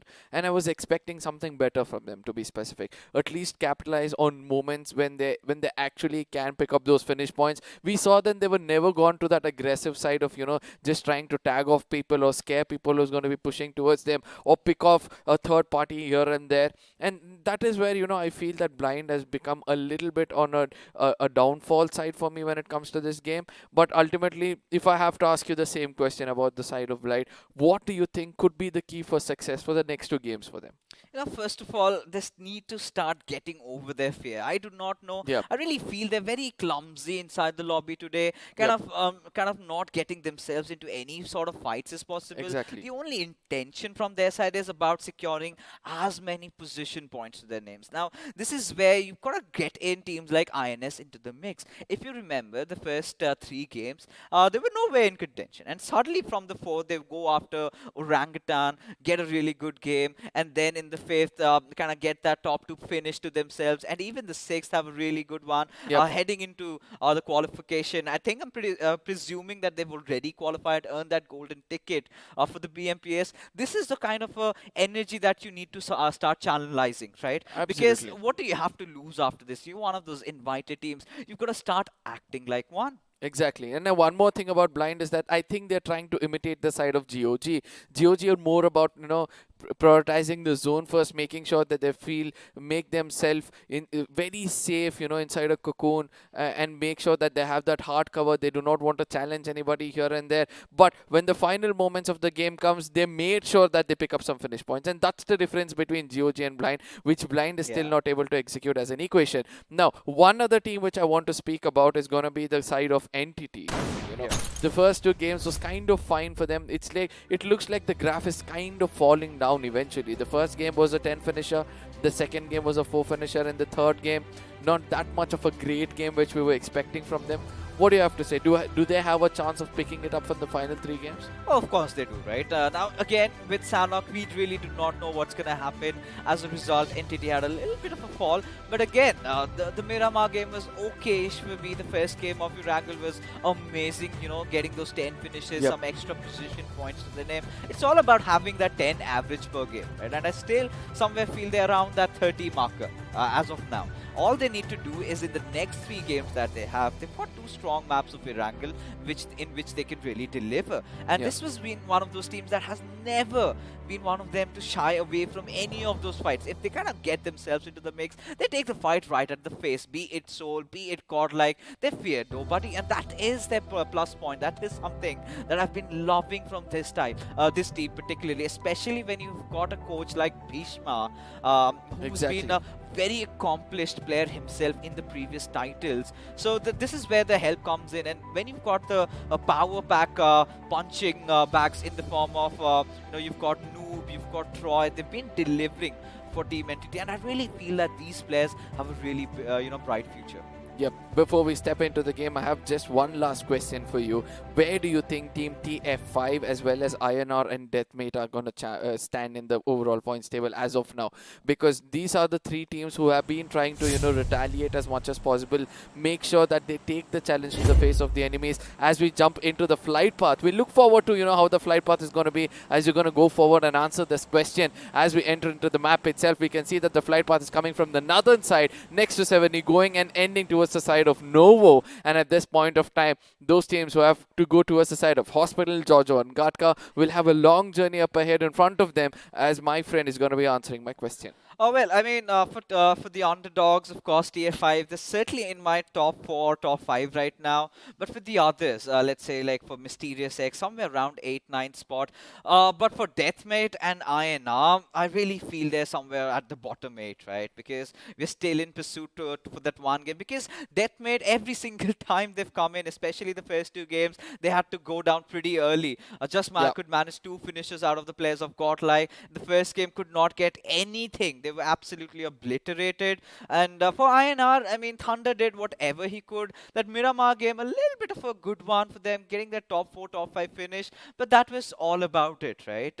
And INR have always been, crawling through the shadows. If they get a consistent good game in Erangel, maybe we could start considering them for the top 6. Now let's look at how the flight path has gone through and the zone has come up. It's going to the complete western side of the map, and where teams were thinking of just trying to capitalize on the center part of the map itself, now they'll have a longer journey up ahead towards the side of Gatka. With your reviews coming into all the underdogs, I'm looking forward to see how they can capitalize on that. But look at this. There's going to be an early skirmish which is going to take place between the side of Soul and Revenant, where both of these teams, I know that, they do not have to do too much of a hard work when it comes to the side of Soul, but Revenant have to pick up a notch, right? Now they have to push the pedal and make sure they take the fight towards the face of the Soul itself and try to slap the Kings and say them that, we are worthy of standing to this Waterhouse. And let's see what's going to happen, as you're going to give us a little insight about what's happening here. Oh, I mean, this is something both of these teams are caught off guard, right? They were all assuming that, Water City is one of those areas which hasn't been taken by anyone, might as well capitalize. But this is where Hector spots out Top Dog. Is going to be taking a little bit of fire at his direction as Revenant seem to back off. They have no monkey business in the Water City. They realize that now position is going to be quintessential, because now, to be honest, I was taking a look at the Novripnoi areas. It's been taken over by TF5. So either ways, had Revenant headed over there, they would have to somehow fight it with someone else. And I would have loved my chances against TF5, not with Soul at this particular moment. Absolutely. Now, I really love the way Revenant are playing this, right? Now, Encore is making sure that he looks at all the players of Soul, if they're going to push in or if they're just going to hold back. Previously, we had another player, I think it was Top Dog, was just holding that position in the buildings itself. It was like, you guys move ahead, I'll be the person to watch out for. Now, Encore is doing that as the team is going to retaliate and make sure they find the hardest compound nearby. But they also have to realize this, right? They've not done any kind of farming, and they've given Soul all that opportunity to pick up whatever they need and then take the fight towards the side of Revenant, which is kind of not possible from the get-go itself. But looking at the movement coming in from the side of Goblin and everybody, it looks like they're looking out for just a small opening where they can strike and take that initial, element of doubt at putting down a player. I think at this point, Revenant looks disinterested in taking this fight, right? All they wanted to do was secure some vehicles, I think head over to maybe another drop location, but it's not the case, and this is where they're all kind of lost, right? They had the intentions to head over towards Water City. Now you come up with certain game plans. You come up, this was there for Team Revenant, right? They wanted to go towards Water City, secure those vehicles, get themselves inside the circle. Now this was an ideal Team Soul circle had they gone down towards Gatka, but a little bit of a decision making, trying to play around the Water City, not really working out. But then again, you could have asked this question: does it matter to Team Soul, considering the fact that they've been playing so well, considering the fact that they've had such a good start inside the game? And this is where they could start looking out for experimentation, which they are sort of resorting to. And so far, no casualties, so it's all merry for them. Absolutely. Now, Godlike on the other side, yeah, I know that his map of Erangel has come a little late. We started to feel it's come out a little late, obviously, because of that huge fights which took place in the map of Miramar and long fights which took place in the map of Sanhok itself. But Soul at this point of time have already changed their location, coming towards the side of Rozok and trying to push in towards the side of Ruins, trying to hold the center ground of the map itself to make sure that has started to become that, gameplay from them, right? So they'll start off to go to some place which is not to the absolute center, but get some farming for themselves and immediately take that early rotation to the center of the map itself. Make sure that they have some good hard compound so that in case even there's a drastic shift of the circle, they'll be on the peripheries of each of this. But right now, INR completely oblivious about Soul's presence. Goblin is just going to keep on spraying down, but nice! Goblin overextending, and this is where he gets punished by Ice. Oh, absolutely. Hector was also getting taken down. The presence of mind is something which kicks in and is eventually going to, go down on his belly. At the same time, Akshat on the other side sees another player coming in. That's going to be Thunder. A 1v1 on our faces right now. It's Karel versus the which is going to be the gun, which is going to be finding out the best. Oh, Akshat is going to be the person hitting the ground. It was the Scar versus Scar at the end of the day. Thunder was on the clever side. At this point of time, a push comes in from the side of Hector. He's looking out for where the player is. A good spray coming in from the side of Thunder. He's trying to do a 1v2 at this point of time. Pretty much successful with it. He's got a small window to heal himself before Omega is going to push in towards him. And this is the time where INR are going to push and make a statement over here that we are still alive in this game. And we're going to slap the Kings and bring reality into their face. Early rotation sometimes is not going to go in their favor. A little bit of a reality check for Team Soul. As Omega, he's got to run for his life, and this is what happens when you sort of try to experiment new strategies in the iQOO BMOC, and INR giving Team Soul a run for their money. And just when they were starting to get delighted, here we have the players of Team Blind entering into the fray. That one grenade going out, ICC going to be retaliating back. Yes, oh, nice! It's going to be Shooter this time, who initially secures the knock, but right now INR, I think they should head out.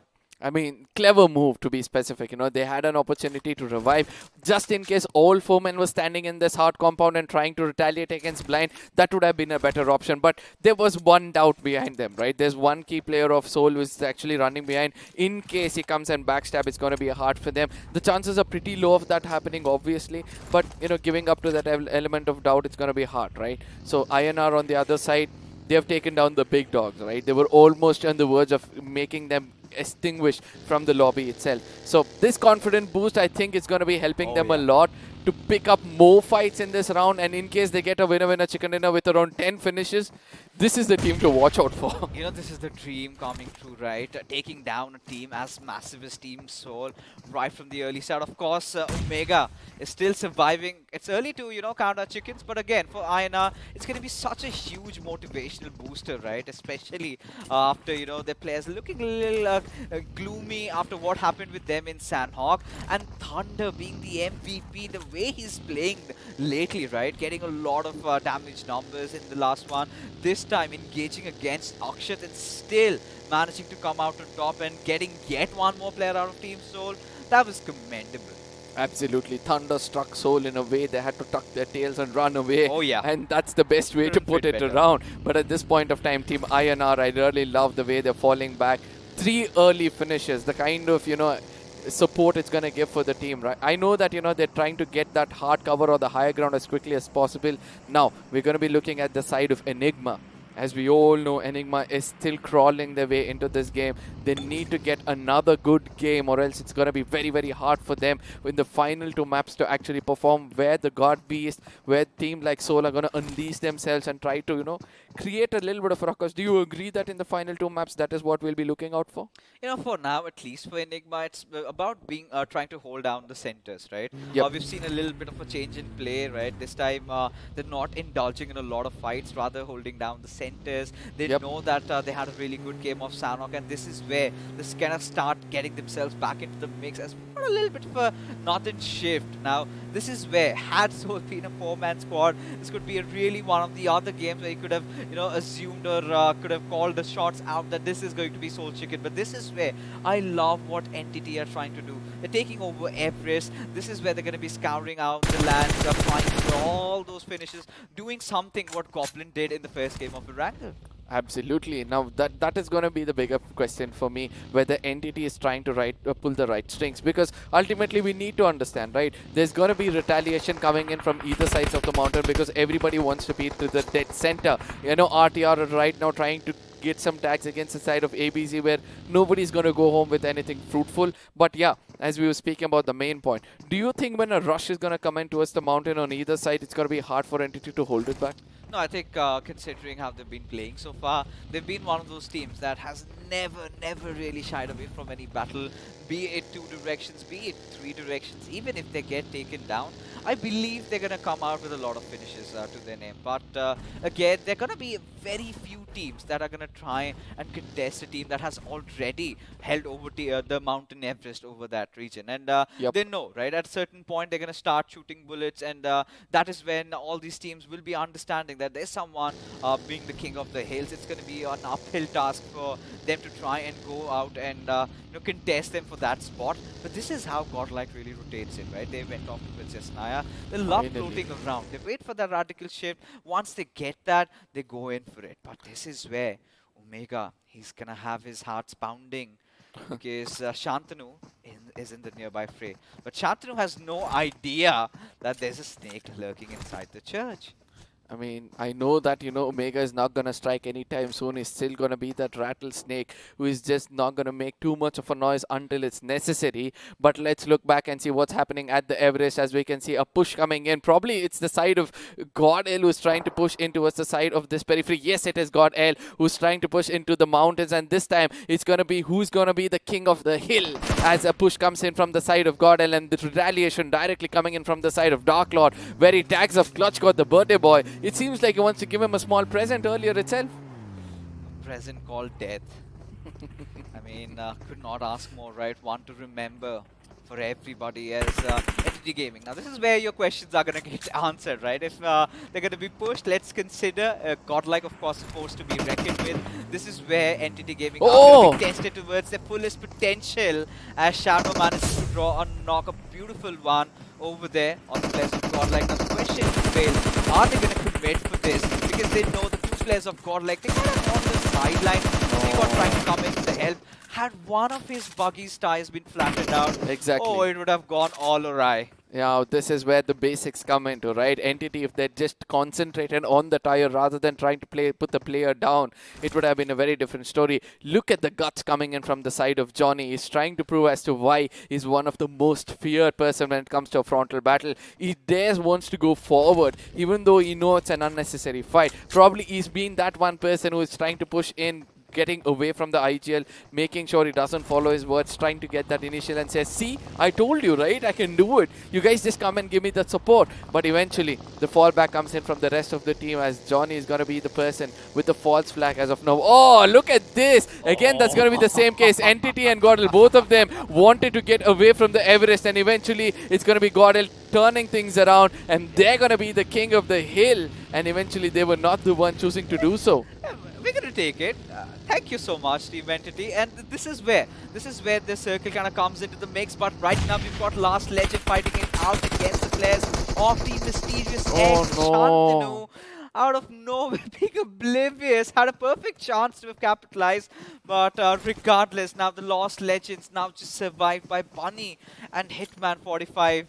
they need some means of escape. And at this point, Bunny's still believing that he can get the rest back onto its arrow. I do not know if that's gonna happen. Now look at where the games have traveled. I hope that you guys had a view on where Bunny was sitting and playing in a small shack. You know, this man has a lot of guts to play at this point of time. Lands the blow. He knows that he has done the job. It's not where you come from. It's about your capabilities and talent which is going to be coming in. I don't know how things are going to turn out as EXO is going to be coming into the fray as well.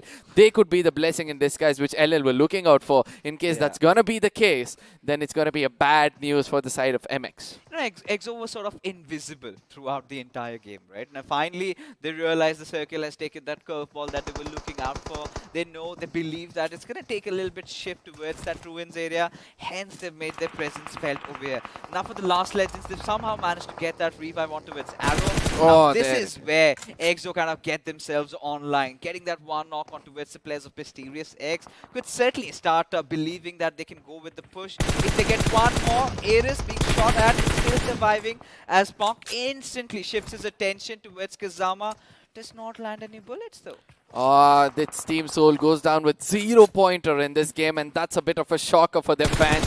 But I know that they're going to be retaliating really bad when it comes to the next 2 games. But still, the INR made a statement over here, and that's what I'll be looking forward for. Let's look at the number of finishes which been raked up. For now, it looks like it's going to be TF5 versus the side of TR. Gorel is also trying to take a fight against the side of T5, and we can get to know that they've already secured a finish for themselves as they get sandwiched between True Reapers and Gorel. This is where Godlike are going to be enjoying that aerial advantage, right? The king of the hill. But True Reapers really not getting scared. ISO, the lonesome survivor in the final game of Sanhok. As there you go, EXO really happy about how things have shifted. And so are the players of Godlike, considering the majority of the circle lies uphill. This is the game that they might have been looking for. This is the game that they might be going all bonkers. But for now, TR in a skirmish against the players of Team Revenant. And look at Paradox. He might get taken down from the players of Autobots out there.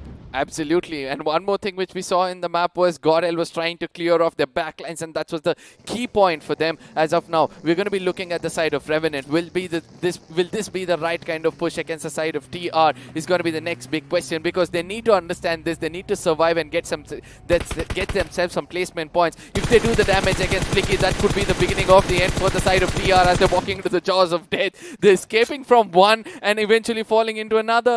Yeah, but the big question over here is how do Revenant get themselves inside the zone? Do they have the vehicles to do that? Because majority of the teams have established domination over their territories as Autobots. Even from the backside of the hills, you could see them in action.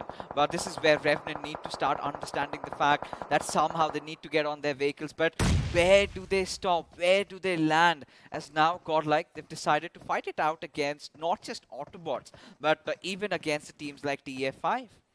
Absolutely. Let's see this flawless push coming in from the side of God. And look at them. I mean, the reason why I call them flawless is they have that high ground. They have information of who is coming from which corner. And all they have to do is what, Goblin did in the first game itself. Try to pick up as many finish points as possible. As Clutch God is going to be aiming as quickly as possible to take out as many finishes. It's not going to be possible as TF5 are picked up the pace. They want to eliminate the side of Retribution, RTR, and put up some finish points for themselves. 3 is what they've got against the loss of 2 players at this point of time, and I believe that it's time for them to have a wake-up call, play for placement points rather. Autobots is going to be coming into the fray as well. Mr. Erangel is trying to do his best to pick up that one knock, which is not going to be possible anytime soon. Oh yeah, of course, this Fox is going to be lobbing that Molotov, but gets taken down from the upper side. It's going to be the players of True Rippers, but right now it's going to be Imprint bringing the heat along as the players of keep on falling, keep on succumbing his ammunition, trying to pull off something fancy, but it's still going to be Z-God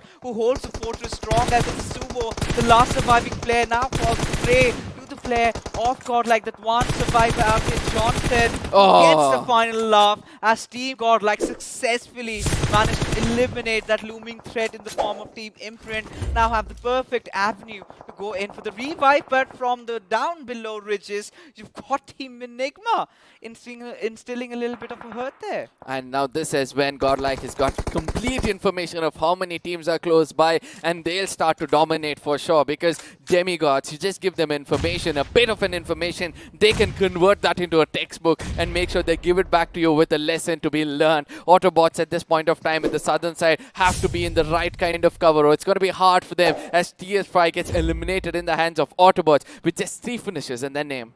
Oh yeah, at this particular moment, Last Legends is still surviving. The squad of plethora of teams right beside them, and Bunny showing his backs to his enemies. He's being fired with all those bullets. Somehow still surviving though.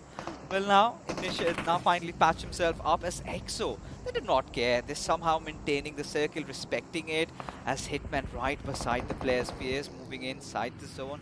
Could cause a little bit of a trouble if he steps out, but look at that zone shift. Now, we did talk about it a little early on. It's very rare the circle kind of ends around the abyss, and this is where EXO, they're going to start dreaming of a chicken dinner, but not like that if their players keep getting taken down. Exactly, it was an unnecessary push coming in from the side of Fierce, due to which he has to pay the price. I know Immortal has come in a bit more closer, but could this be the beginning of the end in case one team starts to retaliate against the side of Team EXO and pick them up, as they are in the weakest point right now, being the 2-man split. It's going to be hard for them. Blind is trying to make a shift from here. In case they get in close proximity towards the side of Team EXO and find Immortal in this rotation, it's going to be hard for them. Deadpool is eventually going to turn back and make sure he's going to regroup with his team, or probably make it inside the circle itself. Oh, he just misses a person inside the smoke. Freudo is looking forward to mow him down. He's going to eventually jump out and try to spray it around. He finds Bunny somewhere far away. Bunny gets taken down because of Fear from the other side retaliating. Let's see how much Blind can pick this up. Oh yeah, Blind completely blindsided with what's happening, but right now we've got our attention focused at Enigma, who are going absolute ham, not just after Last Legends, but even on the players of INR. Eyes getting taken down, and in a jiffy, the entire squad falls. But this is where Godlike get themselves into the fray, as Rex still puts up a standoff over there. Z-God providing that perfect cover fire from behind, will be thwarting Rex off for a little bit, as he is just a lonesome survivor. Godlike trying to be a little aggressive, trying to get themselves inside the zone, and this is where Enigma have really capitalized on the situation. Absolutely, Son. Look, Godel at this point of time losing 3 of their players left out with just 1 man standing. This is with what they were least expecting. Revenant all of a sudden have picked up the pace. You know, they've just got 2 finishes, 1 man still down on his knees. It's going to be easy for them to pick them up, but ultimately a strike comes in from the side of True Reapers. They were just waiting for the time to strike, and they struck so perfectly that they had put an end for at least 2 players of Revenant. No, it's not just 2 players. They've completely eliminated them to rake up 4 finishes for themselves. Yeah, not a good game for Revenant at all by any margins, and they're not going to be pleased with themselves. But right now for Team EXO, look at that little bridge they have to play around with, wanting to protect their IGL, but Sensei's always been sacrificial, certainly turning out to be a really brilliant game even for the likes of Autobots. They still have 2 or 3 players out there in the mix, but just as we were saying, Casticus hits in. Hell is going to be biting the dust as Immortal, a little too greedy, gets knocked out. Eventually, I've started to see a pattern coming in. It was ClutchGod who used to take it for the team as an IGL, and Sensei started to pick that up. Is this a curse which is going to be coming for all IGLs in this game? Is going to be the next big question, as Fierce is going to be retaliating against the side of ABC, giving an opportunity for his teammates to pick up Immortal as he's down on his knees bleeding out. There's an opportunity for sure to, go make sure that they make their presence known inside the circle as quickly as possible. Trying to take that, real estate is going to be the priority.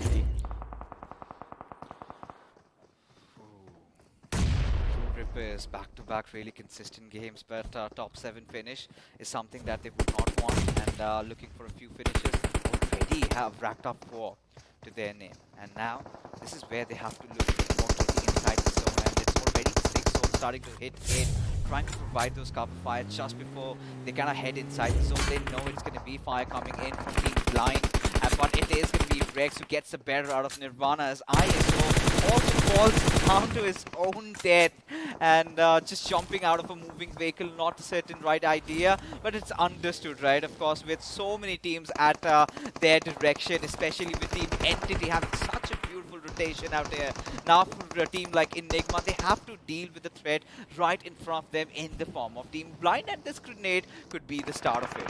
Absolutely. Now look at the team which is left out, being the kings of the hills, are trying to get the final laugh, having control over the zone. Enigma was having 5 finishes, looking the strongest, and suddenly True Reaper have started to, fight exactly against them. Noob on the other side is going to be cooking up a grenade. He has a vague idea as to where the player is, but ultimately Rex is not going to allow him to have the final laugh as he takes one for himself. Entity with all 4 men standing against the side of Enigma, who have 3 men standing. This fight is turning out to be more intense as EXO also have 3 men standing. Of course, but look at Enigma, 13 finishes already racked up to their name, and this team is certainly doing it. They still have 3 of their players alive, and this is the game that they were waiting for quite so long, as now Mysterious X just have Ares. He spotted out Shadow. He's not gonna jump on the trigger yet, but a little bit of a mistake as Troy spots him out and is gonna be the one who makes him meet his makers. As Team Entity, they've got their attention redirected next to where it's the players of Enigma. One good grenade or a Molotov trying to flush them out. But what they're gonna do next is wait for the circle to sort of break out.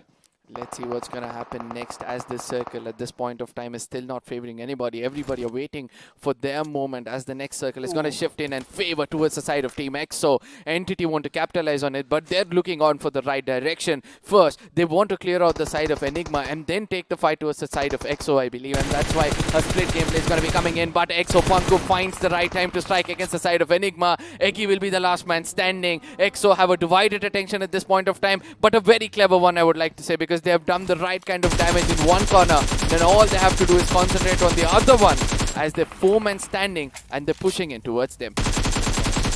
Trying to create that fortress around that vehicle, ensuring that if the players of Enigma fire at his direction, he's not going to have any threat. But this is where Entity go in with the full Troy coming in. Somehow has managed to enter, but there's no cover fire from the backlines. It's going to be Fierce who gets better out of it, will eventually land that finish also to his name as Entity, now a 3-man squad. Noob has to deal with the players of Enigma as those nades are being lobbed over. Avi completely showing his backs as Noob starting to pick up that grenade.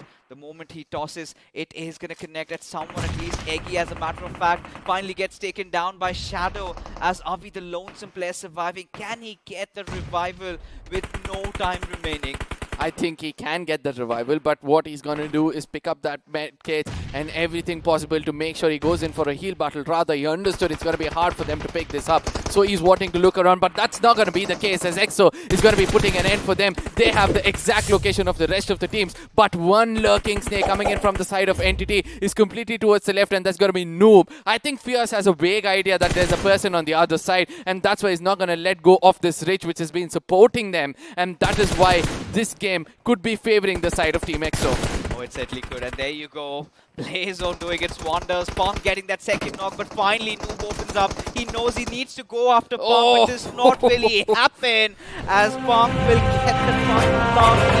EXO finally coming out on top with that juicy chicken dinners to their name with 9 finish. And Entity Gaming, a rather less finish point game, but a second position.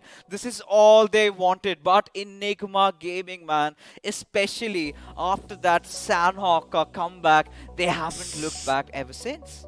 Absolutely. Look at the points table and look at which are the teams suffering right now. The bottoms of the table have hit the top. It's going to be Team EXO. Really happy with that performance. 24 points. Enigma 25 points. Entity with 17. Mysterious X on the other side. I know it's a little late for them, but they need 2 good games to make sure that they make a mark as well. Blind Esports with 9.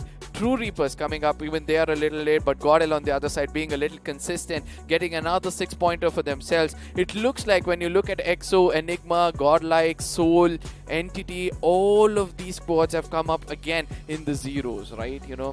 When you minus out all the points they've raked up. I kind of get it where you're heading this conversation, and sort of a similar storyline where a team comes in and has really good first games, kind of get a little bit cocky and then kind of eventually mess up. Now Godlike, this is the second time they're having a bad game, but nothing taken away. Still one beautiful fight against Imprint, wiping out the entire squad, had been the king of the hills over there, eventually to get taken down by the players of Enigma. But as we move into the second half of the table over here, big names popping up. Team Soul, as a matter of fact, Revenant not having a really good time. One of those invited teams who are, just on the verge of getting eliminated. Maybe just 2 more games remaining. We still do not know. But Retribution, RTR, especially how they started off their day, certainly seem to have gassed out. But the iQOO MVP is going to go towards Eggy. 7 finishes, 780 damage points to his name. He certainly has been really clinical. Absolutely. 2 headshots and 2 assists coming in. They were holding the right corners, right, and they pulled the right strings. They were on the on the southern side of the mountain itself, and they were making sure that they make God will pay, and that is where things started to turn around for them. But ultimately we can see that Team EXO have got 2 players of themselves over here. One is going to be Punku, yet again showing his fierce gameplay, where he's got 7 finishes for himself with a total of 644 damage. Team EXO, fierce coming in, and this time being the punk for himself. I think getting 921 with just 1 he's finish. got a really nice picture out there. I do not know what he is trying He's to telling that I am indicate. going to get 1 finish in this game. Let's see what's going to happen. With the thumb, but again, I think it was another beautiful game for True Rippers as well, considering how they were in the very start of today's evening.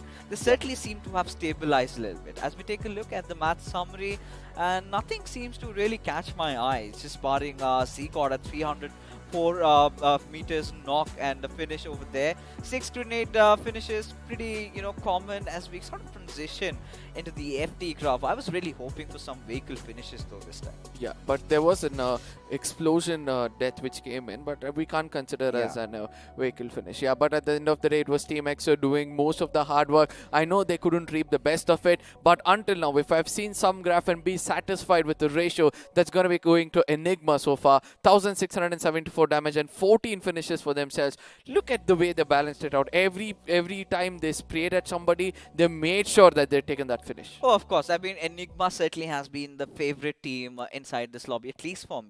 But again, I cannot really deny the fact that how on earth does Sensei pull off such rotations, man? When everybody thought that the circle was going to go uphill, right? He was the one who banked upon the fact that it's going to go a little bit down towards those narrow ridges over there. And that is where he had the players stationed at. And of course, he was one of those sacrificial lambs again. We've been talking about it. He's always been taking the risks, and he's always been vocal about it, even in those interviews, right? He says that my only sole purpose is to get my team into the final circle because I believe in my teammates. They are gonna deliver all those blows, earn me that chicken dinner, which they did. Absolutely. Now, there's one other device which can deliver you all happiness possible.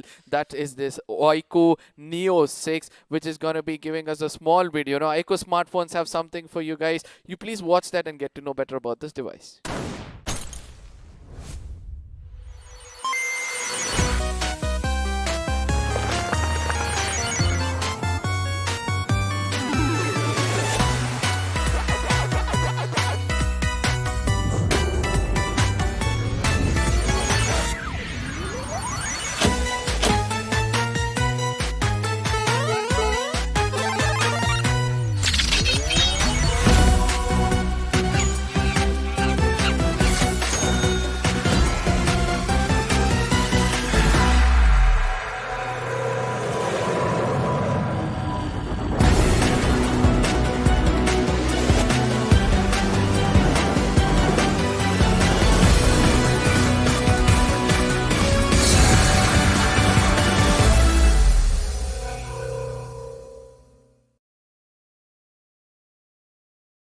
iQOO.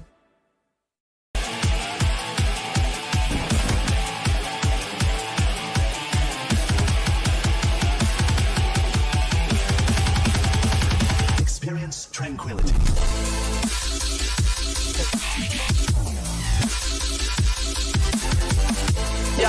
The hero is in stage bar before they are so good.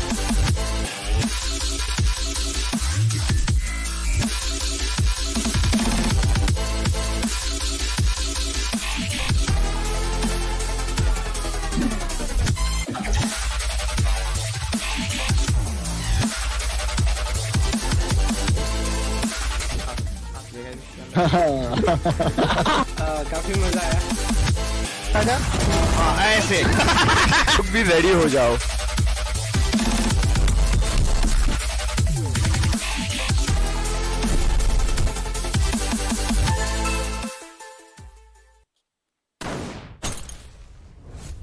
Welcome back, ladies and gentlemen, and that was a very good promo about this device itself. I'm looking forward to get to know more specs about this so that we can give you the earliest information of them all. But to hold itself and the feel of this phone itself is so good. I know that you guys will be enjoying the color, you know. There's a shade of a blue and a black coming in every time you move it. And that green also? Yeah, a little bit. I would say that, you know, it's more like a turquoise color, you know. Which Oh, is, yes. Yeah, so that's the best part about it. Now, coming back, you know, let's look at how the game has gone through, right? I have before that, of course, you know, Okay. a lot of people are wondering, right? Where can they get their hands on? Of course, it's an Amazon special, ladies and gentlemen, and you have chance to win prizes worth 2 lakh rupees if you participate in all those games that keeps on happening, which sort of brings us again, you know, to how Sensei gets all those rotations out. Well, he's on Loco. Why don't you guys check him out? Of course, India's biggest gaming and streaming platform, where all our favorite BGMI players stream their games, all those custom lobbies where you hear all those musical words to your ears while they're playing. And sometimes we believe, you know, we're better than them. And like, Sensei, nah, I'm better than him. And prove yourself. Become a streamer. Start streaming on Loco. Of course, you know, Ark has been thinking and planning to get his analysis streams on. I'm certainly going to be and joining I'm him going to over be there. learning a lot from the man himself, who's been on the desk with the numbers, trying to throw things around. And that is why whenever we are there, you get to see me asking him the questions.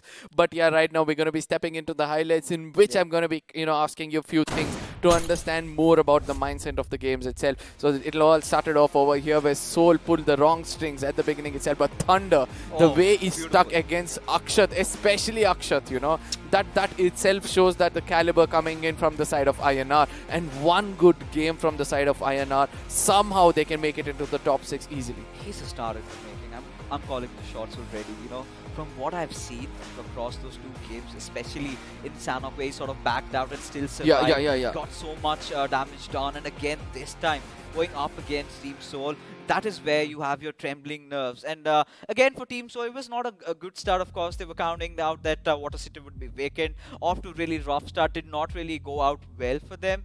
But Last Legends, Mysterious X, it was so chaotic. I kind of went off thinking, what on earth is going on? Everybody just trying to knock each other up, not getting those finishes. And then out of nowhere, we sort of had Exo just kind of sliding inside the circle and getting a chicken dinner out of nowhere. Absolutely. Now this is where Godel was looking the strongest, Yeah. and until this point, I really thought that, you know, they could dominate from the above and make sure that they get as many finish points as possible. It's just that, you know, they allowed Imprints to come a little more closer without grenade projectiles coming in towards them. They almost had on the verge of getting extinguished, all thanks to one man, Jonathan, who was standing over there. He was able to clutch out the final man trying to run away and give a ray of hope. They did lose one of their players in that fight, right? An unwanted loss, I would believe. You know, I really like the intention from Imprint. They knew that, you know, Godlike had their attention diverted elsewhere, and that was the perfect time to strike. But that is again Team Godlike you're talking about. You know, they were at the perfect position, uphill situation. They knew how to tackle the danger. But right after that is where Team Enigma, finally they come up. They just look at them. They just have 3 finishes to their name and suddenly just abominate the entire squad over there of Last Legends and then go after INR. And this is where they start feeling themselves. This is the game that they need to look towards capitalizing. And again, Jonathan losing a 1v1 battle, especially this is where, you know, you cannot get the debate, right? Arm per the AK, where Arm clearly prevails. I mean, somewhere I have to say that Johnny was doing too much of a movement for that AK, right? It was important for him to just stick to a small window. He has the damage in his hand. He has that Horizon helmet coming on the top. I don't know why he chose to, you know, move around so much. But ultimately, a nump is a nump, but, you know, as you said. But let's look at what happened after that. It was Team EXO being placed in the right position. Immortal was the person who went and saved one of his teammates who was almost bleeding out. But ultimately, it, as you said, Sensei exactly knows where to place his spawns, and eventually that army is going to make sure that demolish the whole room itself. Oh, of course. I think EXO off to a brilliant perfect game. They couldn't have asked for a better result than this. But again, this is where we get in the other invited teams. True Rippers finally stepping up a little bit. When we were sort of anticipating maybe it's going to be Revenant today, maybe it's going to be Blind, it's True Rippers out of nowhere. We did see them in BGIS playing from RIP Mizo, a team hailing from the northeastern India, and finally this is where they're also getting themselves into happy positionings.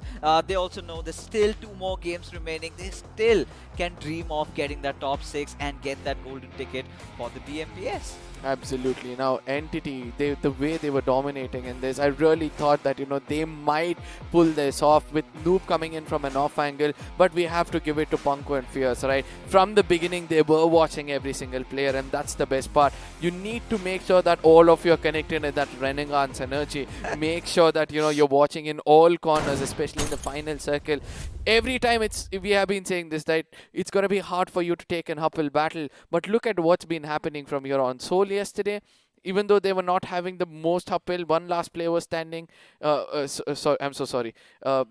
Even though he was one last man standing in the map of Miramar, he took out the whole side of Blind. And over here, we're able to see that, EXO having a disadvantage, still making it into an advantage, all thanks to the third party of Enigma and Entity in this map, right? I'm not going to buy that. I'm not going to buy that because, EXO had that perfect ridge to play around. It was never a low ground or a higher ridge situation. Of course, the kind of the buck stopped at the players of Enigma, right? They were the ones who were trying to get in. The initial intention was try to engulf the players, try to have a little bit of a spread, but they had that ridge to play around. We did see few of the players of Team EXO also getting knocked out, but the revivals could easily come in, and that is where the sensei supremacy really comes in. Having his players stationed at such positions where they do not have to do anything at all they've got to do is go in, get those finishes to their name, and eventually earn themselves a chicken dinner.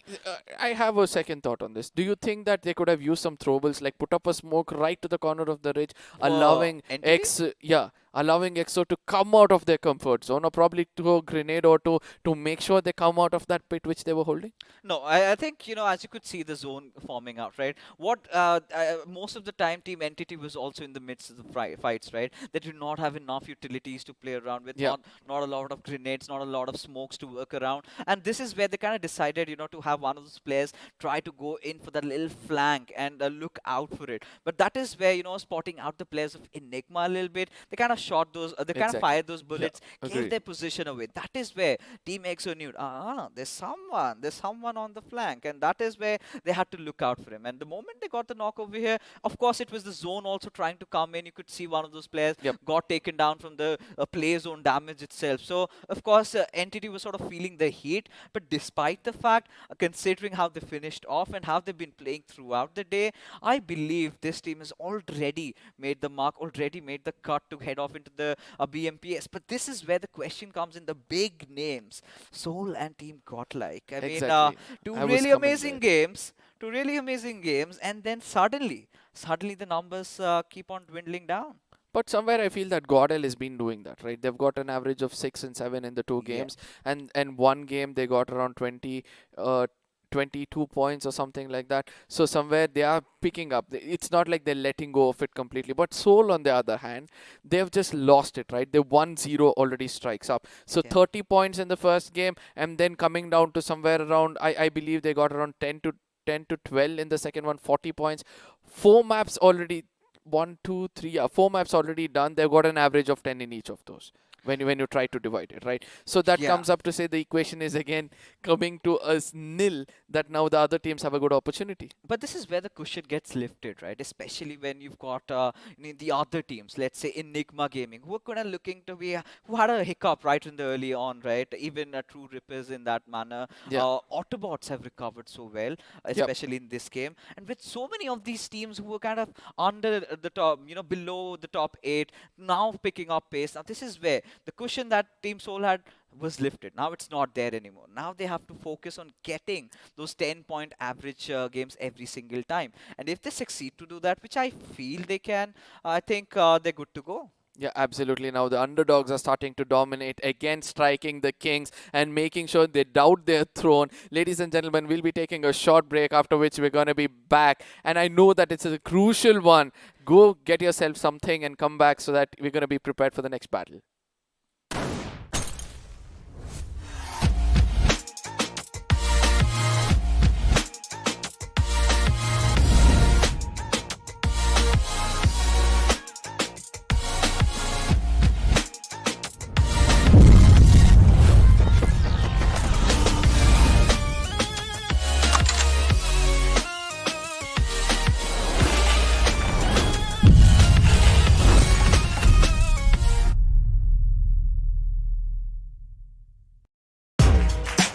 Train और tracks के छिचक के बीच अगर local में बैठी team Mumbai's अपनी game पटरी पे ला रही है, तो बनारस की पतली गलियों में राजेश गेम में पतली गली पकड़ रहा है। थैंक्स टू सिमरन, उसके क्लैन के रैंक का कोई बाल भी बांका नहीं कर सकता। बड़ा बाजार में कैसा भी हो वाईफाई, पिंटू अपनी स्क्वाड को दे रहा है हाई फाई। और अरविंद और शार्प शूटर को है पता, the one who shows the way is the real ताला। चार मीनार के पास एवरीबॉडी नोज ये सिंगल हीरो और दो हाथ का गेम नहीं है। इरेंगल और मिरामार से भी बड़ा एक मैप है जहां हर कोई अपना रैंक पुश कर रहा है। Battlegrounds mobile India, India rank push कर रहा है यहाँ। आप हो कहाँ? Download now. It's not about being like everyone else.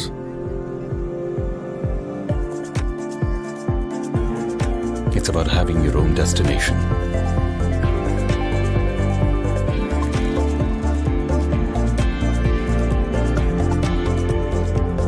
It's not about how you fit in. It's about the skin you choose to fit in.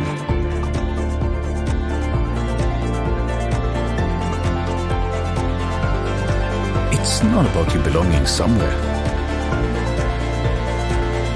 It's about you belonging with your squad. Because everyone can be a player in Battlegrounds Mobile India.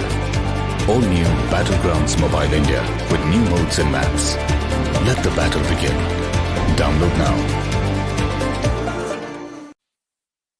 What's your biggest weakness? My biggest weakness? If I had to pick one... I'd say that My biggest weakness is that I'm a real giver, you know. I give more than I should. Are you going to keep all the loot for yourself, huh? We don't need glory hunters on the team. I'm firing on all cylinders 100% of the time. Gives others a huge complex. Arey bhai, can't find any guns here.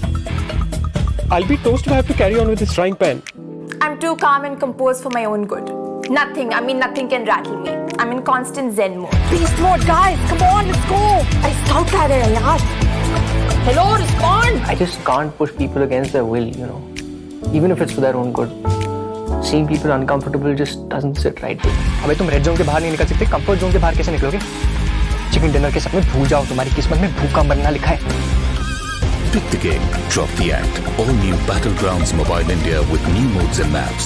Download now. जब court पर बनी team of 5, छठे यार का दिल टूटा ऐसे जैसे टूटे कांच। क्योंकि अब से कोई नहीं होगा कभी भी left out. Battlegrounds Mobile India brings you the new 8v8 TDM mode. Let the action begin in Santorini. This car won't drive itself, right? Where to go, when to stop, read the map. अब ये सब तो इन game reader ही कर सकता है। And danger rarely announces itself. इसलिए आगे बढ़ने के लिए एक स्काउट भी जरूरी है।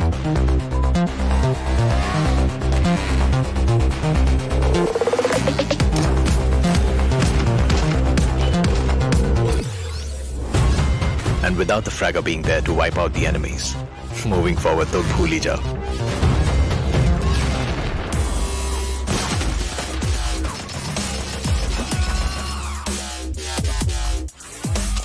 और फाइनली गाड़ी आगे बढ़ाने के लिए सिर्फ पहिए नहीं, जैक भी जरूरी है। कोई भी मैप हो और कोई भी रास्ता, जैक ऑफ ऑल ट्रेड्स के बिना टीम नहीं बनती। Without you as the support ये गेम नहीं चलती। Your friends are waiting for you on the बैटल ग्राउंड्स। फिर से अपने यारों के साथ चिकन डिनर करोगे, साथ मिलके रैंक पुश करोगे।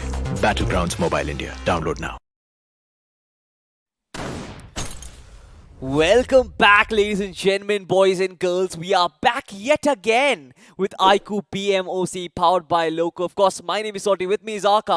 We still have 2 more games to go, but of course, the middle segment was completely dominated by EXO itself. 2 back-to-back chickens for them, and they are back at the top. Also, along with good performances coming in from Enigma as well as True Rippers.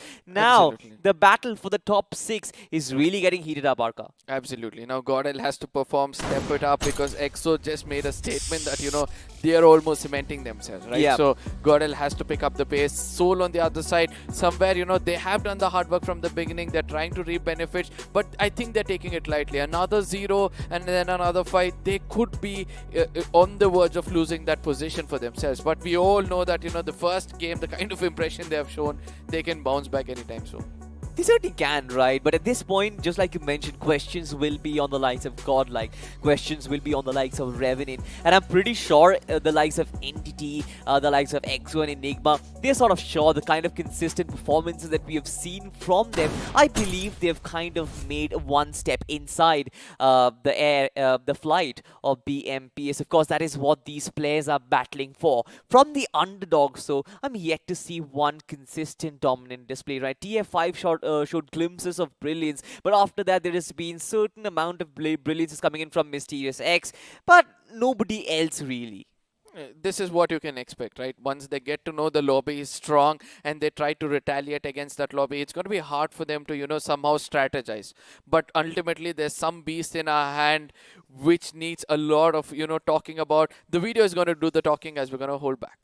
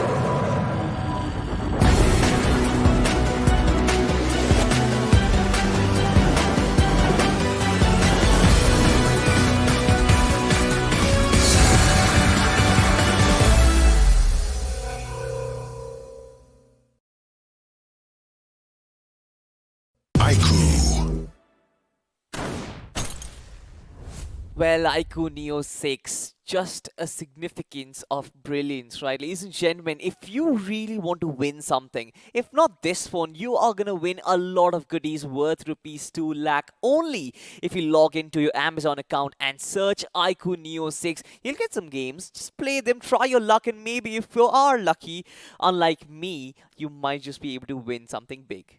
Absolutely. Now, coming back to the big question, you know, which you did ask me, what's happening with the underdog teams? Is there any team which might come out to perform? There were glimpses of INR to perform really well, right?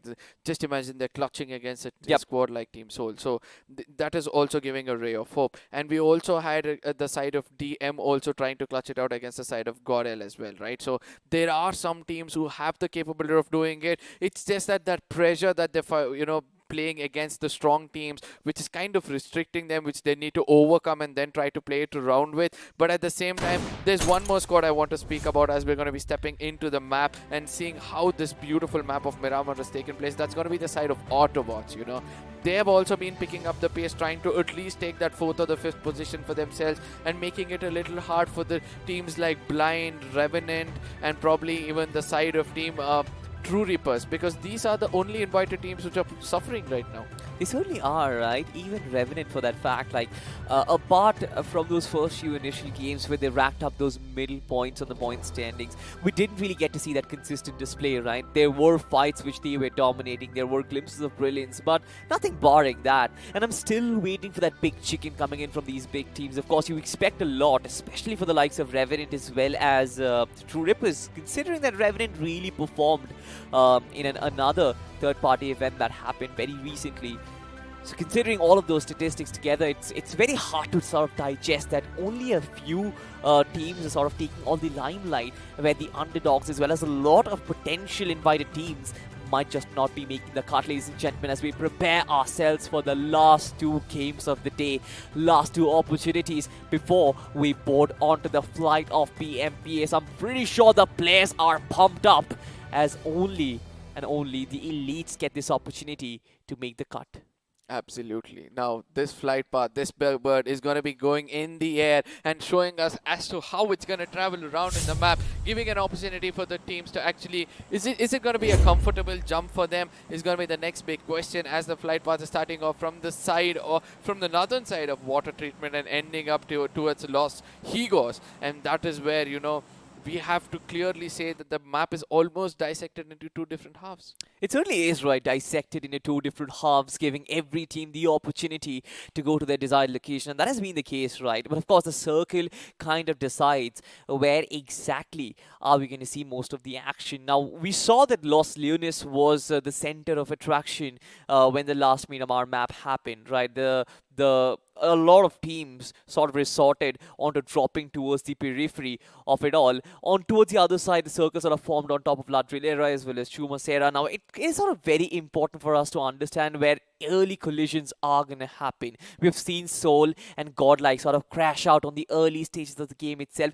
This is where we have to kind of come to the conclusion that certain teams who might not be able to get towards aboard the flight of BMPS, are they looking to bring down the Giants? Absolutely. Now, that comes an opportunity. Before you go, you have to leave a mark, right? In case you don't have that golden ticket, you have to make sure that you leave such a big mark that there are going to be some orgs looking out for some new players. And that is where you can register yourself. And that is what most of these teams will be planning to do. Slap the Kings and tell them that, you know, sometimes I'll also be known for the crimes I've done. At this point of time, towards Al-Azhar goes the side of Blind, who need to step up and play the best of what they can, with the circle being very, very centric, making sure Graveyard and Power Grid being one of the most center part of the circle itself. Yeah. This is the time I want to see which of those teams, invited teams, will be looking for an early domination, because that's going to be the key of success for them. Absolutely right. Early domination. Most of these teams will be looking out for that. But of course, a very central circle. Most of the teams, they are congregated towards the center of it all. You've got two teams, that is Lost Legends as well as, I believe, Deathmet Esports, who are outside it. But barring them, it's an entire frag fest, right? You don't really have teams very close to each other. Team INR and EXO. Team Lost Leones, in fact, there were three teams in the vicinity. They might decide to engage further on as the battle progresses, but then there is no brownie points for those early engagements, right? And considering how Team EXO have performed, it's very unlikely that Team INR might fancy their chances against them.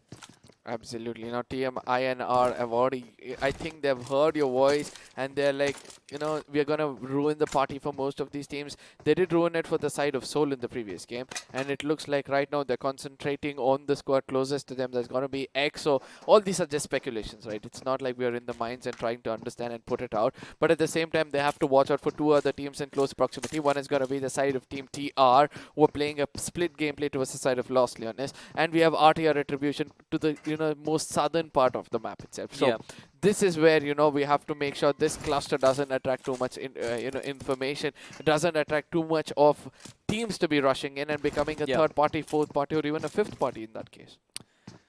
Exactly. Now, we've got to talk about Team EXO, right? The way they performed, the way they made their presence felt. The first few games, of course, not really the best in terms of their records or expectations that they have set for the audience and the fans out there, but they instantly make comebacks, right? The map in Sanhok, the map in Erangel, once again, like 2 back-to-back chickens, and Team EXO, they're looking the strongest out of all of a sudden. Even the map in Miramar, where they sort of got a lot of finishes to their name, I remember they got 10 finishes to work with, in spite of crashing out with just 2 placement points. They've sort of displayed that domination, which might just put them right at the top of the leaderboard, which is very, very crazy, to be honest. I haven't seen a comeback like this in a very long time. What did I say? EXO were the comeback kings, right? Yeah. So they are living up to what they're named after, and at this point of time, they'll be really happy to look forward to gain more of those winner chicken dinners for themselves, to try to understand how the tournament is going around. Sometimes you don't need to just, you know, lift your leg off the pedal. You need to keep pressing it and driving around to check how far you can push yourself to be the best of what you can. At this point of time, we're looking at the side of Seoul. And what do you have to say about their depletion in the previous match? Oh, dude, I mean, honestly speaking, Seoul, for them, the journey has been very topsy-turvy, a very dicey affair throughout the day itself. Started off with a banger, right? A 30 bomb to start off with. Just silenced every single one of their haters. Of course, the second game also riding on that tide of momentum. And they really got that 20 bomb again. Right, grabbing 50 points of the first 2 games, we knew that this team was trying to, do something new, right? They were trying to experiment new strategies. Of course, they are looking to make statements for themselves, which they've done already. They kind of bought and deserved that freedom, which they are utilizing right now. But I still feel with 2 more maps to go, I feel like Seoul are pretty comfortable in their contention for BMPS. They shouldn't really struggle. Like, it would be highly unlikely that some team would actually take their spot itself. Might actually get the number 1 spot to EXO, might get taken down towards the 3rd or the 4th position in the overall standings, but it's very unlikely that after getting 50 points from the first 2 games, you're not going to qualify. Absolutely. I mean, very well jotted down every single point over there. But at the same time, look at this formation coming in from the side of Blind, you know. It's going to be one lurker or one person who's going to be going away from the team, trying to hold the highest point in the ground and checking out where the teams are coming in from, how things can turn out for them. It's going to be Blind dead pool. And somewhere I have to say that, you know, if he holds to that position, allowing nobody to take that place, he can pick up a lot of finish points for himself in case the circle is going to be favoring this part of the map itself. Now, the bigger question is going to be this. Will TF5 pick up the pace in this game and make sure that, you know, they get another chicken dinner for themselves and seal themselves next as INR versus Seoul? Yet again, this love story can brew in case there's a left turn coming in from the side of Thunder. It looks like they might have an information about someone close by, but they're going to be pushing in towards the side of True Reapers at this point of time. An unwanted fight is what they're trying to pick up, and let's see whether they can reap benefits out of it. Of course, right, benefits are what they're looking for as the rest of the pack arrive, but you always have to be wary of Team Seoul. Of course, Omega being in the mix, I'm pretty sure Hugh might call in reinforcements himself as well and might try and chime in. Flick Whitey, though, from a long distance takes down Dare. Retaliation comes in, but Flick Whitey survives over there in that situation, gets inside the shack and might just heal himself up. Absolutely. Grenades are being tossed towards him. He has healed up to his fullest potential. And a rush comes in from the side of INR. And this is where things can turn out to be a little bad for the side of Flicky. He's got 30 bullets to walk around with. 23 more left out. But ultimately, a duck shot coming in from the opposite side is going to be putting an end. I know a backup is going to be coming in from the side of True Reapers. They're going to be like, let's come and dominate at this point of time. But INR already made a statement. Omega is also pushed in towards the side of True Reapers, and let's see what's going to happen on the other side as there's another person down on his knees from their squad. I told you, right? Soul Omega will always be looking to chime in with those finishes of himself. Of course, Versex has been taken down, gets a lot of information as well as a lot of advantage, creates that for Team INR and hands him over on a silver platter.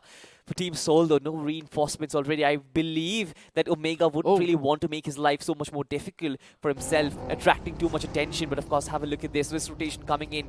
Spots down ISO in the process as bullets go flying. Versex is still down under. Shooter takes in a lot of damage. Team INR are yet to assert that form of domination. Vehicle explodes left, right, and center as utility is being showered in. Ice goes down, and this might be the opening that Team True Reapers are waiting for. mean, absolutely, but at the same time, he's the lone man standing. How much can you expect him to pour out? He's cooking a grenade against the side to make sure that he confirms one finish at least before he gets taken out. No, he also has Nirvana next to him, and that's going to be a breathing period for the side of True Reapers in case they both come in together and make sure they stick together as well. But as of now, INR Shooter is going to be the man. I don't know why they're not choosing to come in and revive the teammates. A circulation comes in from the other side. We can see Thunder is trying to push in. Soul is also trying to be the third party and try to take away this fight from them. What is going to be the next big thing for the side of INR is the next big question. Yeah, ISO is going to go down. Shooter, of course, no meds to actually work with. Needs to really go for this fight with just a sliver of HP left on him as Team Soul start surrounding them like a boa constrictor. Not ideal situation, especially for Team INR, especially the fact that they come into this fight in a strong hand and now suddenly find themselves in the midst of battle. Team Soul look to engage them from multiple directions. Look at this beautiful split between Goblin and Akshat. Omega was also in the vicinity, so he might be chiming in quite as well. Shooter is the last, or rather the penultimate survivor for Team INR. As silence prevails, Nirvana is still there in the mix, but both True Reapers as well as INR were very, very hurt from this battle itself. INR, look at the formation coming in the side of Graveyard. They're on a linear formation, right? Almost close proximity with one another, equal distances. There'll be a kind of a chance for them to actually take the fight towards the side of Soul in case they concentrate one player at a time. But they also have to make sure that, they come a bit more closer. Oh! It's the pink color, which, it made me a little colorblind. It was Nirvana, one of the players of True Reapers, also in the queue. I'm so sorry. So that's going to be just two players of INR being close proximity to the side of Soul. A good thing to do is, fall back from that fight. And eventually they're doing it. And that's a good thing, right? But ultimately, True Reapers, they're just going to hold that ground and make sure, they have that position points for themselves. Yeah, a hybrid shift coming in as the circle shrinks towards Graveyard, once again having its epicenter over there. Team Soul starts rotating, but I don't really think they would have enough incentives doing so because they are still well inside the circle. But we know, right, this team always loves to have those higher topographical grounds. As EXO start discovering their options. Sensei is just warming his fingers up, right? Just checking those gun barrels if it's working fine, because of course we know how EXO have been performing. Their gun barrels might just get pretty hot. They fire a lot of those bullets and most of them rip apart their opposition. Oh, look at that. Sensei comes out to see exactly where Hector was sitting. It was just that element of doubt pushed him to go above the ridge and just scope in and see who is going to be that man closest, and that is where things are going to happen. At this point of time, the next circle is going to be predicting a lot, as Gordel somewhere far away is also to the center, and then we have to see one coming in from the side of TF5 as well. Now there's a push coming in from the side of some team. Oh, that's Team EXO trying to push in towards the side of Team Soul, and that is the fight we have to watch out for, as Sansai do not realize that there's one player pretty much close to him. It's MX somewhere far away, making it safe into our house. Yeah, Team EXO though, again a very blatant split coming in from them. Each and every one of those players, they are playing miles apart from each other, gives them that advantage in terms of the space that they cover as a team in totality. But when it comes to the trade potential, there's not really much, and that might just be taken advantage of by the other teams like Team RTR, like the likes of Team Soul, who are just waiting the opportunity to pounce upon, who are just moving around like a pack of wolves. But so far, it's still silent times on the map of Miramar as temperature soars up to the skies. You have to give it to the boys of Enigma as well. The way they came back from the brink of death. Utter destruction in the first two games, getting absolutely pinned down in the map of Erangel and Miramar, and then suddenly making a comeback and making their name felt. It seems like even this team has sort of solidified their position inside the top 6, but this is where Punk goes down, and this is what I was talking about, right? There's little to no trade potential. Sensei is in no position to help him. Of course, the Bucky is going to come into action, but Arca, do you think Punk is going to get revived?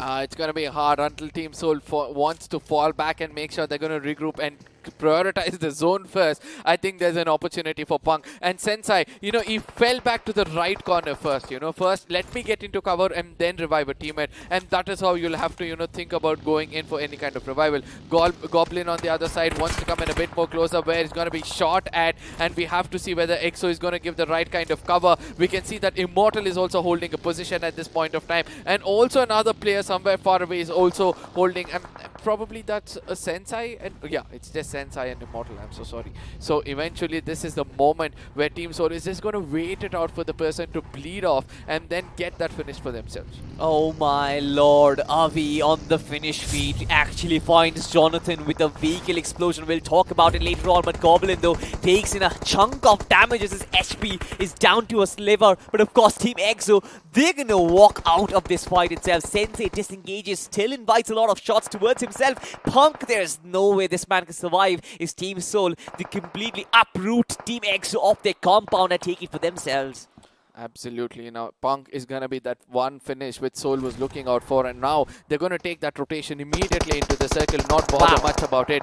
But LL is going to get taken down. Enigma has picked up the pace. 3 finishes what they've got already. Eki is down on his knees. It's not going to be hard for them to pick him up. As Bunny is also one of those person in the crosshairs of Enigma. With Enigma's crosshairs on fire, you wouldn't want to be the person in it. For sure, right? Team Enigma once again a good start from them. Eggy though is knocked out, but I'm pretty sure the revival is going to come in any second. They still have another team in the vicinity. I can see some sort of purple dots looming around them. Last Legends still have a few players up and alive. I guess it's going to be Shantanu. Yes, it is going to be Shantanu. But ladies and gentlemen, let's have a look at this fight once again. As the voice in my head tells, it is something to witness. Yes, this is exactly what I was talking about, right? Jonathan crashed into that compound with his vehicle and instantly gets finished off by Avi. Just no mercy being shown to the star player.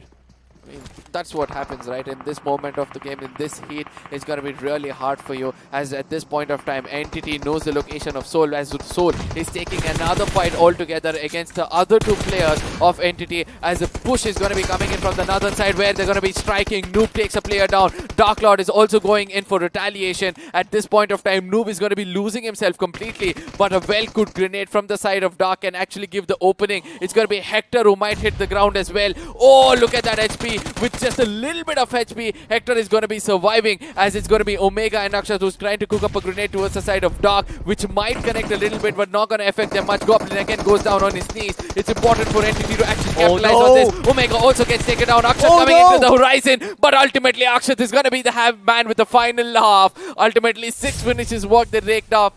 I can't believe this. Entity had everything going in their way, but Zone favored out the side of Soul. Exactly, but look at this though. Death met right in the crosshairs of Team Mysterious X. Now an entire pack of wolves right in front of him. Talks for him. Surviving is going to be a monumental task. Tries to loop in a smoke, whereas a circle shifts in completely towards the northwestern area. Enigma and their prowess in predicting the circle has been spot on right now. The only team who might compete them is going to be Blind as well as Team Godlike. Of course, Godlike have lost Jonathan, but right now, Team Deathmate, for them, it's very, very important that he survives. And Nate just lobbed in right beside Tox, and he watched that in slow motion, barely surviving, barely breathing over there. But a Molotov might just finish him off. Yes, it does.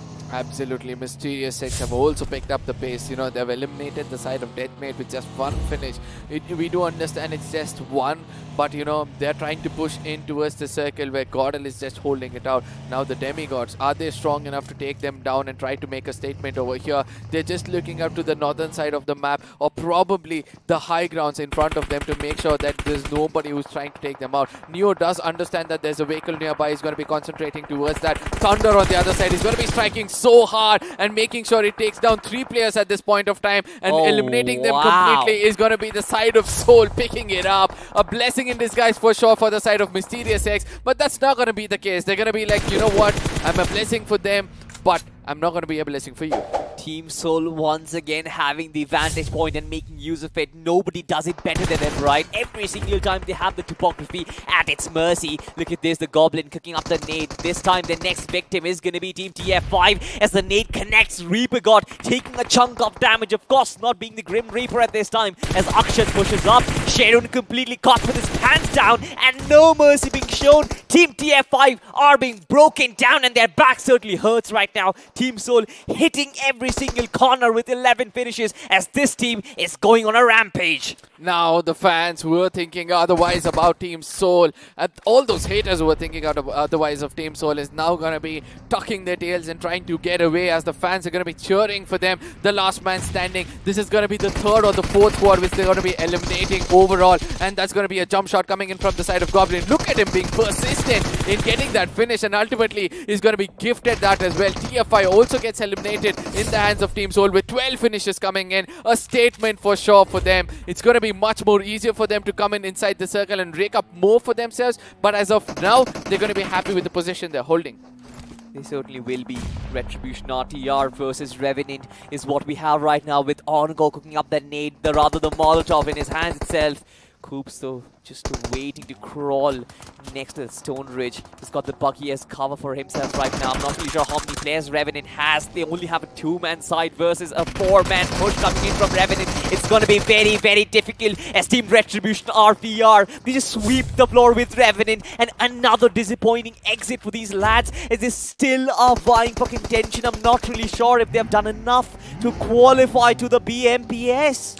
I mean, this is what happens when the underdogs start to pick up the pace, right? You know, all 4-men standing coming in from the side of RTR. They're going to make sure that they get the best spot in the house as quickly as possible so that they can do what they're doing right now, right? The fingers are pumped up, it's heated up. All they can do is just control that crosshairs in the right corners and try to pick up as many frags as possible. Now all these things said in our Team EXO from far away, we can see that, you know, they're trying to concentrate their firepower on the moving vehicles as much as possible. Soul is going to be the next one inside the crosshairs. Fear comes out a little bit in the open, gets tagged off from Akshat from far away. Look at that vantage point they're holding over there. Soul, a split gameplay, a 2-man split gameplay. Every time I see this, these players work like a charm.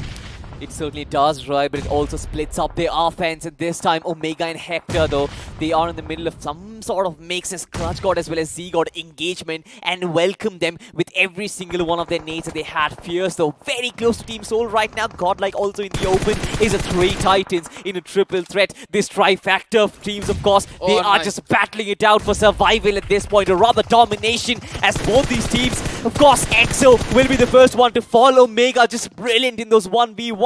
Beautiful reflexes on the trigger. Moves inside the smoke itself, tries to disguise his presence, but is there backup arriving on time as Godlike also on the receiving a lot of shots, Arca, as it's very difficult to predict who's going to win this fight. Soul at this point of time wants to pick up the pace, wants to take the fight towards the enemies. That's a push coming in from the final 2 men as they've concentrated their fire against the side of Gorel. It's going to be Akshat trying to push in. The big Titans have locked horns, and it looks like Team Soul is the bull who's going to be racing the other one in the air and trying to make sure they finish them off, as Goblin, the last man standing with Akshat, almost down on his knees. I have a lot of job to do at this point of time. Another wipeout on Godlike. Team Soul just making statements after statements on who the better team is. Let it go in the chat. Soul versus Godlike every single time, and Soul have reigned supreme. This is not the first time, a second time in this day, and these 2 teams have locked on, and this time it's Blind and it's their show right now, coming in from the back lines. They've taken down Team EXO in the process as well. I'm not really sure if Godlike and EXO, they've done enough, but Team Soul certainly are on a roll. Is Blind look for their first chicken. I mean, Soul at this point of time are going to be as chill as possible. Imagine 16 finishes is all you have got at this point of time. Enigma on the verge of picking up a very, very good winner chicken dinner for themselves. Obviously, because of that real estate they're honing at this point of time. Akshat on the other side still wants to survive, still wants to pick up some more finish points for himself before he gets taken out. And this is the fighting spirit you need to have. 8 finishes is what he's got on the ratio of 16 finishes. He's done half of the hard work for the squad and still wants to survive and pick up as many as possible. This one turn can actually scrape off a complete squad in case he plays right. Exactly right. The nade being cooked in Akshat, of course, under fire right now as Blind look to try and trifect him out of the equation with 3 different directions right in front. Akshat being taken down. That's the best that Team Soul could offer from this game itself. 16 finishes and the 4th position, but their job is done. They're more than settled. But look at what Eki is up for. The snipers back in action as Car 98 is back in Miramar, ladies and gentlemen. It brings back memories for sure. But you have to talk about Enigma. 4 men up and alive. 9 finishes to their name. This team has made such a huge comeback in this day so far. I'm pretty sure this team is looking well set for BMPS. Absolutely. But at this point of time, they need to concentrate on making it inside the circle because that's going to be the most important priority for them. Rex is coming in from another angle. He exactly knows the location of Blind. There's nobody to backstab them, right? All the war is taking place right in front of them. So it's going to be easy for them to understand and, kind of strategize right now as to which dudes to work out with. Rage is going to be the person trying to move in with the vehicles. A lot of sprays comes in from the side of Evo, not doing much of a damage. But Enigma has to realize that this is the time for them to go in because Retribution versus the side of Blind is starting to tick off. And this is the moment for them to capitalize. It certainly is the moment to capitalize, right? Blind in the midst of both these two teams, they are completely sandwiched. Just look at the mini-map, right? There's no way Blind can survive this surroundings. Of course, climate not supporting them either. Completely out in the open, just bombarded with lead over there. Blind. Is this the tipping point? Retribution slowly closing in on them. Finds the first player. He goes down. It's just 2v4 right now. Shadow goes down as well. There's nothing that Blind can do. They are literally helpless as they get thrown out of the window. And now it's Retribution RTR. 8 finishes to their name. A 4v4 battle as one player gets knocked off his feet with the first grenade itself. And as the battle begins, we are in the end game, ladies and gentlemen, as Enigma starts pushing off with Avi on the flank. Absolutely, Avi has picked up the right corners at this point of time. It's going to be very, very easy to make sure that, he hits the final nail in the coffin. He has more information than usual. Avi at this point of time goes in for a jump, eventually giving a little bit of an opportunity for the opponents to go in for a heal for themselves. The next push against him is going to be really, really hard. Avi might get taken down. There it is. He also gets taken down. Egi will be the last man standing to make sure he does a statement. His helmet has been damaged at this point of time. Kranich is doing everything possible. He's got 27 bullets. He's going to be immediately reloading, coming in for a push, and this is the time where RTR Retribution can actually take the fight into the face of Enigma. There comes the retaliation. That is going to be Eggy, the last man standing in that corner. A 2v1 situation or a 1v1 situation coming in. Granin is going to be pushing in. Who's going to be coming out successful? Nobody knows, right? They've given each other enough time. Eggy, the last player surviving, of course, has a nade cooked up. If this nade is successful, might just turn the tables. Brondin finds the first player, almost, but no way as RTR Retribution. They are very, very dominant in the final circle. The first chicken dinner to their name with 12 finishes to go. And it really, really makes me so happy that an underdog team comes back roaring. Enigma also, due respect to them, and they are making all the big lines and all the headlines right now. 11 finishes and a second spot for them. Absolutely. The overall points table says this. It's Team Soul with 24 points and Retribution with 27, 30 already raked up in just one game. Now Retribution has to make sure that they get another 10 in the next game, and it's going to be an easy walk into the next round itself. And we expected this, right? RTR Retribution from the beginning have been consistent, have been showing how good they are. It's going to be Enigma with 23. I think Enigma is also one of those teams who can cement themselves. Soul, though, they're going to be on the top itself. Just imagine 24, 22, 30. How much more do you need? You need another 20? They're ready to give you, right? They're looking a team on fire right now. They certainly are on fire, probably even a barbecue at this point, as they are lighting up the entire gas at the moment. Of course, not the same for the other teams in the second page itself. Revenant, True Rippers, Entity this was a very important game for Entity as well, right? They had a good run, they had a consistent run throughout the day itself, but this 0-pointer might just actually hold their chances because they're yet to get those big number game, ladies and gentlemen. But for now though, it's time that we look at the iQOO MVP, and who but Akshat from Team Soul. Again, there's a lot of debate going on. Who's the better player? Is it Akshat or is it Goblin? Everyone has their favorite, but it's sort of safe to say that Akshat is obviously the more experienced out of the two, and because of that experience, have a look at that. 8 finishes with only 514 points of damage, Arka. Whenever I see teams, a teammate like this getting just minimum damage and maximum kills, that shows that his teammate actually gave the right kind of backup, right? So that is what, I'll be looking forward for. But Blind at this point of time, I've got 5 finishes for themselves, 803 damage coming in from their side. Chonu coming in from the side of RTR is going to be really happy that they have such kind of a gameplay coming in. Something new for me is going to be the numbers, which is looking so good. 5,002 healings coming in over there. 4 grenade finishes. I mean, I was expecting something more different with close range battles coming in. Yep. But ultimately, I feel I'm satisfied with the entertainment given to us over here. Exactly right. Even the longest finish distance over there being 260 meters, of course. A pretty average game, to be honest, apart from that trifecta that happened. Like, I loved it. Soul versus Godlike versus EXO. All three of them just engaging against each other. Once again, we have a triple threat in the FD overview as well as three teams. They have pretty similar looking buildings right now. RTR Retribution, Enigma as well as Soul. Their high rises are almost similar, 2,300, 2,100 all across the charts. The finishes also pretty in contention, 16, 12 and 11 respectively. 40. That is 40 finishes which they've gained. Like 3/4 of the lobby has been eaten by 3 squads over here, and that is what you'll get, right? Only 2 squads apart from them, that is Blind and INR, were able to make 14. I mean, that comes up to say that 54 finishes came in with just 4 to 5 squads, and that is the kind of domination they're starting to show, right? So with this, we can say that, you know, Soul is going to be on the top of the table, making it very, very easy. They didn't just take that golden ticket, they went closer and they're like, give it to me, and then they kept it in the pocket and they just went and sat in the flight to BMPS. So this is how it's going to turn out, ladies and gentlemen. More questions is going to be coming up towards your way, as you know, I've been knowing that, you know, your favorites are going to be Godel and Soul. How are you feeling with these two teams also performing so well? Of course, we'll talk about that a little later, because right now I'm feeling that this phone is pretty good. Let's have a look at the sponsor.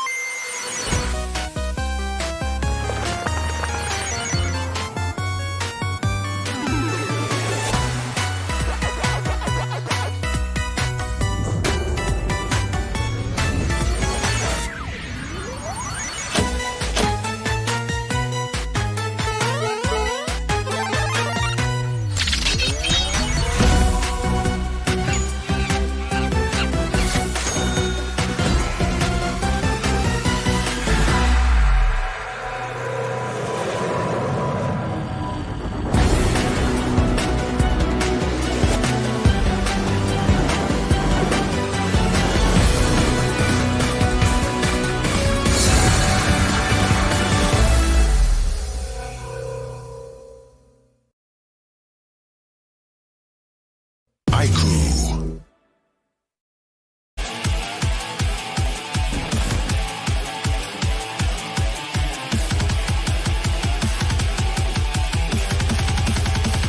Experience tranquility.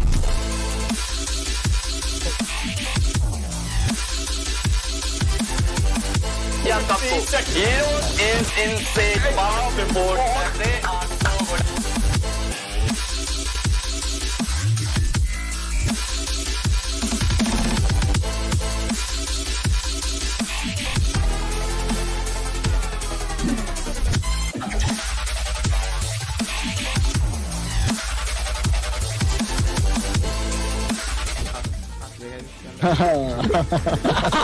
काफी मजा आया।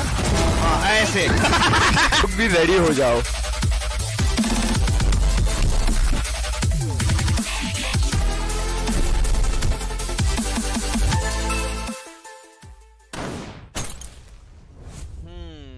I've been crunching some numbers, ladies and gentlemen, and it seems like the competition is starting to get very, very dicey. The first few slots, Arca, are almost guaranteed, right? You know, of course, few teams have performed throughout the day. Soul, Enigma, Blind, etc., etc. No, The Soul, Enigma, Entity, as well as EXO. So 4 squads. Okay, yeah. 4 squads are almost like cemented. Yes, themselves. 100%. They're spot for just 2 more. And the contention, according to your math, is going to be which all teams? Dude, contention is going to be between the likes of Godlike, right? Retribution, RTR, with this game itself, they are pretty close. Team TF5 is pretty close as well. Ooh.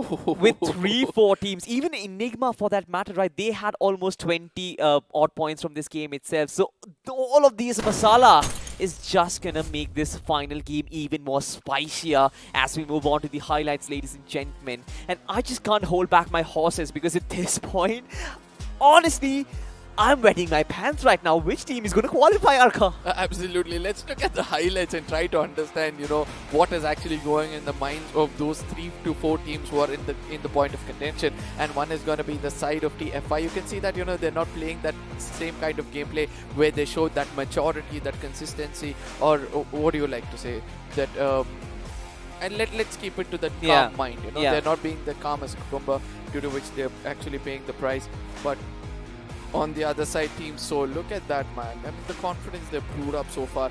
This is Johnny getting taken out, right? Why do you want to let go of your strongest player all out in the open and be confident that they can survive? Because if he gets taken on, obviously half of your firepower has come down. This is the lapse in communication once again, right? Godlike, they've been struggling.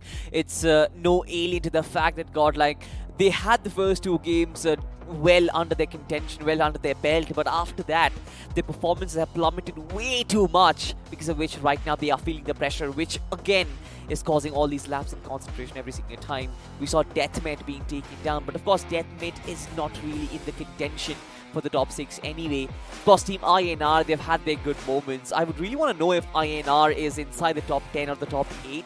But of course, there are certain teams that we are going to look out for. TF5 was one of them. Enigma with this game itself, I believe they are also in the midst of it all. Absolutely. Now, somewhere I feel that it's time for Team Godel to actually pick up the pace, take things seriously. Just imagine some team like INR or RTR Retribution, or probably the side which did take them down previously, Deathmate Esports. They just go down to Godel's clash point and they're going to be like, we're going to make sure that you are also not going to go because we are also not going. Come, let's go out of the lobby, and they just challenge them out and finish them off. Godel can change that story. They're going to welcome those finishes in their favor, and they're going to be like, this is what we wanted at the end of the day to start off the day. So let's see whether that's going to be the case, whether Godel will be able to survive this onslaught, because there's a lot of fan following expecting them to see them in BMPS, and this is going to be the big question. Oh, for sure, right? The big question looming in all our heads. If Godlike, will they get that golden ticket to BMPS? Will they get their boarding passes? Because this is what Clutch God is fighting for. It is his birthday after all. I'm pretty sure the fans are also waiting to cheer for Godlike once they reach the final destination. But of course, which destination is going to welcome them, we'll find out in just a few moments. Blind though, they had their good moments. Miramar, usually the stronger team for the Southern Circuit teams. Blind has showed that this theory is right every single time, as they make their way inside the final circle every single time, right? But after that, they start getting lost out. Absolutely. Now, Kranik is the person we have to give credits to in that final moments, holding that right off angle. And I know that false flag was coming in from somewhere else, who looked like, he's going to be falling back, or he's going to be the person who's going to give up his life. But ultimately, Kranik, the way he was able to land that final blow as well against the side of Eggy. Look at him just rush in blindly with that UMP and making sure that he lands the final bullet. A very, very good one coming in from the side of Enigma. But at the same time, as you said, the 2 slots, I'm feeling so sad that after this, I might have to leave the desk and allow you and Fixes to, take us through the final map itself. But at the same time, I'm happy. I'm happy that I'm going to be on the desk and I will witness the action unfold in front of me. Yeah, absolutely. I'm just going to enjoy that on the sidelines as well. Yeah. But yeah.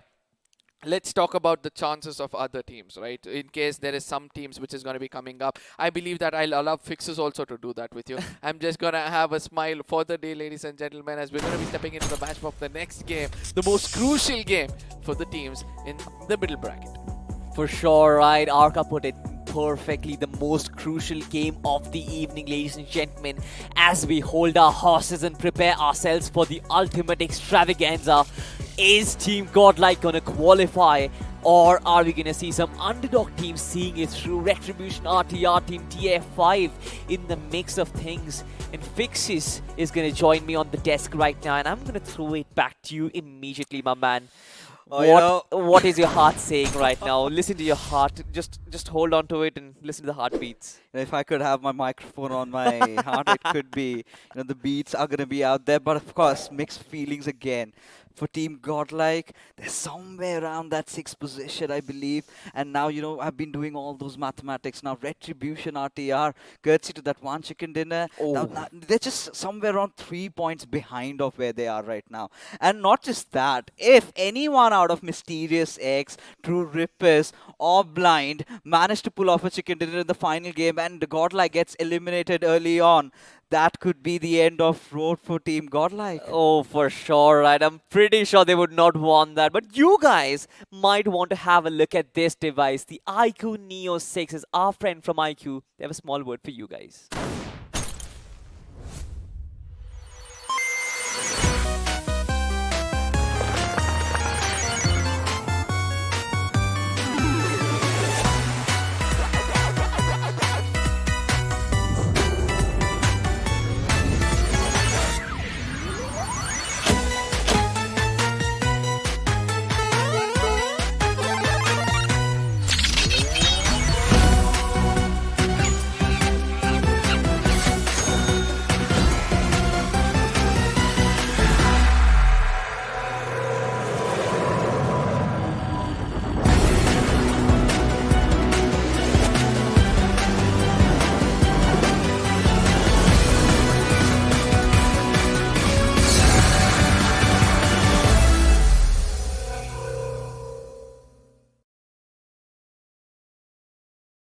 iQOO.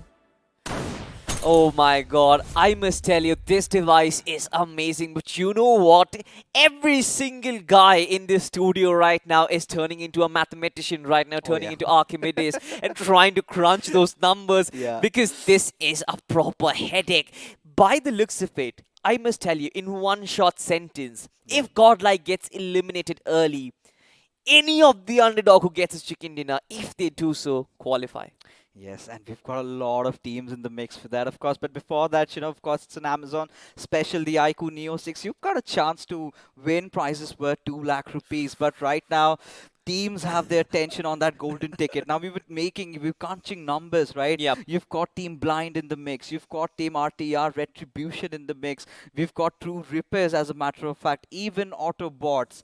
If any of them get a chicken dinner with, let's say, around 10 plus finishes, they're going through. And provided that Godlike do not get off to a good start, if they cannot get around 10 points, they might be secured. But at the same time, even for teams like TF5, a team that started off well, they had 2 amazing back-to-back good games, somewhere sitting around the 45 plus marker.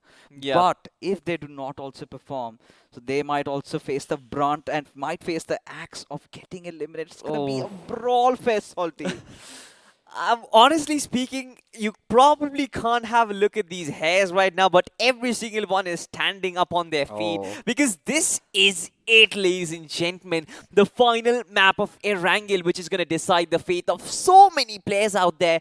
But at least one thing is for certain, right? At least for the likes of Godlike in TF5, their fate is in their hands. But the big question is, do they get to their original drop locations? Because there are a lot of the other teams, we've got 16 teams in the lobby, and few might be off for a little bit more shenanigans out there, monkey business, and we're not going qualifying. We're going to take you down along with us, and imagine being the Godlike Slayers. That's a story in the making, Salty. That is what I can see. And, the first game, we had Godlike dropping off at Isnaya around Georgia Paul. We've got Isnaya also, one of those favorite drop locations. And, a voice in my head says that we also might have snacks coming in from Team X. So not that it would make a lot of difference considering the kind of points that they've accumulated for themselves. Exactly, right. But it's very good to see a star player coming back. But I'm pretty sure star players in the Godlike camp, they must be worried right now because this is not the kind of a situation. This is not the kind of a party Clutch God wanted to be in, is it? Oh, of course. I mean, on a birthday, and imagine the pressure sort of building up. But this is exactly what they've been trained to do, right? Deal with it. And they're the ones who sort of tend to thrive under pressure. We have seen it time and again. However, there have been few areas where, Godlike have not been that dominating that they used to be in the past. Of course, if you talk about statistics, Neo, the MVP in the BGIS, of course, the event went on into the GC, and suddenly we could see they did not have a rather good, comfortable time out there in the international lobbies against the big giants, right? Again, they had a lot to prove. They've been going through a tumultuous phase with, constant changes in their roster. We've seen Gil also sometimes coming in.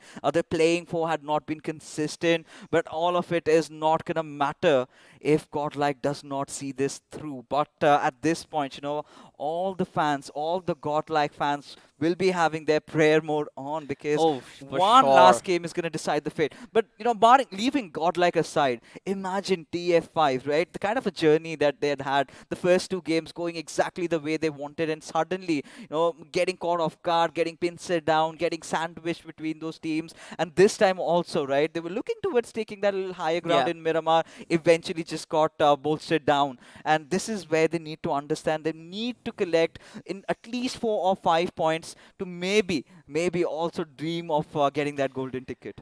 Oh my god, this is what the dream is about, ladies and gentlemen. The more coveted title of champions of Battlegrounds Mobile India Pro Series. Of course, this is what the iQOO BMOC is all about. All the nerves.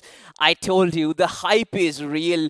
Everybody said, what's going to be round 4, right? Invited teams are going to come in. They're going to, completely dominate. Well, there you have it. Godlike on the brink of elimination. And who could have thought?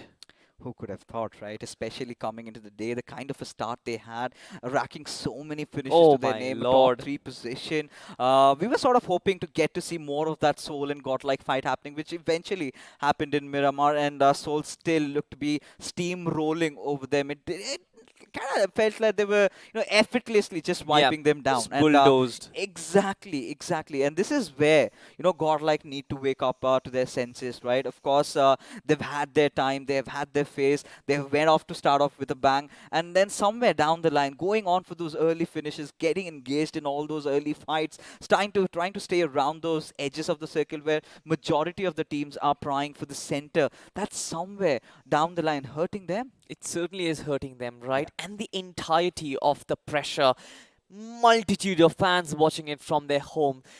We saw what happened to Orangutan yesterday, right? Even they were in contention, the final game. They were playing very cautiously and the nerves were there. And eventually, they made those mistakes against Global Esports. And if Godlike makes certain errors today as well in the final map, I'm pretty sure their road is not really going to go down perfectly as they wanted. But of course, there's still an opportunity for the underdogs to make a comeback. Yes, Fixes. Imagine in a parallel universe, if it can happen in the battlegrounds over here, Team Soul dropping after on Godlike's drop location and settling the scores right out straight, eliminating them early on. Imagine the sort of a drama that's gonna be on the social media.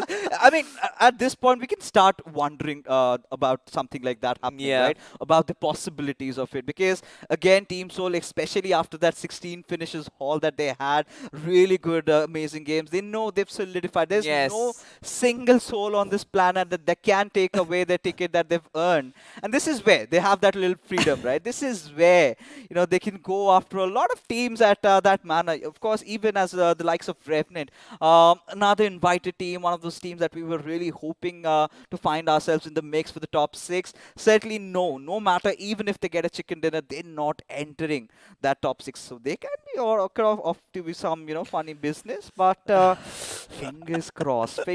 But if this happens, I'm gonna lose my mind. Imagine the headlines in tomorrow's newspapers, right? God. Team Soul eliminating Godlike, dropping off at their drop location and thwarting them out of BMPS. I mean, that's news in the making. That certainly is news, right? Especially for teams who don't really have anything to lose. One team is already qualified. The other team that we are in contention, Revenant, for them, the journey is over, though, right? Yeah. But of course, it is about the underdogs who are still looking for that big chicken. And if they do make it, just imagine the possibilities ahead. Just imagine the stars are going to shine bright. Their careers are going to shine bright. And it's just the start of them, right? It's just the start of the journey in BMPS. Yeah. Might just be the end of Godlike in that scenario. And even, you know, for the other teams as well out there, right? You've got Last Legends, Mysterious X still have a good chance, but no wonder if they want to settle the scores, like, it's us or you right now inside the game. Even Imprint, as a matter of fact, one of those teams which we really had high expectations from. Yep. You never know. Nation can just wake up from his slumber in the final game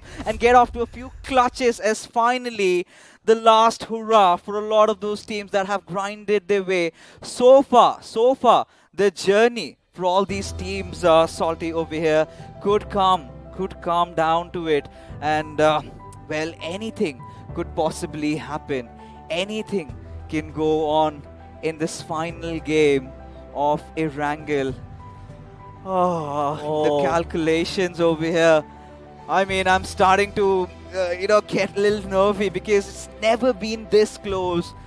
We have never gotten the chance, say goodbye to such a mammoth of a team. They are under ultimate pressure, but I believe they have got what it takes to see it through. What about you, though? They certainly have, right? International experiences, multiple titles, multiple MVPs. They're stars of the BGMI world itself. Idols of so many players out there, inspiring millions, making careers every single time. It all comes down to this one game of Erangel, as we have numbers all across our screen, ladies and gentlemen. Everywhere I look, it's all but points that we are speculating. As the silence creeps in, I just wonder what is happening. What are the players discussing in Spawn Island? Are they discussing possibilities? Are they discussing what might just happen? The flight path, of course, is gonna start any moment right now, and the players are gonna take to the skies. I just can't wait for this affair to begin, Pixies. Just a few points. I've been making all those calculations in my mind. It's just barely 2-3 points that have been differentiating, and even the PCs, even the climax, right? Exactly right. Even the PCs are sort of heating up to the point where we have to again start the game. Rehost after rehost, and it all comes down to this. The hype is real, ladies and gentlemen. Let us know in the chat if you feel Godlike have amassed enough points to qualify, because hey, I mean, we casters, we're really bad at maths. I did decent amount of crunching though, and I came to a certain conclusion that so many teams we can't trust you though. We can't trust you, but I believe in these guys. I believe in the chat, because they're really fast, with the text, with the typing, with the calculation. And we've got to focus on the other things out here, right? But again, what a journey it has been for all these teams out there, right? Especially for the underdogs. And it's a little bit ruthless, especially with the group of deaths, the trial by fire that we were talking about. Especially when you have so big names coming in, and certainly kind of pushes you down to the point where you kind of think, am I good enough? But this is where I feel diamonds are forged under extreme pressure. And TF5 have done the job so far. But the last and final hurdle still remains. So close, yet so far. I would not want to say this, especially for the likes of TA5, especially the way they've performed, the calm and composed gameplay every single time, getting those good placements inside the circle every single time, racking up those finish points. It certainly isn't easy. Yeah. And going toe-to-toe with these giants themselves, it certainly is a David versus Goliath battle that I started off the tournament saying this is exactly what iQOO BMOC was for, right? Now let's talk about performances. Let's talk about how they've been playing. Team Autobots, now one of those teams that are still in contention. They've had 2 really good games of Erangel, and we're heading towards the third one. The third one. If they can get somewhere around 15 to 18 points, they might have also done the heavy lifting.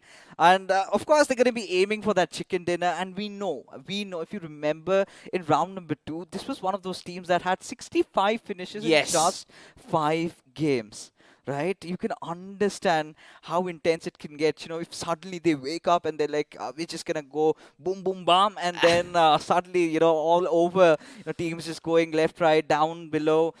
Anything could possibly happen. But again, for Autobots, this was one of those teams I was really hoping to see them go quite a far. But well, it all comes down to this one last game, right? But again, if you talk about even Team Blind, as a matter of fact, this is where the discussion comes down to the fact that they've had really good games in Miramar. Yes. But Erangels haven't really gone their way. Exactly right. Now, we know that Southern Circuit teams are so good in Miramar. Every single time they've got themselves at podium finish, right?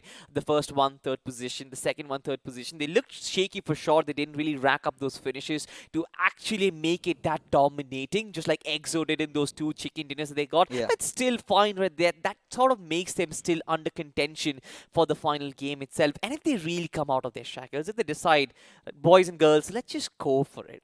Let just everything slide. Let's just start making our presence felt, because we are an invite team, pretty big one as well. A lot of people following us as well. Even we can actually show our numbers strength against the likes of Godlike if they go for that big chicken. I'm pretty sure Godlike, much like this aircraft itself, is gonna crash down on the earth. Oh yeah, but at the same time, this is where we've got to give recognition where it's overdue to the players of Team Enigma. And again, the kind of a performance that these lads had, the kind of performance they displayed today, especially after those first 2 really shaky games, and then suddenly out of nowhere, they kind of come in and deliver and get themselves into the mix. I believe they're somewhere around the top 3, right? Of course, Soul and EXO, they must be competing for the top 2.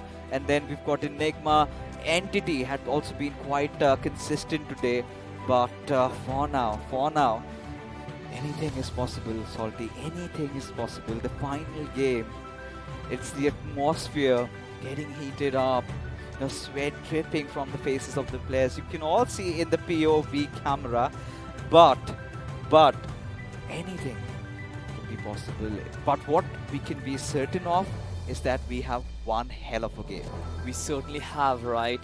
It is in store as we witness every single time the slow-mo itself. And ladies and gentlemen, don't worry about it. The players are just getting locked and loaded. Games like these involve tremendous amount of pressure, and it needs a lot of warm-up as well. They're just doing their regular drills as we begin boarding the aeroplane, as the flight takes off, ladies and gentlemen. It is the final game of round 4, Group 2 itself. Erangel once again, and Godlike, their existence is under the question mark. Of course it is, as there you have it. The flight path trajectory forming all the way along from Georgia Paul towards Milta Power. Godlike loves to drop over at Giorgio, but do they have any unfriendly neighbors with them? That's the big question. Or do they take that long path towards Isnaya? Or are they going to resort for completely something that we've never expected them to do so? But looking at Team Soul, I think they're going to be resorting towards their good old Gatka split. Or are they dropping off at... oh, wait. Georgia Paul City? This was happening, Salty. I told you. And that little hunch that Soul is going to try and pull off something really cheeky. But where are the players of Godlike? We can't see them yet. They haven't dropped. I guess this is when they drop, right? They are probably going for the Southern Island. Are they? Are they really going for military base? They could. They certainly could. Or they could go completely somewhere else. We never thought or never really anticipated, though, yet to see them taking that drop. They're heading over maybe towards the northern side. They're heading over towards Yasnaya. And this is where Team Soul did come in for a hunt, but now they have to move out to Yasnaya. But this is going to get even much worse with the Southern Circle coming in. And you've got Team INR to deal with against in the Yasnaya cities. I mean, this is a healthy decision, right? Yasnaya is a pretty big city. Godlike, they don't have to engage in battle right off the get-go. And they might already witness INR getting those compounds first. I still pretty close to Jonathan. I hope Team Godlike is prepared. But what did Soul just pull off? Dropping in at dodge a ball. I told you. I mean, they've got a little bit of a rivalry even going outside. You know, it was time to. It would have been a perfect storyline, right? It all comes. Banters does not come down to anything. Imagine the headlines tomorrow in the articles: Team Soul dropping off at Godlike, wiping them, eliminating their run in the BMPS. Of course, not even giving them a chance to enter inside the BMPS. Now that would have been a huge blow for such a big organization like Team Godlike. Oh, how the mighty have fallen. But for now, it could be a double-edged sword what Team Iron are up to, right? Considering the fact Godlike, one of those teams that really is very strong in holding off Yasnaya. Now, if they've come up here, they could be a blessing in disguise, right? They could give them those 4 finishes needed, but we've got action elsewhere. It's going to be Mysterious X, who are off to an explosive start, getting the better out of the players of Team Enigma. And we have to keep in mind Mysterious X, they're still in contention, right? Yes. Anything can happen. One big game, even if Godlike might not, if they don't really get a lot of points, Godlike, then Mysterious X, their journey would be set. And getting that pair off of Enigma is a very big boost for them, especially talking about the circle itself. They have to traverse on a beautiful rotation, and it's not going to be easy. Look at the Eastern Highway completely blocked off by 2 teams out there. Oh, we're going to see some good old bridge action. I'm starting to wonder how is Godlike going to make their way inside the zone. Whatever could go wrong for them has possibly gone wrong, right? And this is where they're going to be completely, truly tested to their limits. Now, for the qualified teams, so the ones who have already settled in, have nothing to worry about. Of course, you've got EXO, you've got Team Soul, you've got Entity, you've got Enigma. These 4 have asserted their dominance. These 4 have somehow made sure that they've still garnered enough points. But seems like Enigma, or rather Entity, could be a little bit of a kerfuffle. But such a perfect game for Retribution RTR, right? Yes. Exactly the zone panning down to where they drop. It is going to be a southern circle, and this is where, you know, if they can defend it out, if they can get a few points for themselves and a chicken dinner, they'll be through. They certainly will be through, right? At this point, Retribution RTR, they're really calculating the stars. And everything is lining up for them. That big check-in on the map of Miramar itself, all those points that they garnered from that game, just to build upon this game of Erangel. For True Rippers, of course, I'm not really sure how they stack up in the points table. But I'm hoping that they can bring out some actions and get those guns flowing yet again. Maybe spoil the party for some teams. Maybe make the way, pave the way for other teams as well. We'll just figure out. Only time shall tell. But for now, you know, in this eerie silence, we all know we're going to have action sort of breaking around the 3rd or the 4th circle when you've got a plethora of teams, everyone sort of congregating towards those bridgy areas. But for now, INR, they're on a lookout, or maybe just waiting. I mean, just waiting for some of the players of Godlike to come out in the open. But Jonathan knows exactly where Thunder is. Still yet to take a few shots. And Thunder, I believe, might have also spotted Jonathan back. Exactly right. Spotting down Godlike. They know exactly that Godlike is in their periphery. What do they do, though? Is INR going to take one for the team? Well, we don't know. We're all just building storylines here. But you know what? If the players of INR kind of try to delay Godlike over here and sort of block their way inside the circle, this could be also alarming news. But for now, Akshat in a little bit of a situation over here as Tox from Deathmate has finally managed to take him down. We do have Final Call, one of those players that, you know, really steps up in those final games of Erangel. We have seen him perform even in the past, and now this could be the one game that Deathmate, you know, would be wanting to have an exit out of the iQOO BMOC with their heads held high.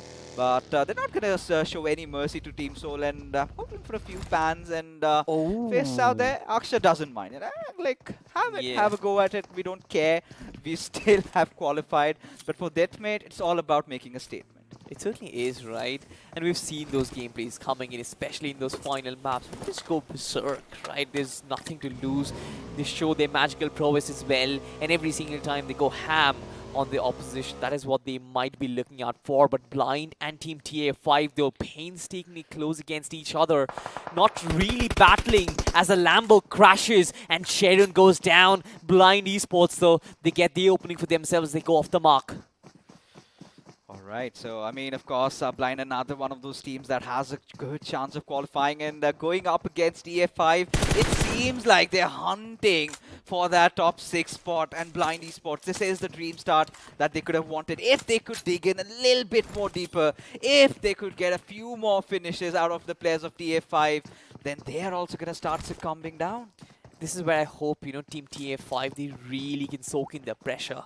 Just need to settle down in this game, go for those rotations. Of course, they have a very major chunk inside the circle itself, but the circle might just play such a big spoil sport, if it by chance shifts back to the mainland, which again, very rare probability, but if it does...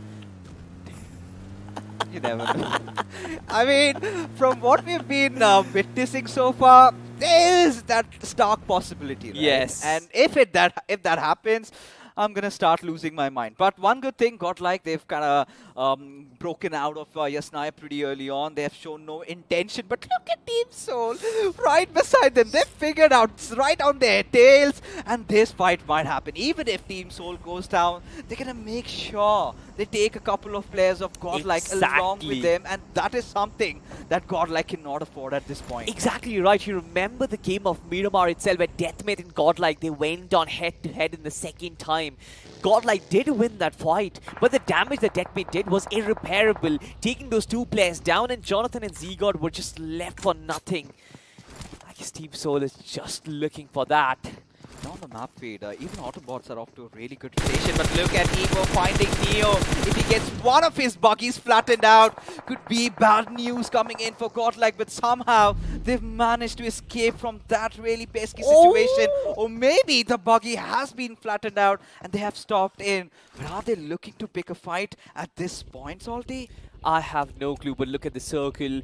I don't know why, but it seems to me like it's just strafing away from Godlike for no reason whatsoever. They're coming in from the eastern side, eastern highway. It just shifts towards the western side. Look at the bridge though.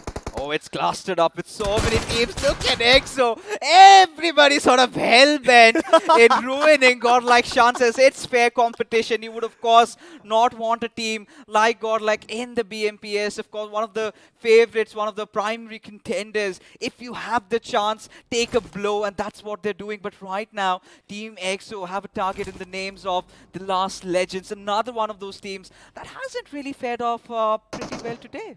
They certainly haven't, right? Preventing them from crossing the bridge would be their prime target, but Godlike have arrived. You can see those vehicles starting to come in, the buggies and the jeep. They know, they understand that there is not just one, but 2 teams in the bridge itself as these 4 men prepare to invade the bridge. But how are they going to do it? Godlike have been in similar situations before. The first game of GC getting taken down to the players of Alpha 7. This time, again, crossing the demented bridge. Look at the setup from EXO. It's a checkmate if Godlike decides to get into this bridge. How late can they come in? But right now, Soul and Enigma seem to have locked horns. Of course, Akshat being taken down pretty early on. Omega coming into the fray, as Evo would be cooking up a few grenades and must be landing at their direction. They're just having fun. They certainly are. They are qualified. It's a friendly banter at this point with Hector always coming into the fray as well. Finishes will be confirmed, and Omega confirming another one for himself. 3 men are up and alive as Evo just wants to get away from this situation. Yeah, I mean, guys, it's all right. We've both qualified. I'm not your enemy right now. Yeah. Focus on Godlike. Have the big guns already out. As Team Soul now already collecting 2 finishes to their name. INR spawning out Evo. Would land a few pot shots. Nothing really connect. But the action erupting around the bridge, that's somewhere, I have my undivided attention towards. Yeah. Constant peek over at the map feed. Anything could possibly happen. Not like a secured finish to their name, but this time they're going to go ham after the players of Team Soul. This, I do not know how pleasant would it be for them. Yeah, this is the engagement that we were waiting for, right? Of course, the circle is in their mercy and Team Soul are taking the brunt of it, but not anymore as both of them start taking a damage. Team Soul, of course, are retracting from this fight itself. Very surprising, as this was their only objective. Yeah, this is something that, you know, they can afford at this point, right? Yeah. If Seoul gets a slight idea or a rather small hint that its team got like in front of them, Yeah. they're gonna bend the earth over here. They're gonna bend every single possibilities, no matter even if they're falling. They're gonna take 1 or 2 players out with them. But a little bit of a respite for the godlike fans. But there you go, Team Seoul trying to take it to the waters, as INR, even on the peripheries, on the shorelines, looking to get a few finishes to their names. A lot of these teams will actually take to the waterways, even godlike for that matter.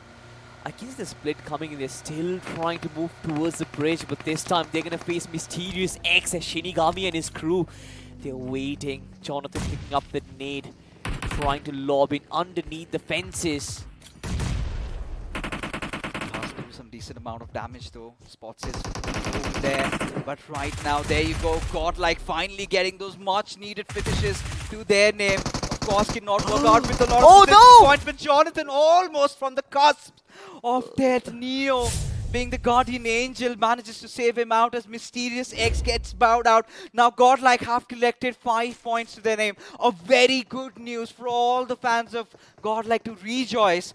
But right now, it's too early to count our chickens over here because they're still yet to make it inside the circle. And if they get eliminated, it's just those 5 points they have to live with. Exactly right. I'm still waiting to figure out who are the contenders though, because you have to have a look out for those teams. RTR Retribution, Team Blind, and the others. Of course, if I have a look at it, Retribution RTR with still form and alive. They are up and kicking. The contenders, the challengers, Godlike, of course, are still paving their way in. RTR as they go on the offense. Team True Rippers, they are bowing out of this competition, but not so much. This is the game that RTR, they were looking out for, right? Of course, comes the push as ISO is the final player surviving. There goes Shono marching in, gets the knock onto it, taking the last player alive, goes falling down with that. The dreams of True Rippers absolutely crushed as Godlike and Team Exo lock horns again, as they have taken some substantial amount of damage, losing out on their birthday boy. Survived with just 3 players. Now Revenant is on the hunt and RTR, they are on the run right now. They have to somehow elope from this situation. They certainly have to, right? Team Revenant, even they want to spoil the party, maybe take Godlike side right now. The entire world is divided into 2 teams, maybe 2 sides. One bring the Godlike hemisphere, one bring the RTR hemisphere. Encore though, pretty up close and personal. One player has been confirmed in Austin Bot, taking the brunt of the fight itself. But of course, retaliation came in as RTR are still stable and up and running. Oh no, Autobots. I mean, what a start Team RTR had inside the game, right? This was their chicken dinner to lose, and I think they're kind of heading into that direction. Revenant being the silent angels for teams like Godlike, for teams like Blind, as now Imprint gets spotted from the backlines. It's going to be Shadow who delivers that knock. Oh yes, of course, Team INR still trying to go on the offense. They're yet to cross the bridge. It has been a pretty long time where they stalled the action. But this time the Guardians aren't going to be Team EXO. It is going to be Team Imprint. Yes, it is. EXO this time, you know, they've also been hell-bent on trying to take down the players of Godlike. Already have secured their IGL, could go after another one, but for now, it's going to be Supo against 3 of the players of INR who are going to be marching any single moment. All those artilleries coming his ways, the smoky path being built up, as we've got a little bit of a fight. Sensei getting the better out of Zeke or elsewhere, as Supo still trying, has all his attention focused on towards INR. Ice displaying his little bit of a head, but still alive. We have got to think of certain possibilities, right? Of course, the circle is playing a spoil sport. I have no clue why it just shifts away from Godlike every single time. And this battle between EXO and Godlike, which is happening in the shadows, it is going to decide the fate. Take a case study, right? If Godlike will get eliminated right now, and if all the challengers get eliminated, are they still going to make it through though? But I'm loving what they're doing, Team INR especially. Look at the HP, they're barely surviving with just whiskers, but still going after the players of Imprint. You've got Vampy somehow dishing out enough damage. There you go, gets that knock, but there you have it. Vampy, can he get those finishes though? But I'm really loving what Team Godlike is up to, trying to take that longer route, rotate in, as Vampy over here has to find shooter somehow. Yes, exactly right. But Vampy just decides to fall back, and I have no clue why are we shooting from the other side. Imprint finally takes him down. As we have a look at the map feed, Godlike is just circulating across Team Autobots. I would love to request production to show what's important. Yes, I mean, I'm really hoping to look at that beautiful rotation being pulled out of Team Godlike, but right now, we've got Enigma Gaming just survived by Evo, but he's not gonna get scared. He is unfazed at this point. He knows, right? He's done the heavy lifting. He has gotten that ticket into the BMPS. Get a little bit of a freedom. Look at the way he's just traversing around, right? Finally decides to take it to the crosses, but finally we're at Pier. Godlike, little bit away from the action. Autobots are the only teams who could have spotted them pulling off something like this, but look at EXO just dashing in on the players of Revenant. No Fierce give in, right, as Encore is under fire and Fierce is still looking to invade his compound. Team EXO, they've huddled up. One player is down certainly, but of course with support out there, timely support, there's no way Team Revenant can probably make it through. Oh, Fierce somehow is anticipating a really good play on the closer ranges as Encore. He's going to be facing all that heat coming in. He's got snacks finally coming in. A little bit of those jiggle sprays in display anytime soon as Fierce going to be tossing that grenade into perfection. Gets Encore taken down. It certainly is, right? As I continuously have my eyes, the peripheral vision is on the map, ladies and gentlemen. Revenant, though, they are on the receiving end of a lot of shots, and it is basically the call of the hour for them. They really want to spoil the party, right? Especially for Sensei, the guy who has caused them so much problems throughout the day itself. You know, two IGLs having a little bit of a chatter, a little bit of a banter, you know. Yeah. Paradox is like, hey, I'm going to carry you. Of course, you're a different team, though. But yeah, I think at this point, you know, Revenant have also submitted themselves to the fate that awaits them. But look at this shift. This could be the perfect game that Team Blind were looking out for. 4 players still alive, but Soul could certainly be the party poopers for them. Yeah, certainly 2 players up and running for Team Soul, and this is where problem really arises. Godlike, they are at the edge of the circle, playing it as safe as they possibly can, trying to survive, trying to get those placement points. They've done the hard work, to be honest. They've got themselves those 5 crucial finish points to work with. A decent amount of position points should be able to see them through, but of course, Blind might have other plans. 4 men up and alive, 3 finishes to work with. If they get those big numbers, if they get that big daddy chicken, who knows? Who knows? Who knows? Or maybe it could just be Retribution RTR. They also have to make a move inside the circle, but finally Autobots and Godlike might realize Neo absolutely getting picked off over there by Orba. No mercy being shown, does not care even if he gets taken down. And the final play, Jonathan survives. Finally Fierce striking in his hearts. 5 finishes to his name. If they get eliminated over here, they're just gonna have 1 point out of those placements, and that is not a good news for the Godlike fans. It certainly is not right news. Probably not. Autobots are guarding the circle like Coast Guards right now. Any single time they watch this Jeep right in front of them, they are going to completely take it down. The US has been spotted and Autobots are hot on its tail. They certainly are. Look at them. Look at them. Out our research party. There you have the Coast Guards coming in. Jonathan finally understands, cannot really take the vehicle, ditches it, goes up in the air, faces him, sort of not trying to give away his position. A little bit of a glitch over here being exploited, of course, does not give enough sound, but now Team Blind, they're being pushed over to the team that's going to contest. It's going to be Autobots as Hell comes in with the Grodza, gets that beautiful knock, as Shadow just blows himself up. It certainly is right. Team Blind, though, they are under fire, but how can they retaliate as Autobots? They assert control over this compound. Check around the periphery if other neighbors are coming through.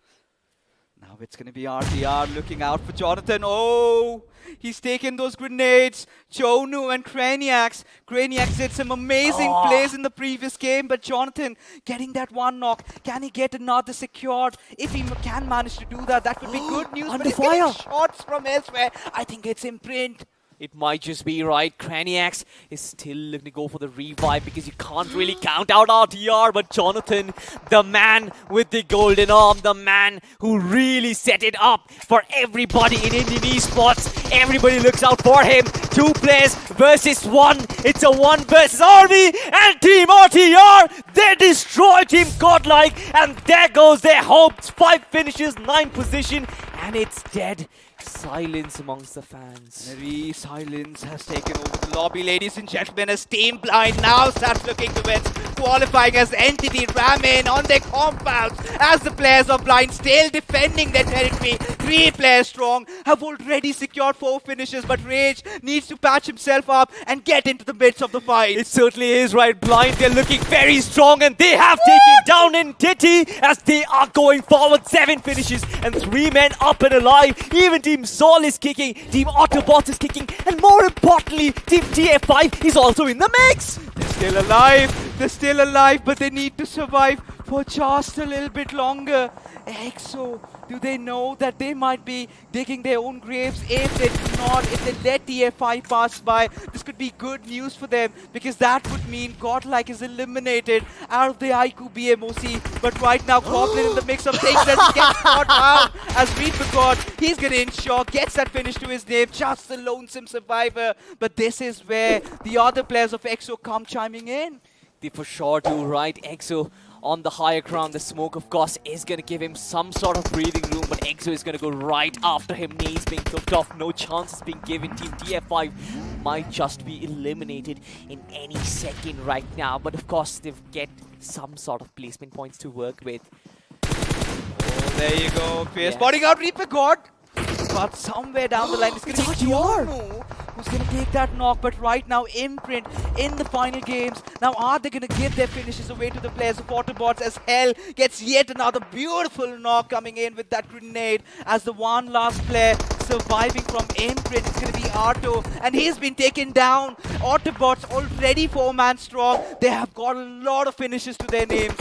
They certainly have, right? And Team Blind, they're not stopping. They're not blind to the possibilities. They certainly are more than capable of taking Team EXO down right now as only 1 player survives. It's going to be Snacks right now. Even Omega is taking the brunt of it. But this time, though, this is Craniacs who has been taken down as his finish has been confirmed. Ooh, the top 4, Salty, and we've got Team Blind.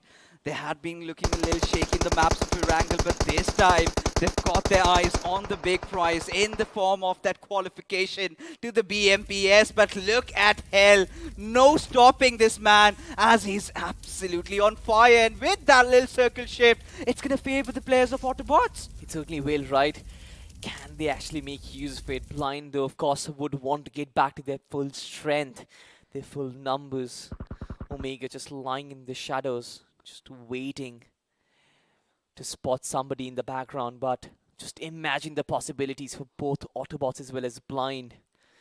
They just might be able to take down the godlike esports. Snacks right now, still just chilling, just needs to patch himself up. Team Blind. All right, all 3 of the players still alive. Now the next attention would be somehow to take the better of the circle, right? Building that trail of smoke for them. But they really need to watch out for Hell. He's on a really beautiful flank angle. And so is Orva, spotting out all that movement out of Deadpool. Did not land a few shots though, but Snacks, he's also going to make his way inside the zone. But more than that, I'm really looking forward to him trying to, play a spoil spot for teams like Blind. Fixes. It's time to crunch some numbers. And we have all our mathematicians working around. Godlike, the tension in their camp. They must be praying to the god that somehow, whatever the result is, they just make it through. His team soul bow out of the competition. Not for long though, as they are gonna come back in BMPS with their heads held high. And so will Team EXO.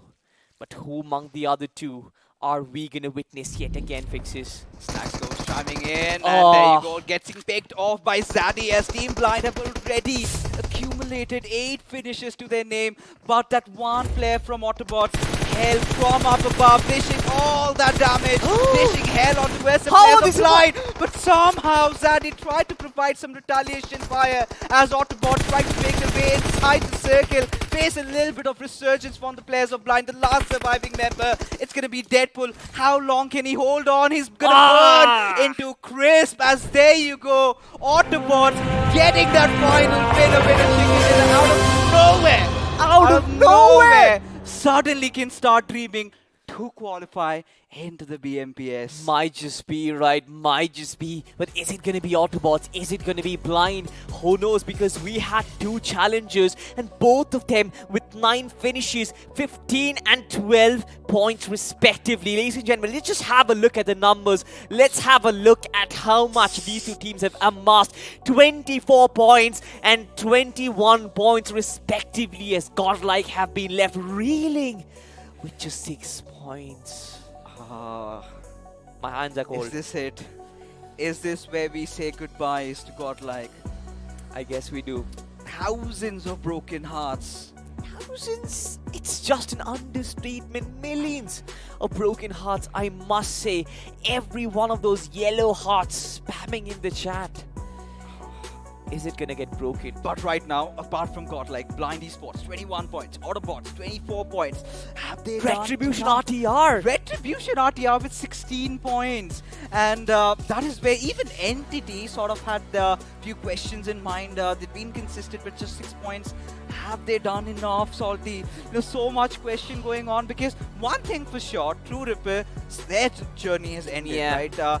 Just 0 points out of this game. Had they been off to something really big, the same can be even said for Mysterious X.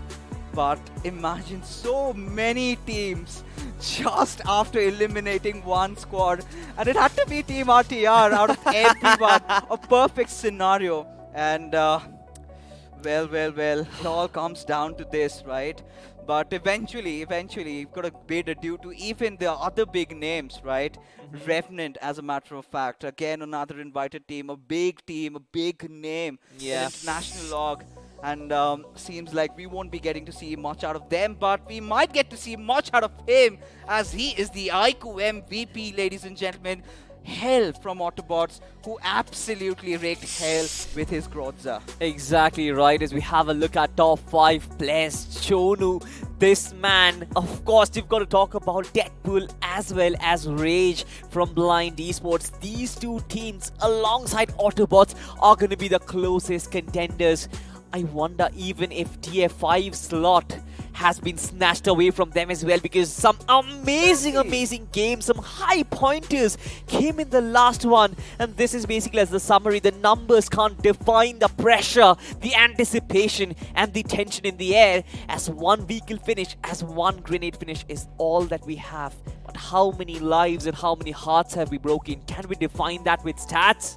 We don't know. We still do not know, because Godlike still had 6 points to work with, and it all comes down to the number crunching, right? Have they done enough? We'll get to know in the forthcoming times to come. But a little bit of a look at the FT craft, as this could be the dream game that Blind was looking on towards, right? Especially with that rotation, especially the circle. Like, oh my God! It felt like the stars were aligned to have Godlike being thwarted out of the iQOO BMPS. Exactly right. I mean, every single time they dropped out at Yasnaya, the circle formed on the southern island. Never in the iQOO BMOC has a circle been on the southern island. But one time, Team Godlike decides to drop on Yasnaya. The circle goes towards the southern island, right? They try and come in from the eastern highway. The circle moves west instantly, right?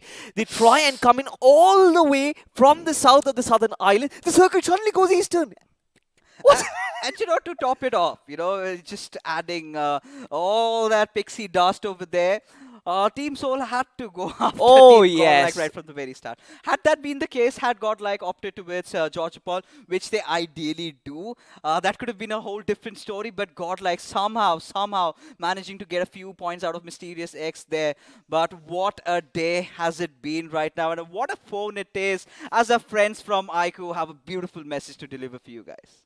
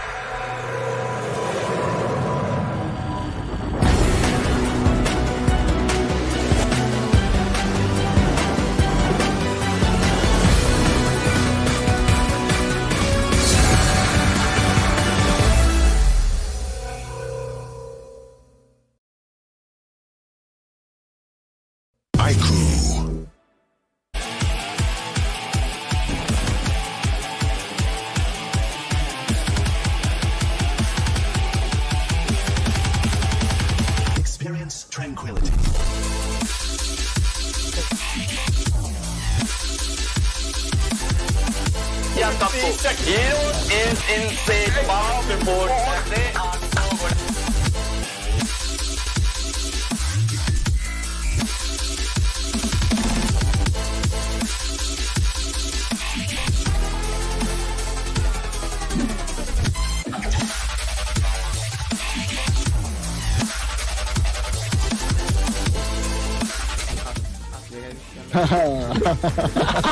काफी मजा आया। ऐसे तुम भी ready हो जाओ।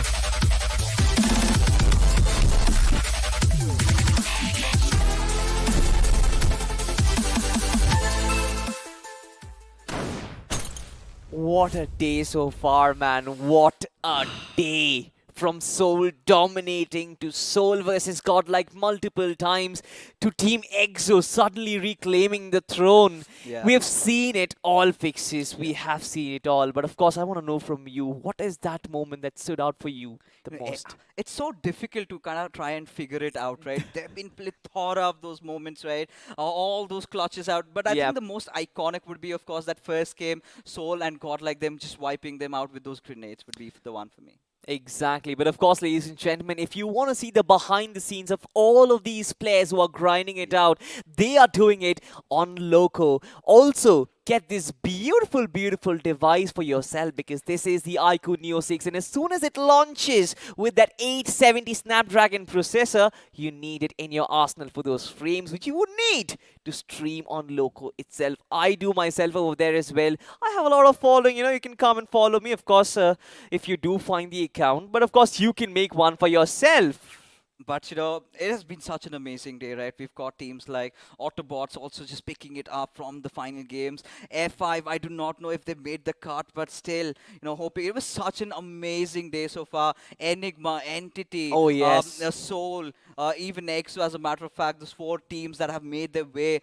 But again, for all you guys, it was such a thunderous day of action, which seems that we need to take a little bit of a breather for tomorrow. So there are not going to be any broadcasting matches. We'll be back on 14th. Yes, we certainly will, right? And we have seen how high intense, how high octane these matches get. I mean, yesterday we bid goodbye to some big teams. Today we might just be doing the same as well. As ladies and gentlemen, you have been watching iQOO Battlegrounds Mobile India Open Challenge powered by Loco. My name is Salty. With me was Fixes, exhilarating BGMI action every single weekend. We will be coming back on 14. See you soon.